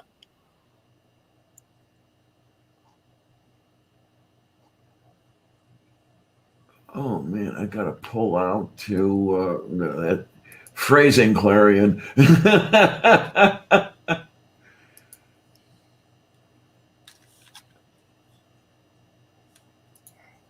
Yeah, it's almost due north of American Samoa.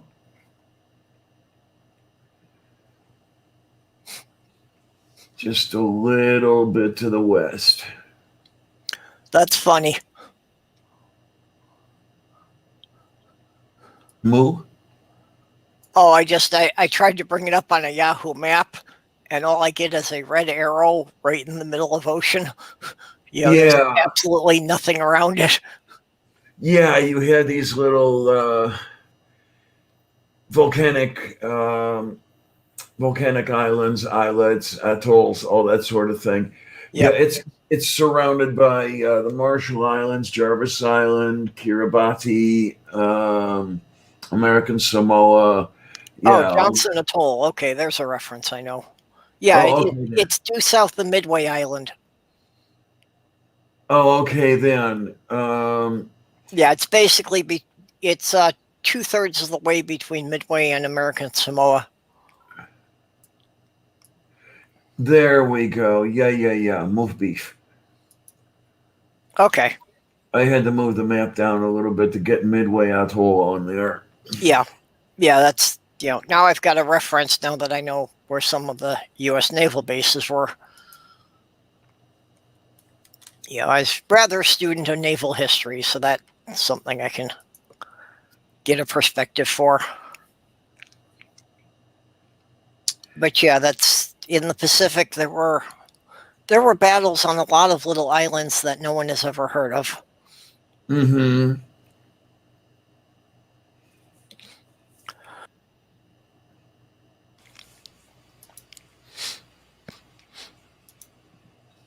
Yeah, actually, Doorknob had Jen and Will were discussing that earlier in the stream.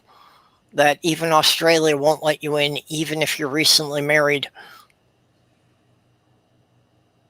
Just the COVID restrictions. Mm-hmm. Okay, then. You can't date internationally now.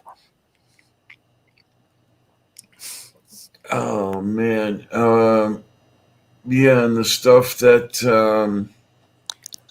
Yeah, actually, Theo, for the Christmas stream, we had to run it for 36 hours to go from when Christmas Day started in Australia until Christmas Day ended in Hawaii. Moo. Yeah, it's not fun, I guess, what Josiah and Nadine have to go through, because a marriage certificate won't get you citizenship, as Canadian citizenship. No, but Canada does have a halfway thing that they refer to as a landed alien status. Okay. Which gives you almost all the rights of citizenship, but basically still gives them an opportunity to kick you out if you fuck up. Wolf beef. It's kind of like a trial citizenship that if you stay there and you don't get in trouble for a certain number of years, I'm not sure how much it is, then you can become a citizen. Okay, then. Well, that doesn't matter. I'm too old anyway. They wouldn't want me. Yeah. I'm too old. They I'm too won't poor. let me in either. Oh, well. That's why I keep trying to get Canada to annex Minnesota, because they won't let me immigrate. But if they take the territory I'm already living in, then they've got to take me. Okay, is that the way that works? Yep. You can't say we want the land, but the people can go fuck off. Well, my ancestors did the opposite. When Russia moved the border, my great-grandparents said that we can't stop them from taking the land, but we'll be damned if they get the people. So they burned the town to the ground and everybody moved out. Okay, then. So yeah, that's how my mother's side of the family came to the U.S. Eek.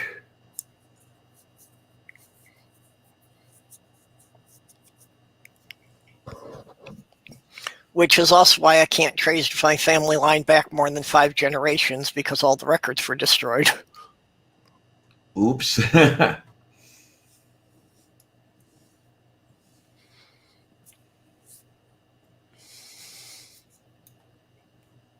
No, Theo says in Switzerland you have to live together for 5 years before you get a Swiss passport. Okay. And actually, my whole thing about Canada annexing Minnesota is not completely a fantasy thing. There is a precedent for this. That in the late 1980s, a bunch of records from the Canadian ministries were declassified. And among those records, there was a plan in there that if the U.S. had ever shown hostile actions toward Canada, their retaliation was going to be to send a battalion of tanks to take St. Paul and annex Minnesota. This was actually a plan that was part of the Canadian Ministry's defense plan for 50 years. Okay, I think I vaguely remember something about that. Okay. That would have been interesting. Well, as soon as I learned about that, that's, when I began pushing for ideas and trying to organize a Minnesota militia to see if we could attack Canada and somehow get them to believe the federal government was behind it.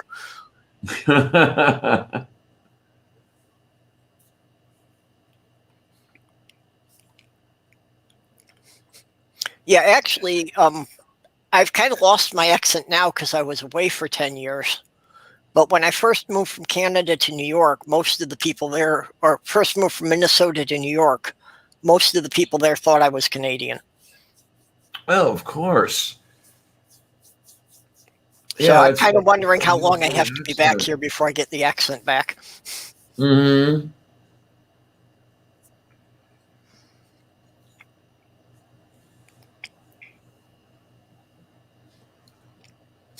And actually, the way a lot of people put it there, they said I was proper Canadian, not Quebec, Yeah, there you go. because I didn't speak French.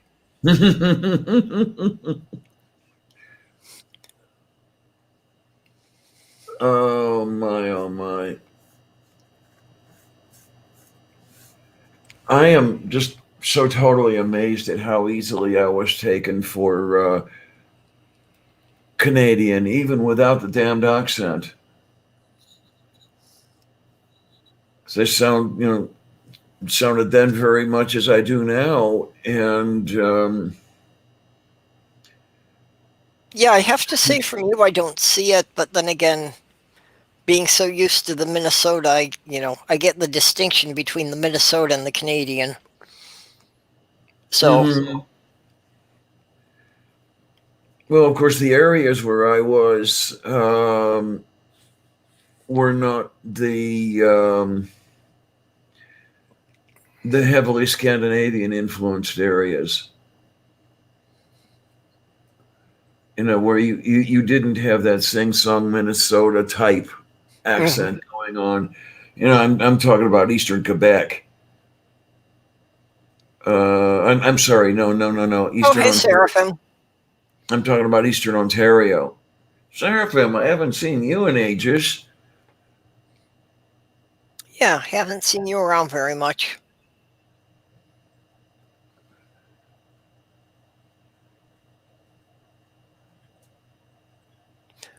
Yeah, Theo, that goes on in the U.S. too. What they refer to here as green card marriages. That Mhm. somebody marries an immigrant just to pass them off so that they can get their citizenship without them actually, being involved in any way.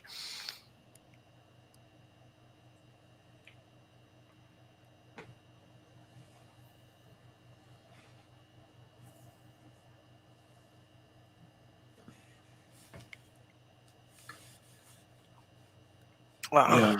I'm sorry you've been having a hard time, Kenton. Oh,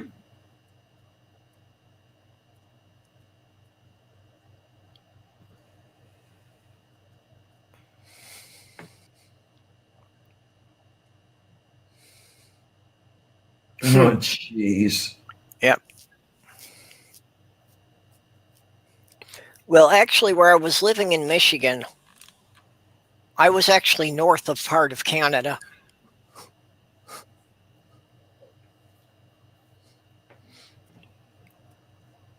There's a section of Canada that hangs down by Toledo that is actually south of the Upper Peninsula of Michigan. Oh, yeah, okay. I know the area you're talking about. If I remember correctly, I don't know if they still do, but I believe Heinz had a lot of land under tomatoes in that neighborhood.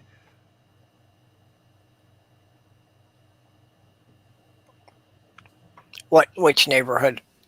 The area that's you were just talking about, that's south of the UP, the area near Toledo. Okay, I don't know about that. I know that Heinz had a lot of fields of tomatoes that were in the area of Kenosha, Racine, Wisconsin, which is about halfway between Chicago and Milwaukee. Okay, well, that was where they had a lot of the tomato farms.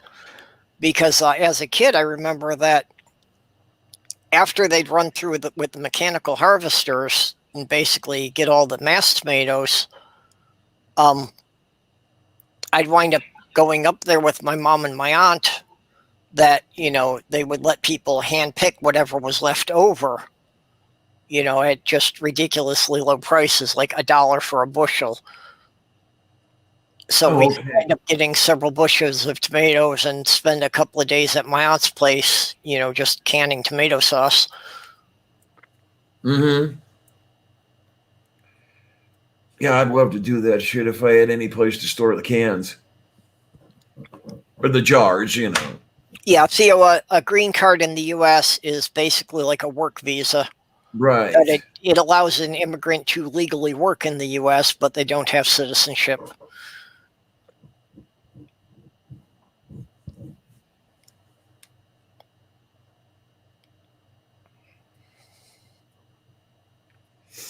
Okay, I'm not sure the context about remember to play with the hangy bits. They need love too. Oh, I'm sure there's context I'm missing there, but that just seems fun the way it is. When you were talking about the area near Toledo, oh, okay, I get it. Yeah, just kind of have hangy beds.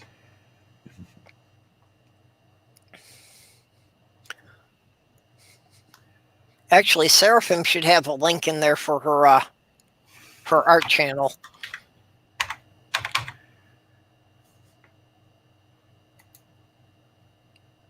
Okay, there okay. Does Canada and the U.S. still allow for dual citizenship? Last I knew, yes. Okay, well, I knew they had at certain times. I didn't know it was still a lasting thing. It was a big thing during World War II because it allowed a lot of Americans to serve in the Canadian military before the U.S. entered the war. Yeah, uh-huh.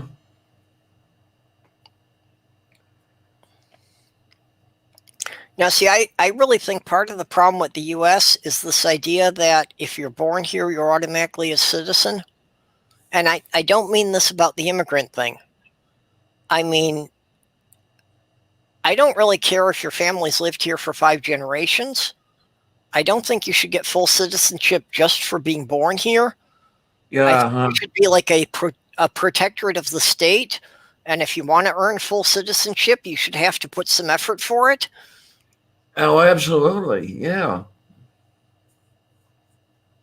That you'd be free to live here and you're protected under all the laws, but to get the full citizenship and things like the right to vote, you should have to at least do a bit of community service. Mm-hmm. And my thought has always been at least have a decent education in civics and history. Yep. And even marginally better than what your average steel worker has, or it's former actually steel embarrassing. worker. Say again? It's actually embarrassing that immigrants who want to become citizens have to pass the citizenship test that most high school graduates can't pass. Yes, absolutely.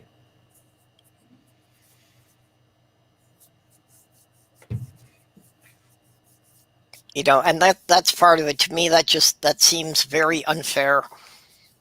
I think everybody should have to pass that kind of test. If you're going to vote, you need to know how the process works. Mm-hmm. Oh, and by the way, Doorknob had that hangy bit that Purple was talking about hangs south of Detroit.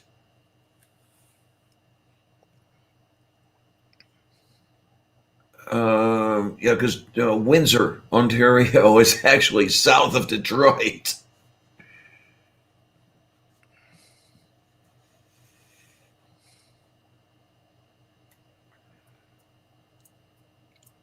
Yep. Yeah, it's a major failing in our education system that kids in high school are really not taught civics anymore. They're not taught how our political system works. And that sucks arse. It really does. Well, so when they do go to vote, they really can't make an informed decision on it. They just don't have the information. Yeah. Yeah, we had civics as a required class when I was in junior high school. The thing is, I was in junior high school prior to 1970. So, Yeah, well, that's, I was in school in the 1970s, and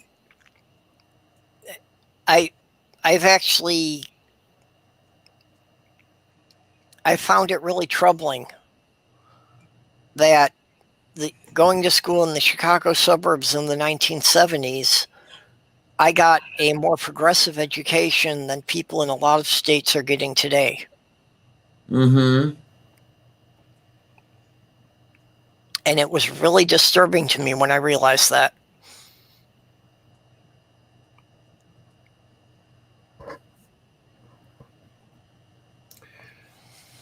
But, Oh, hey, Crimson. all right, so where's Clover?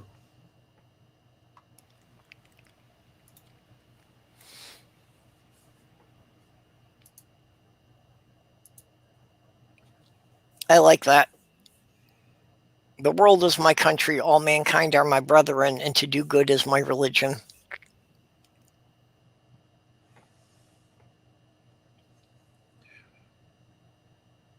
Oh, who the hell was Yeah, that? and unfortunately, Theo was right on this one, that the public schools were actually established to try and teach people to conform rather than to educate them. Uh-huh.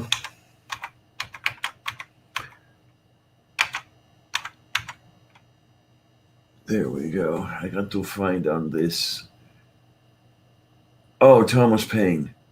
Okay. Ah, yeah.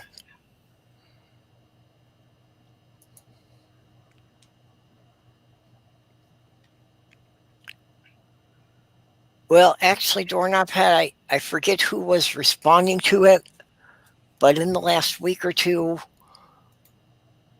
I saw 2 videos on this responding to this guy who was claiming that it was the Mandela effect, that the continents weren't really where we thought they were, that like the global map has been redrawn and that South America is actually further north than we thought it was. Yeah, that it was just really bizarre to figure out.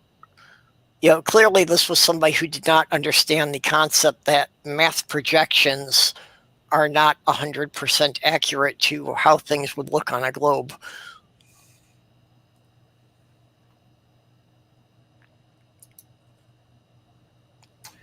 I like what Brian has said here. In Ontario, we had mandatory ethics course. None anymore. Now no one knows the difference between ethics, morality, and sin. Yep. Right, so you saw that. There you go. Yeah, that actually is something that I've wrestled with myself, of some difficulty of defining ethics and morals.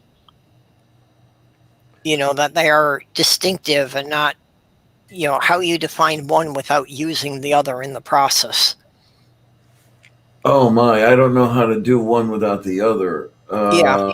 Yeah, it's my understanding, and please correct me if I'm wrong, that ethics is basically morality without religion, or is it that morality is ethics plus religion? I forget. I thought it was more to the effect that ethics are your personal code of conduct and morality is the code agreed upon by society. Oh, okay. Okay. I could be wrong, but that was my take on it.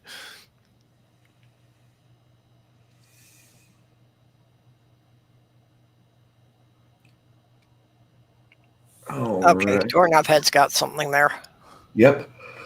Excuse me, I was just looking at that. Ethos is a Greek word meaning character that is used to describe the guiding beliefs or ideals that characterize a community, nation, or ideology.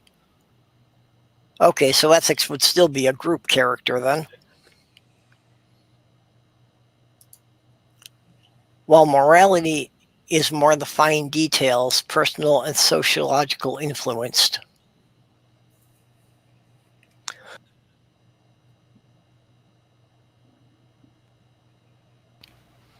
All right. That's workable definitions. Naprożnie.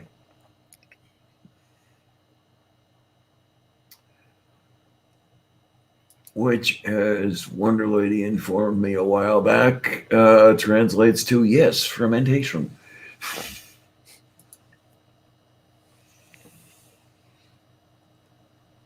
I had a thought there, but I think it just got drowned in the alcohol. Okay, then it makes a lot of sense.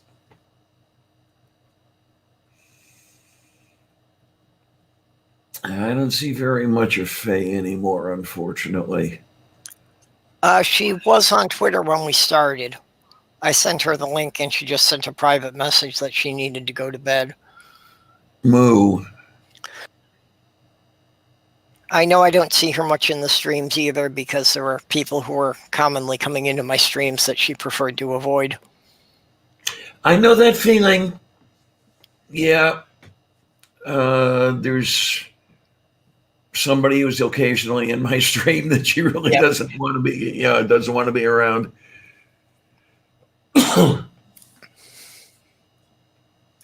Yeah, she kind of has that effect on people sometimes. Well, it wasn't just her; it was multiple people in my case. But yeah, TV too.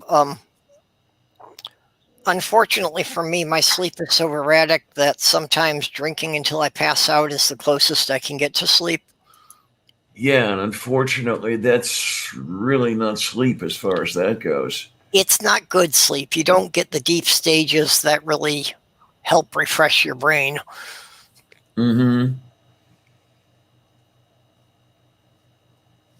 I think sleep is mostly like, your brain defragging the hard drive. They still do that anymore? 'Cause who was it that was just talking about defragging within the last couple of days, and they ended up with a zapped hard drive? Oh, really? I was wondering if it's a thing, with the SSD hard drives, because they have a limited number of write cycles for each sector. And Yes. it's a high number. It's like 10,000 rewrites per sector or something. But still, that after a couple of years, depending on your usage, it could eventually get to the point that they can't reliably rewrite the information.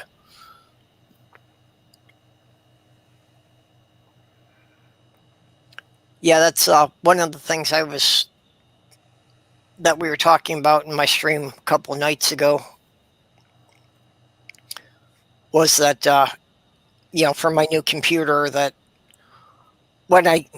actually now I've got the $600 stipend, so it's one of the things I should get, is to get a large external hard drive, just so that I can be backing everything up externally on a regular basis. Yes. So I don't have another episode like I had a few years ago when I had a disk crash and wound up losing everything I'd written in the previous 6 months, and having to recreate my whole novel from memory. Yes. Or as they say in the old country, they say blith.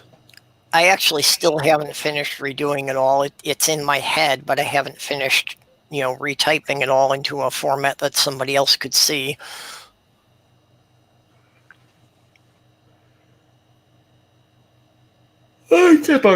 Boy. Moo.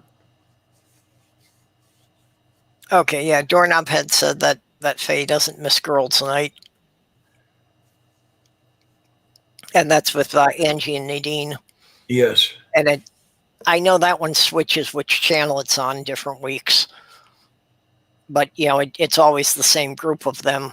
And I think it just switches between Angie's channel or Nadine's channel different weeks. Yeah, sleep is still a bit of a mystery. They don't fully understand why we sleep.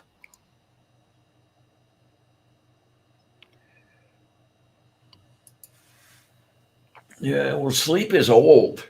Yep. I'm trying to think here. I think sleep is older than mammals. I think. Well, There is a definite correlation though between higher intelligence and the amount of sleep you need. Uh-huh. You know, that these species with higher intelligence need a lot more sleep. And yeah, I think one of the main processes involved there is basically taking the experiences that have happened during the day and writing them into long-term memories. You know, figuring out where the pieces fit within existing memories and, you know, making all those connections.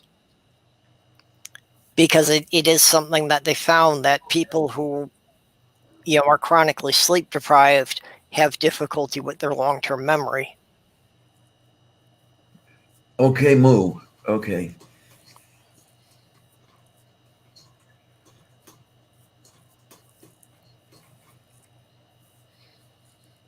So yeah, basically I think it's like, you know, when you're sleeping and dreaming, I think it's basically your brain going through each experience you had that day and deciding which other things that experience is supposed to be connected to.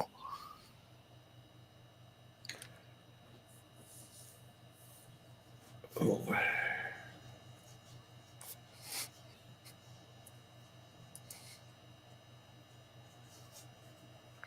Or maybe Doorknob Head has it. We sleep so we don't wander off into the dark woods at night and get eaten. Yes. Yeah, not sleeping is really not fun. Oh, I've tried that. It doesn't work. I have gone for extended periods where, you know, I've gone like 3 days on like 4 hours sleep, and that's when I start hallucinating.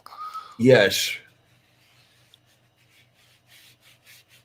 Yeah, I remember starting to hallucinate when I'd gone 48 hours without sleep, trying to meet a deadline. Obviously, that didn't work.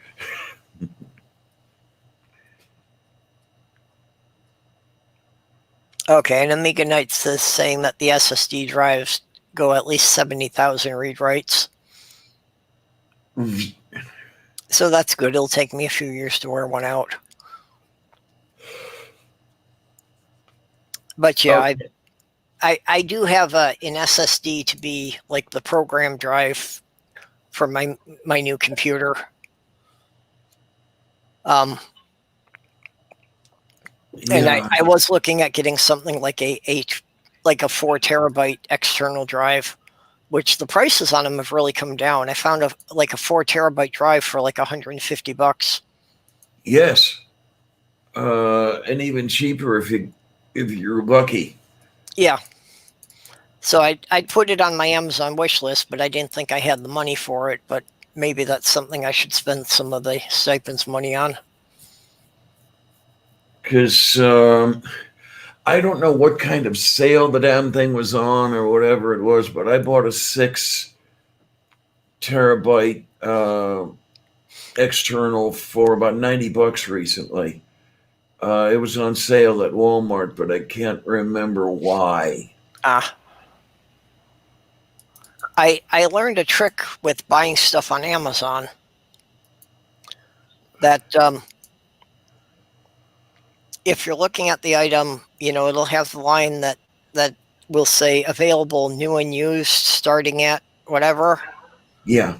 And if you click on that, if it lists a used one, but the seller says Amazon warehouse, then that's generally actually a new item, that it's just like the packaging has been damaged, so they can't sell it as new.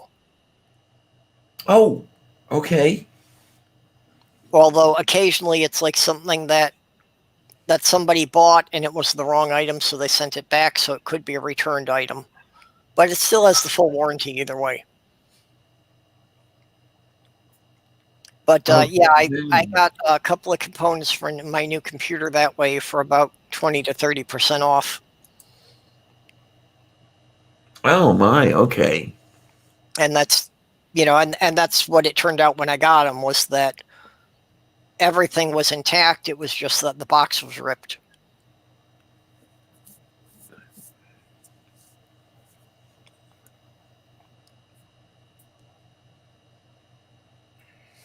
Oh no, we're getting frisky in the side chat. You know, that always seems to happen when Sarah's around.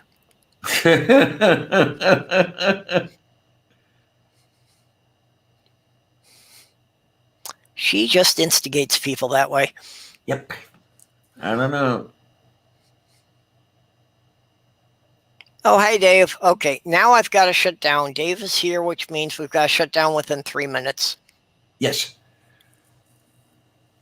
Anytime Dave shows up in my chat, I have to shut down. It's a rule.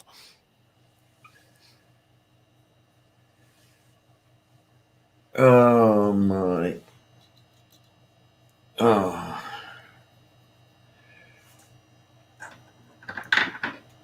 I might as well cap this root beer. Yep.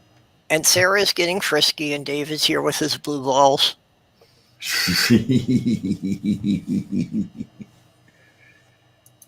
Oh my.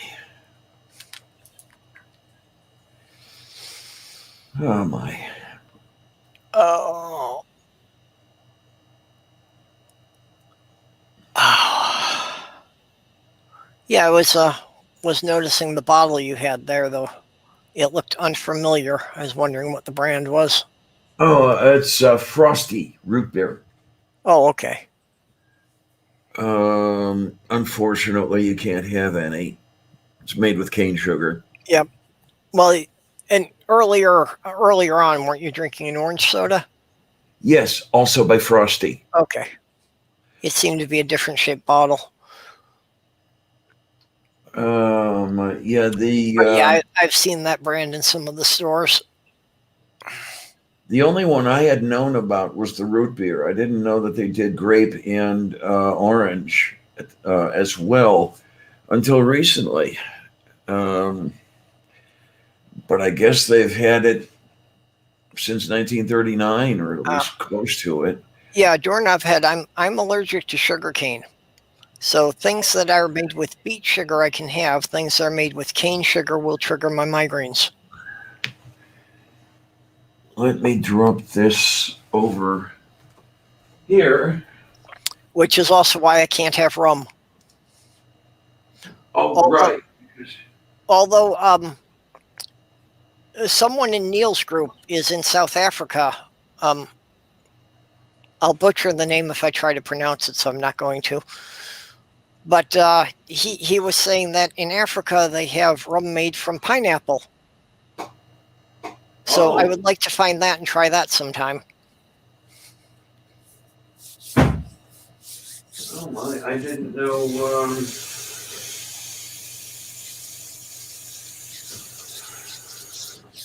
I didn't know that there was any pineapple booze.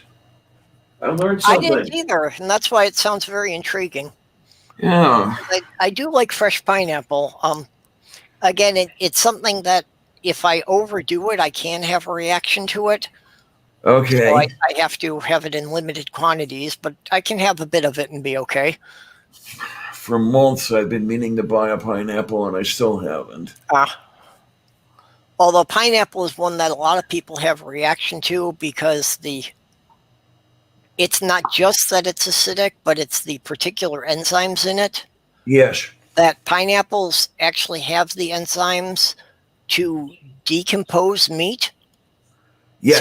So while you're eating it, the pineapple is actually digesting you. Yes. Mm-hmm. What? Wait. And they have a $50 pineapple that doesn't do that? What is that? I guess she means without the enzymes that do the digestion thing. Oh my. Yeah, but I don't have $50 for a pineapple. No, I don't either. Although that's been one of my indicators that the whole pandemic thing hasn't been, quite the terrifying thing that people were originally thinking. Because I live in the middle of the continent. You can't grow pineapples anywhere near here. So if every week in the grocery store I can still see pineapples that have to be grown at least 1,000 miles away, it at least keeps proving to me that the supply network is not significantly disrupted. Indeed. Yeah, let me step aside for a second and hit the little girl's room. Oh, pink pineapples.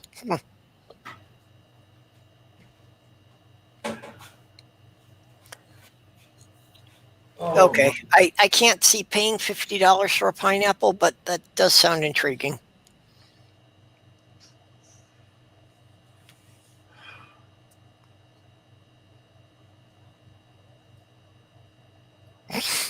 oh my.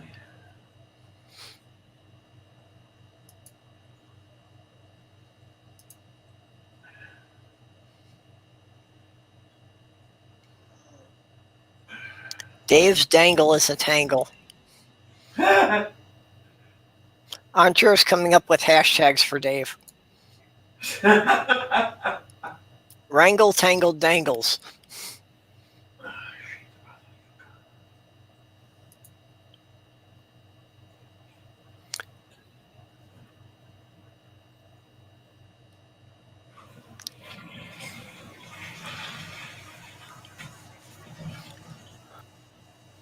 Oh, Maybe we're going to wrangle pineapples.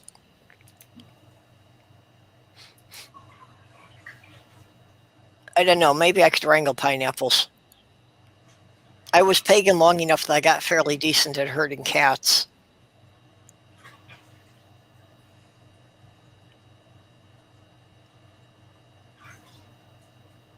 there we go. Yakodista.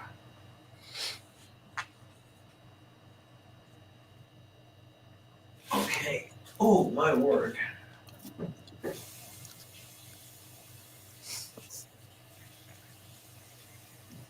Yeah, I wouldn't know anything about rhyming. Ah. Oh, I am trying to remember. Is it pineapple that has the enzymes that prevent gelatin from setting? Yes. Okay, Yeah, okay. you can't put fresh pineapple in gelatin. It's the same thing. It winds up breaking down some of the proteins so it doesn't set properly. Okay, I got you now. Oh, That's why yay. you have to use canned pineapple. You can't use fresh pineapple. Oh, so the enzymes have degraded during Yeah, the process. in the canning process, it's reduced the enzymes. Okay. Although even with canned pineapple, it's kind of iffy. I haven't had pineapple anything in so long, I forget what it tastes like. Oh, I do like getting a fresh one from time to time, but only one every few months. Yeah, Squall Mart always has them for maybe about $2.50 each. And Yeah, they say I've been. and well, again, it's a strange thing. I'm not quite sure where they're coming from, but it always seemed like around October, November that they get really cheap. Yeah. You know, that sometimes Yeah. they get down to like $1 each. Yeah, I haven't seen that yet. But, Well, I saw that like back at the end of October. That they were like $1.50 each or something. Oh my. Oh. I'm sorry, I would give you tummy rubs if I were close enough.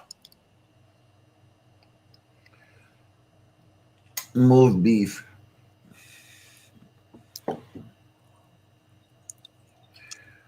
Oh my word. Yeah. Well, excuse me. Damn, I feel old. Well, I am old. What am I talking about?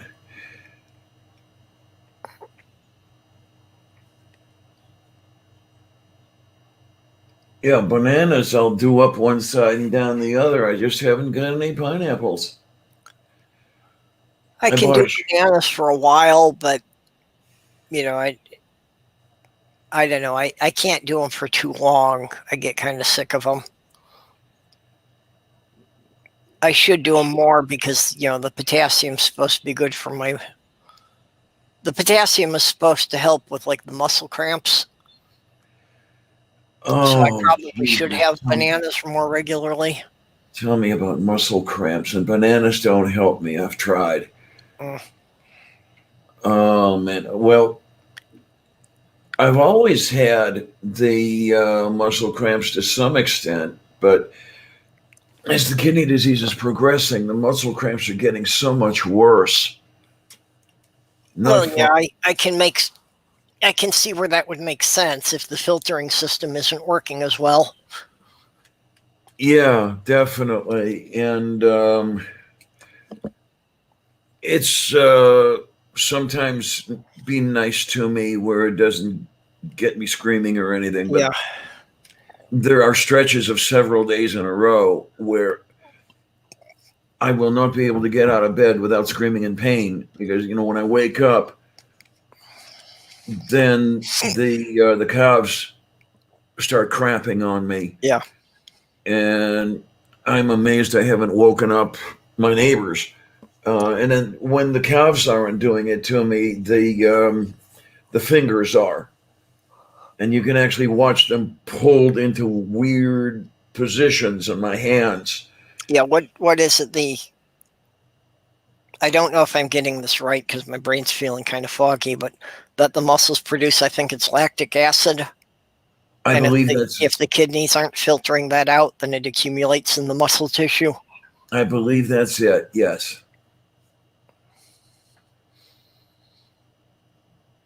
Yeah, and Um, that's somehow related to what divers get with the bends.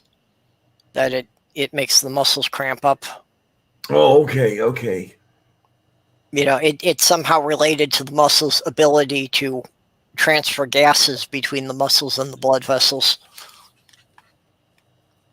So basically, the muscles aren't getting as much oxygen as they should, and they're not getting rid of the waste Yeah, products. there you go. Yeah. Oh my, but oh well. Yeah, I've with the muscles, I've tried everything. My ex had me try quinine. I've tried the potassium. Um, Artie, Artie Brain Sample had me try an enzyme. What the heck is that enzyme called? Let me look. Um, Okay, Dora and I have had. My brain is foggy. I'm not sure how that connects with informed and consensual touches. oh, there we go. And Yeah, Theo being rough is kind of in the gray zone of consensual touches. yeah. Artie had me try the. If you're familiar with CoQ10, No, I don't know what that one it's a is. coenzyme of one sort or another. Didn't do a thing for me. Um, so yeah, it's just one of these things I have to live with.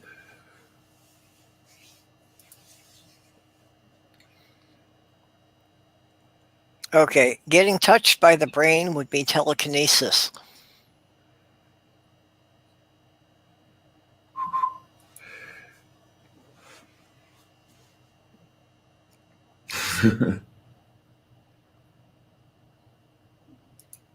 Yes, and that would be for the quinine. Oh yeah, Yeah, and yeah, unfortunately, it didn't help me. yeah. That's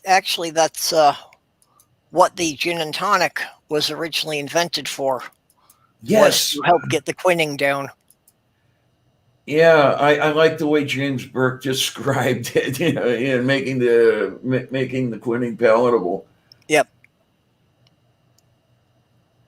Yeah, that in the British colonies where malaria was common.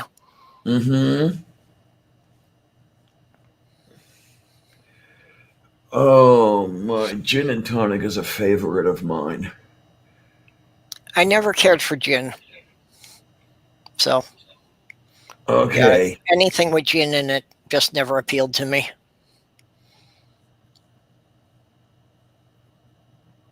Yeah, I know people who describe it as like drinking a pine tree. Well, gin is basically vodka with juniper berries. Yep. Oh, I did find my set of CDs for the original Connections. You and I should do movie nights that we should sit down and watch those together.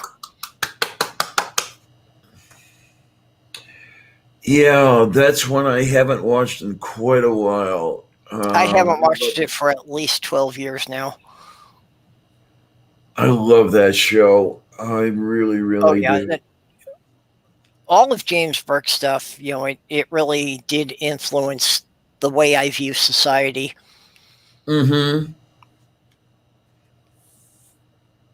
Oh, Doorknob says he likes to suck on pine needles.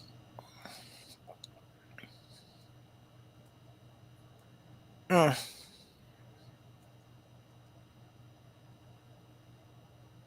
Well, I've never tried chewing on the raw ones, but I know they're supposed to have some kind of medicinal effect, but I can't remember what it is now. I can't remember either. Let's see. Oh, hey, Stool. There goes the neighborhood.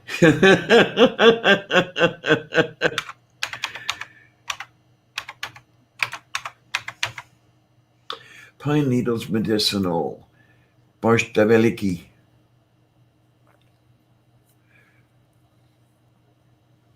The medicine of pine. Yeah, Stool's probably just sitting here waiting for the shops to open now. So he can order one of his infamous pizzas? Or a sexy burger. Okay.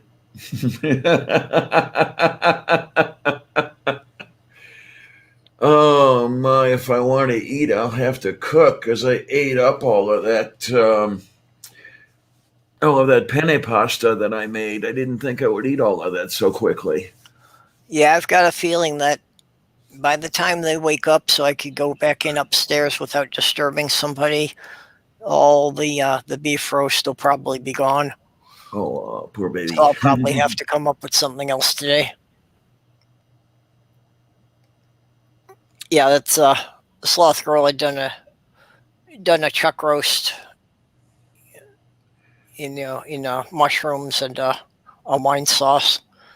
Oh my, sounds tasty. I don't know exactly what it was, but yeah, it was pretty good.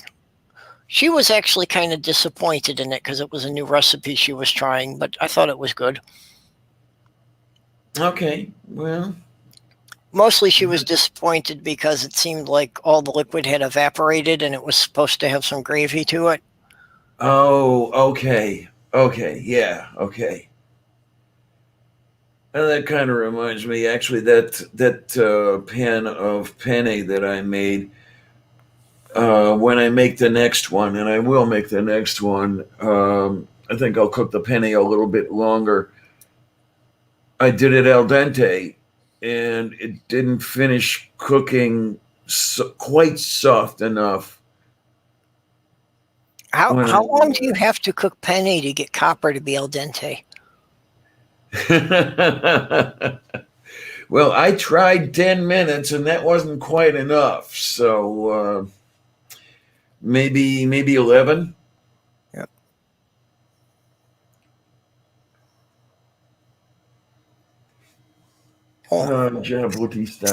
Sarah's saying the only thing in my house are my roommates cooking, and she thinks rotted meat is seasoned. Well, I have heard about that.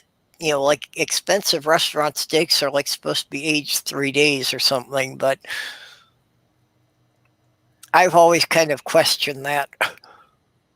Yeah, I have to wonder about that. When you consider health codes, yes. But then again, I don't quite trust it because I think my system would be a little sensitive to the stuff, but on the other hand, I can understand the idea that if it's aged, some of the muscle fiber will have tend to have broken down, so that would tend to make it seem more tender. Yeah. And it make me wonder then, about questionable meat and shit like that. I wonder how many cases of meat-borne illnesses, tapeworms and shit like that, you get from the restaurants which serve up steak tartare or kibine. I've never sure what kibine is. Okay, it's raw ground beef served up with bulgur wheat. Okay. Yeah. It's eaten on a slice of onion or a slice of bread. I love this stuff. Yeah, I have wondered about the steak tartare because, it seems that would be, really very much depending on how it was handled. Yes. And just a certain amount of random factor of, whether or not anything could have contaminated it. Well, doorknob head, they are 8-track tapeworms, actually. Okay, yes. Enter, if you know kibe, think of it raw, and that's kibine. Yeah, I have a trouble even eating really rare meat. A Lebanese friend of mine introduced me to kibine, and it was amazing how much I liked it. I surprised myself. Yes, honey, what? What is this? You'll notice that there is a kitten over here who wants attention. Yep. Yeah. I've had somebody staring at me for a while here, wondering why I'm not in bed yet. Oh my. Yeah, we are going to be in bed soon, kittiness. Yes, we are. And then you can curl up against me. She won't get under the covers with me, but she'll get on top of the covers, curl up, and lean into my back. Sammy does something very similar. And she has stayed in the bed with me for 24 hours. Well, with the occasional trip that I have to make to the little girl's room or to get her some breakfast. But I know Sammy comes and goes through the night, but he's gotten quite good that if I'm actually asleep, he can get onto the bed without waking me now. Yeah, I have to wonder though, just the way this one handles herself. I have to wonder if she worries. Oh, I'm sure she does.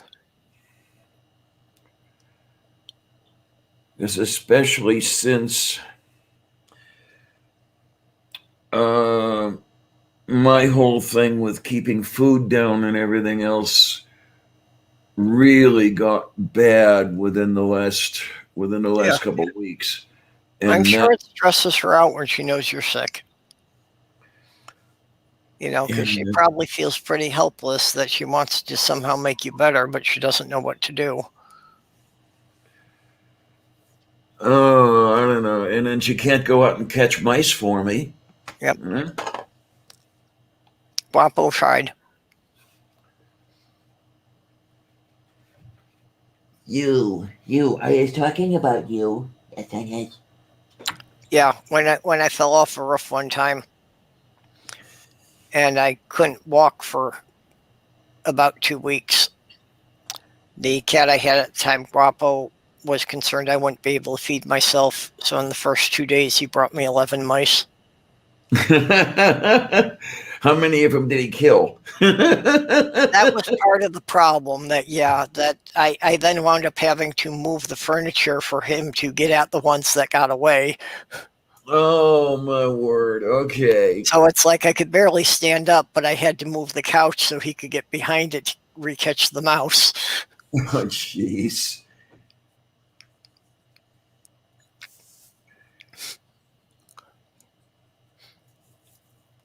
But he was trying to take care of me. They do, and my fiance had her. Sophia was her medicine kitty. And Sophia somehow had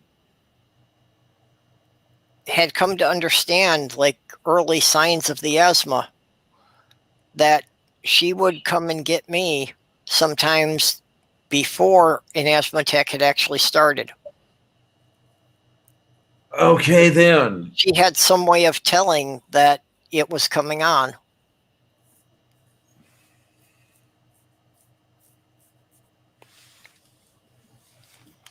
But Okay. yeah, that's Somebody wants breakfast. when she was really sick, like especially when she was recovering from surgery, that Sophia, aside from getting water and going to the bathroom, would just stay on the back of the couch watching her all day long. Okay, then.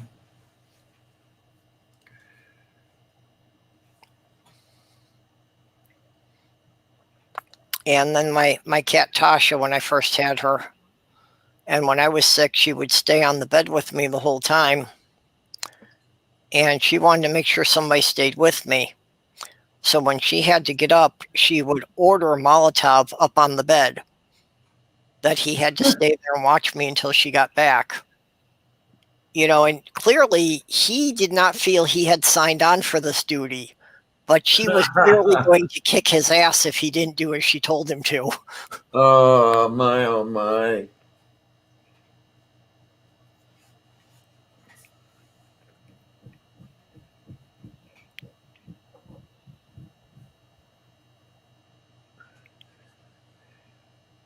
Star Wars, Trek, Galactica, Robot Chicken, Battlestar. What?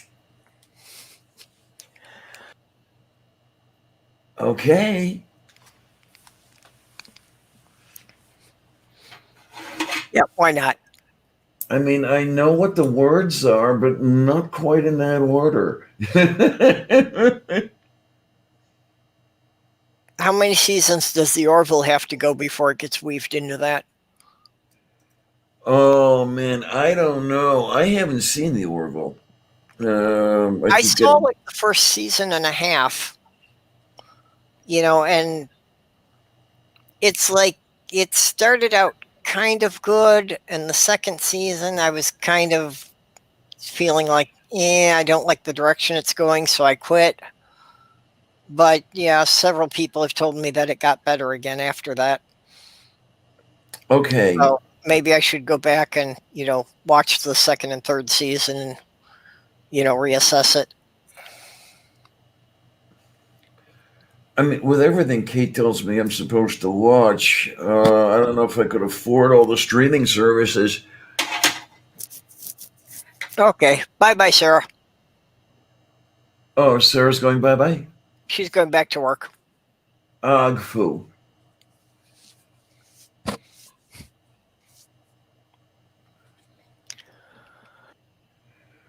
Oh, yeah, actually, since I moved and I've had a little extra money here, I've been picking up DVD sets of a couple of series that I've wanted to, that I never finished watching. But they've actually just been accumulating, and I haven't been having time to watch any of them. So I now have box sets of about a half dozen shows that I've been meaning to go back and watch, and just don't get to them. Part of it's watching them alone doesn't seem as interesting. I don't have anybody to watch them with. Because my taste in Sloth Girls, it generally is not real close on most things.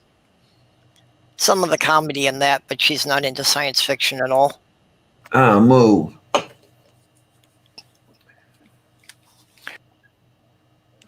Although one of Oh, the yeah. prizes I did find one of the prizes I did find for Christmas was a George Carlin collection, Oh, yay. which is supposed to have like all of his televised comedy specials. Oh, my. Yeah, that sounds like a shitload of fun. Yeah.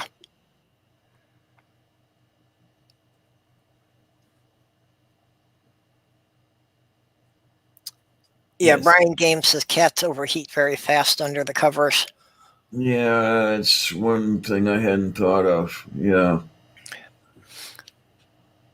And I do wonder how much that depends on the breed, because clearly some breeds are more adapted to cold weather than others.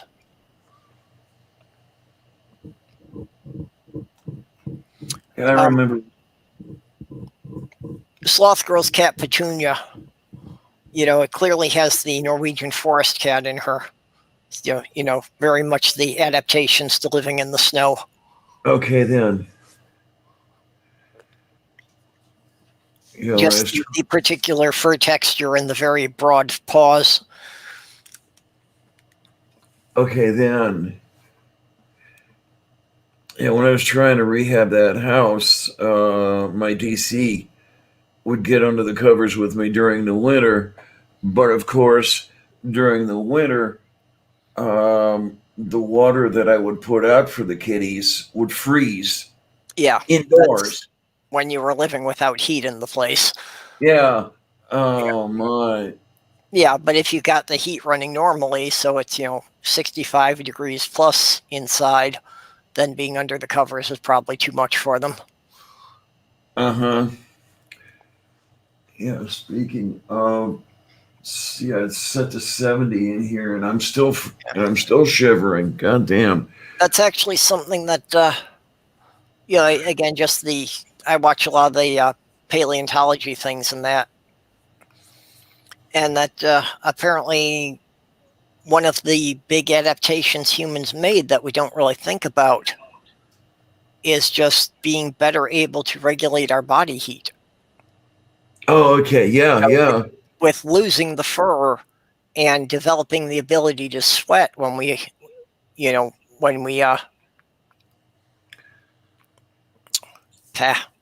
very active. I'm losing the word I want.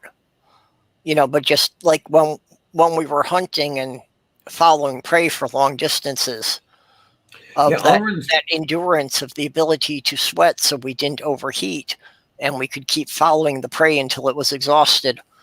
Yeah, Aaron spoke of that in his systematic classification series.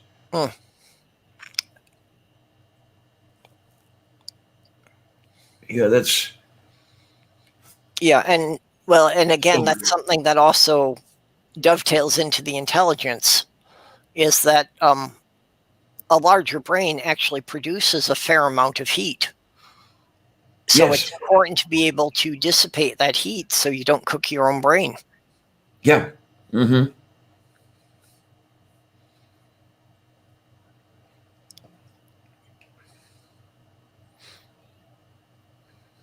Yeah, indeed, Theo. Yeah, a chimp can produce a drop or two of sweat here and there when it's absolutely intolerable heat and everything else, while we humans will be pouring sweat. Yeah.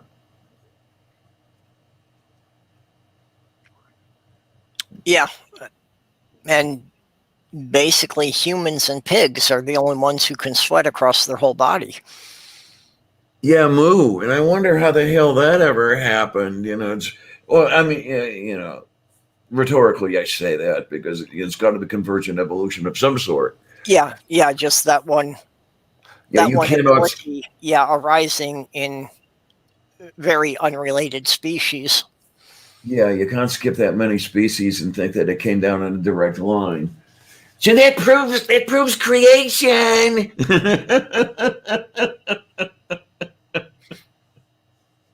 So do other species combust? Oh my. I think I actually have heard of reports of certain farm animals combusting from time to time, although I don't remember any specifics. Okay. And Brian Game is putting in a plug for the Orville if you like original Star Trek. Yeah, I've heard that reference before. I'll have to give it a shot because I did like the original Star Trek series. I think part of the problem I had with the Orville may have had a lot to do with the marketing before it came out. That it wasn't what I was expecting from the way they marketed it. So not necessarily that was a bad show in itself, but it's kind of like I felt they were selling me one thing and they gave me something different. Oh, okay. So they're selling you the Orville, and you ended up with the Wilbur. Something like that. That in the promos before it came out, I think they billed it a lot more as a comedy than what it came out to be. Oh, so okay. I was actually expecting something more like Galaxy Quest and less like Star Trek. Okay, then.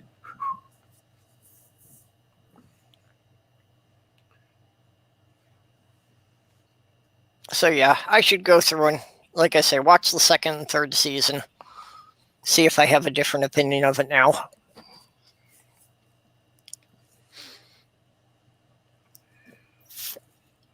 Oh, I don't know. I'll have to see if any of this stuff is out on DVD, or if I have to get it streamed, or what I have to do. We'll figure something out.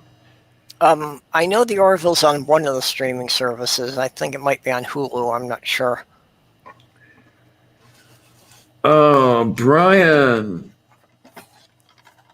Kate sent me a copy.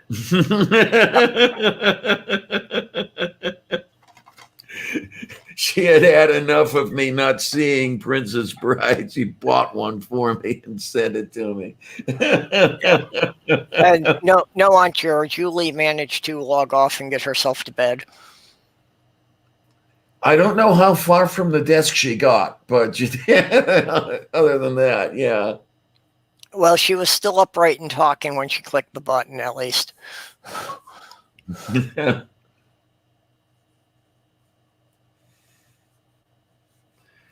Yeah, well, The Princess Bride is definitely a classic that everybody needs to see, if for no other reason than it is so heavily referenced.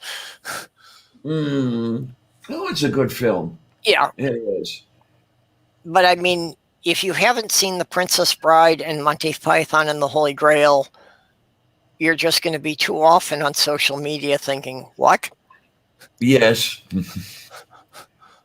And yeah, the Holy Grail is one I actually had seen and actually have a copy of. Yay. Yep.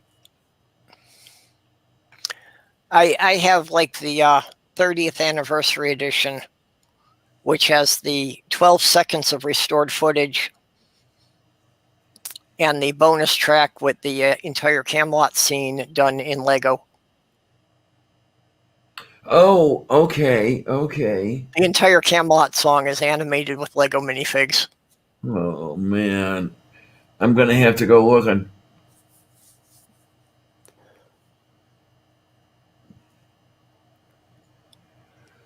Yes, not very useful if the Grail has holes.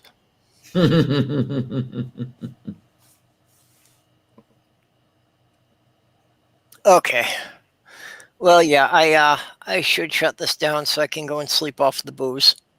Yeah, I should probably get some sleep as well. Yeah, we're at 4:45 here. Okay, and trying to remember when I finally got out of the bed. I think I've been up and running for close to 24 hours.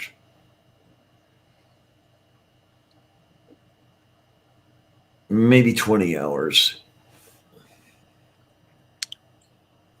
Yeah, I think I'm again at the point that oh no, actually back from that. Somewhere around along the lines of 4 hours sleep out of the last 30. Something to that effect. Oh my! Well, I know I'm not waking up before Saturday. Yep. Okay, so thank you everybody for coming.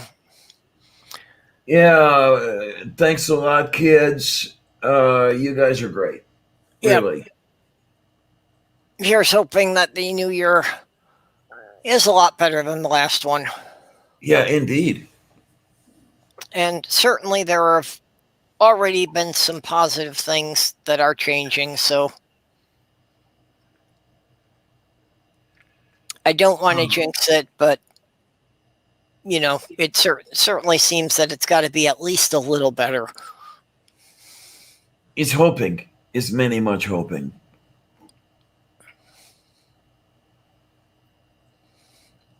Well, here is hoping for slightly less incompetent leadership.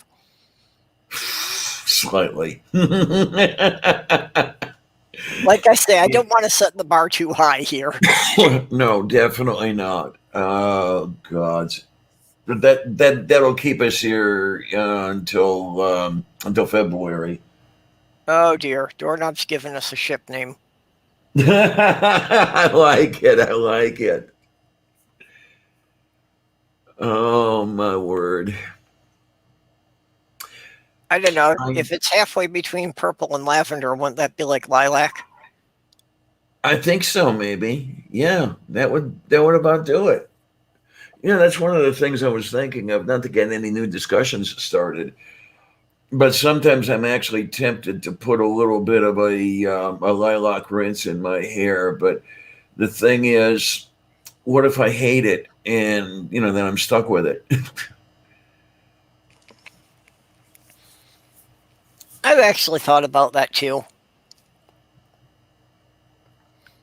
Mostly I was thinking about it like going to the gaming convention, about at least like putting a purple streak in my hair. Okay. I've never colored my hair in my life, so it would just, be kind of a new experience to try. Yeah, neither have I.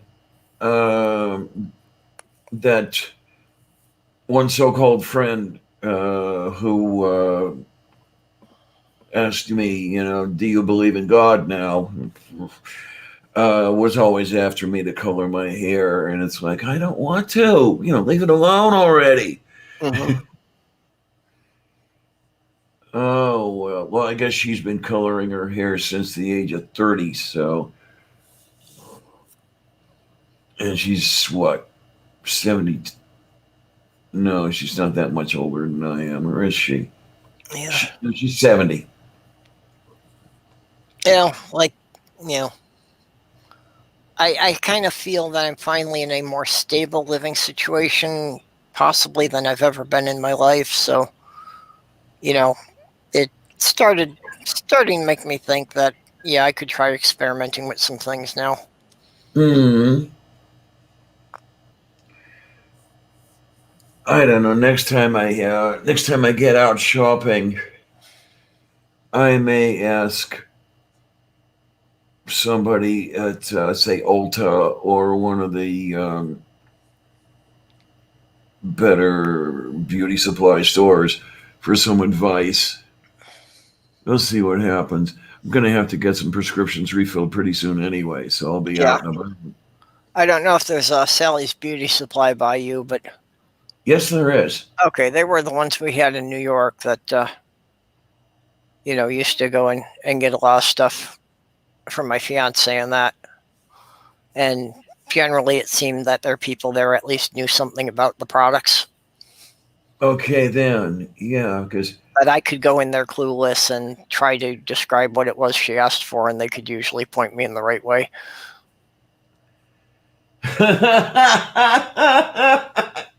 I see Doorknob one more short dress twirl.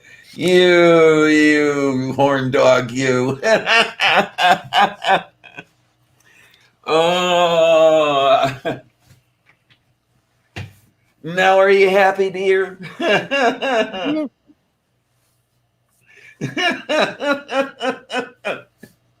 Too bad I can't get all of me in frame. Oh my, I tell you, I have to be really careful with this. Well, at least there's, no one to worry about seeing anything. Okay, well, we were going here, so. Oh my. Okay, everybody, you are wonderful peoples. Thanks Yep. a lot, troops. See you on the other side. Okay. Bye-bye, all. We will see you later.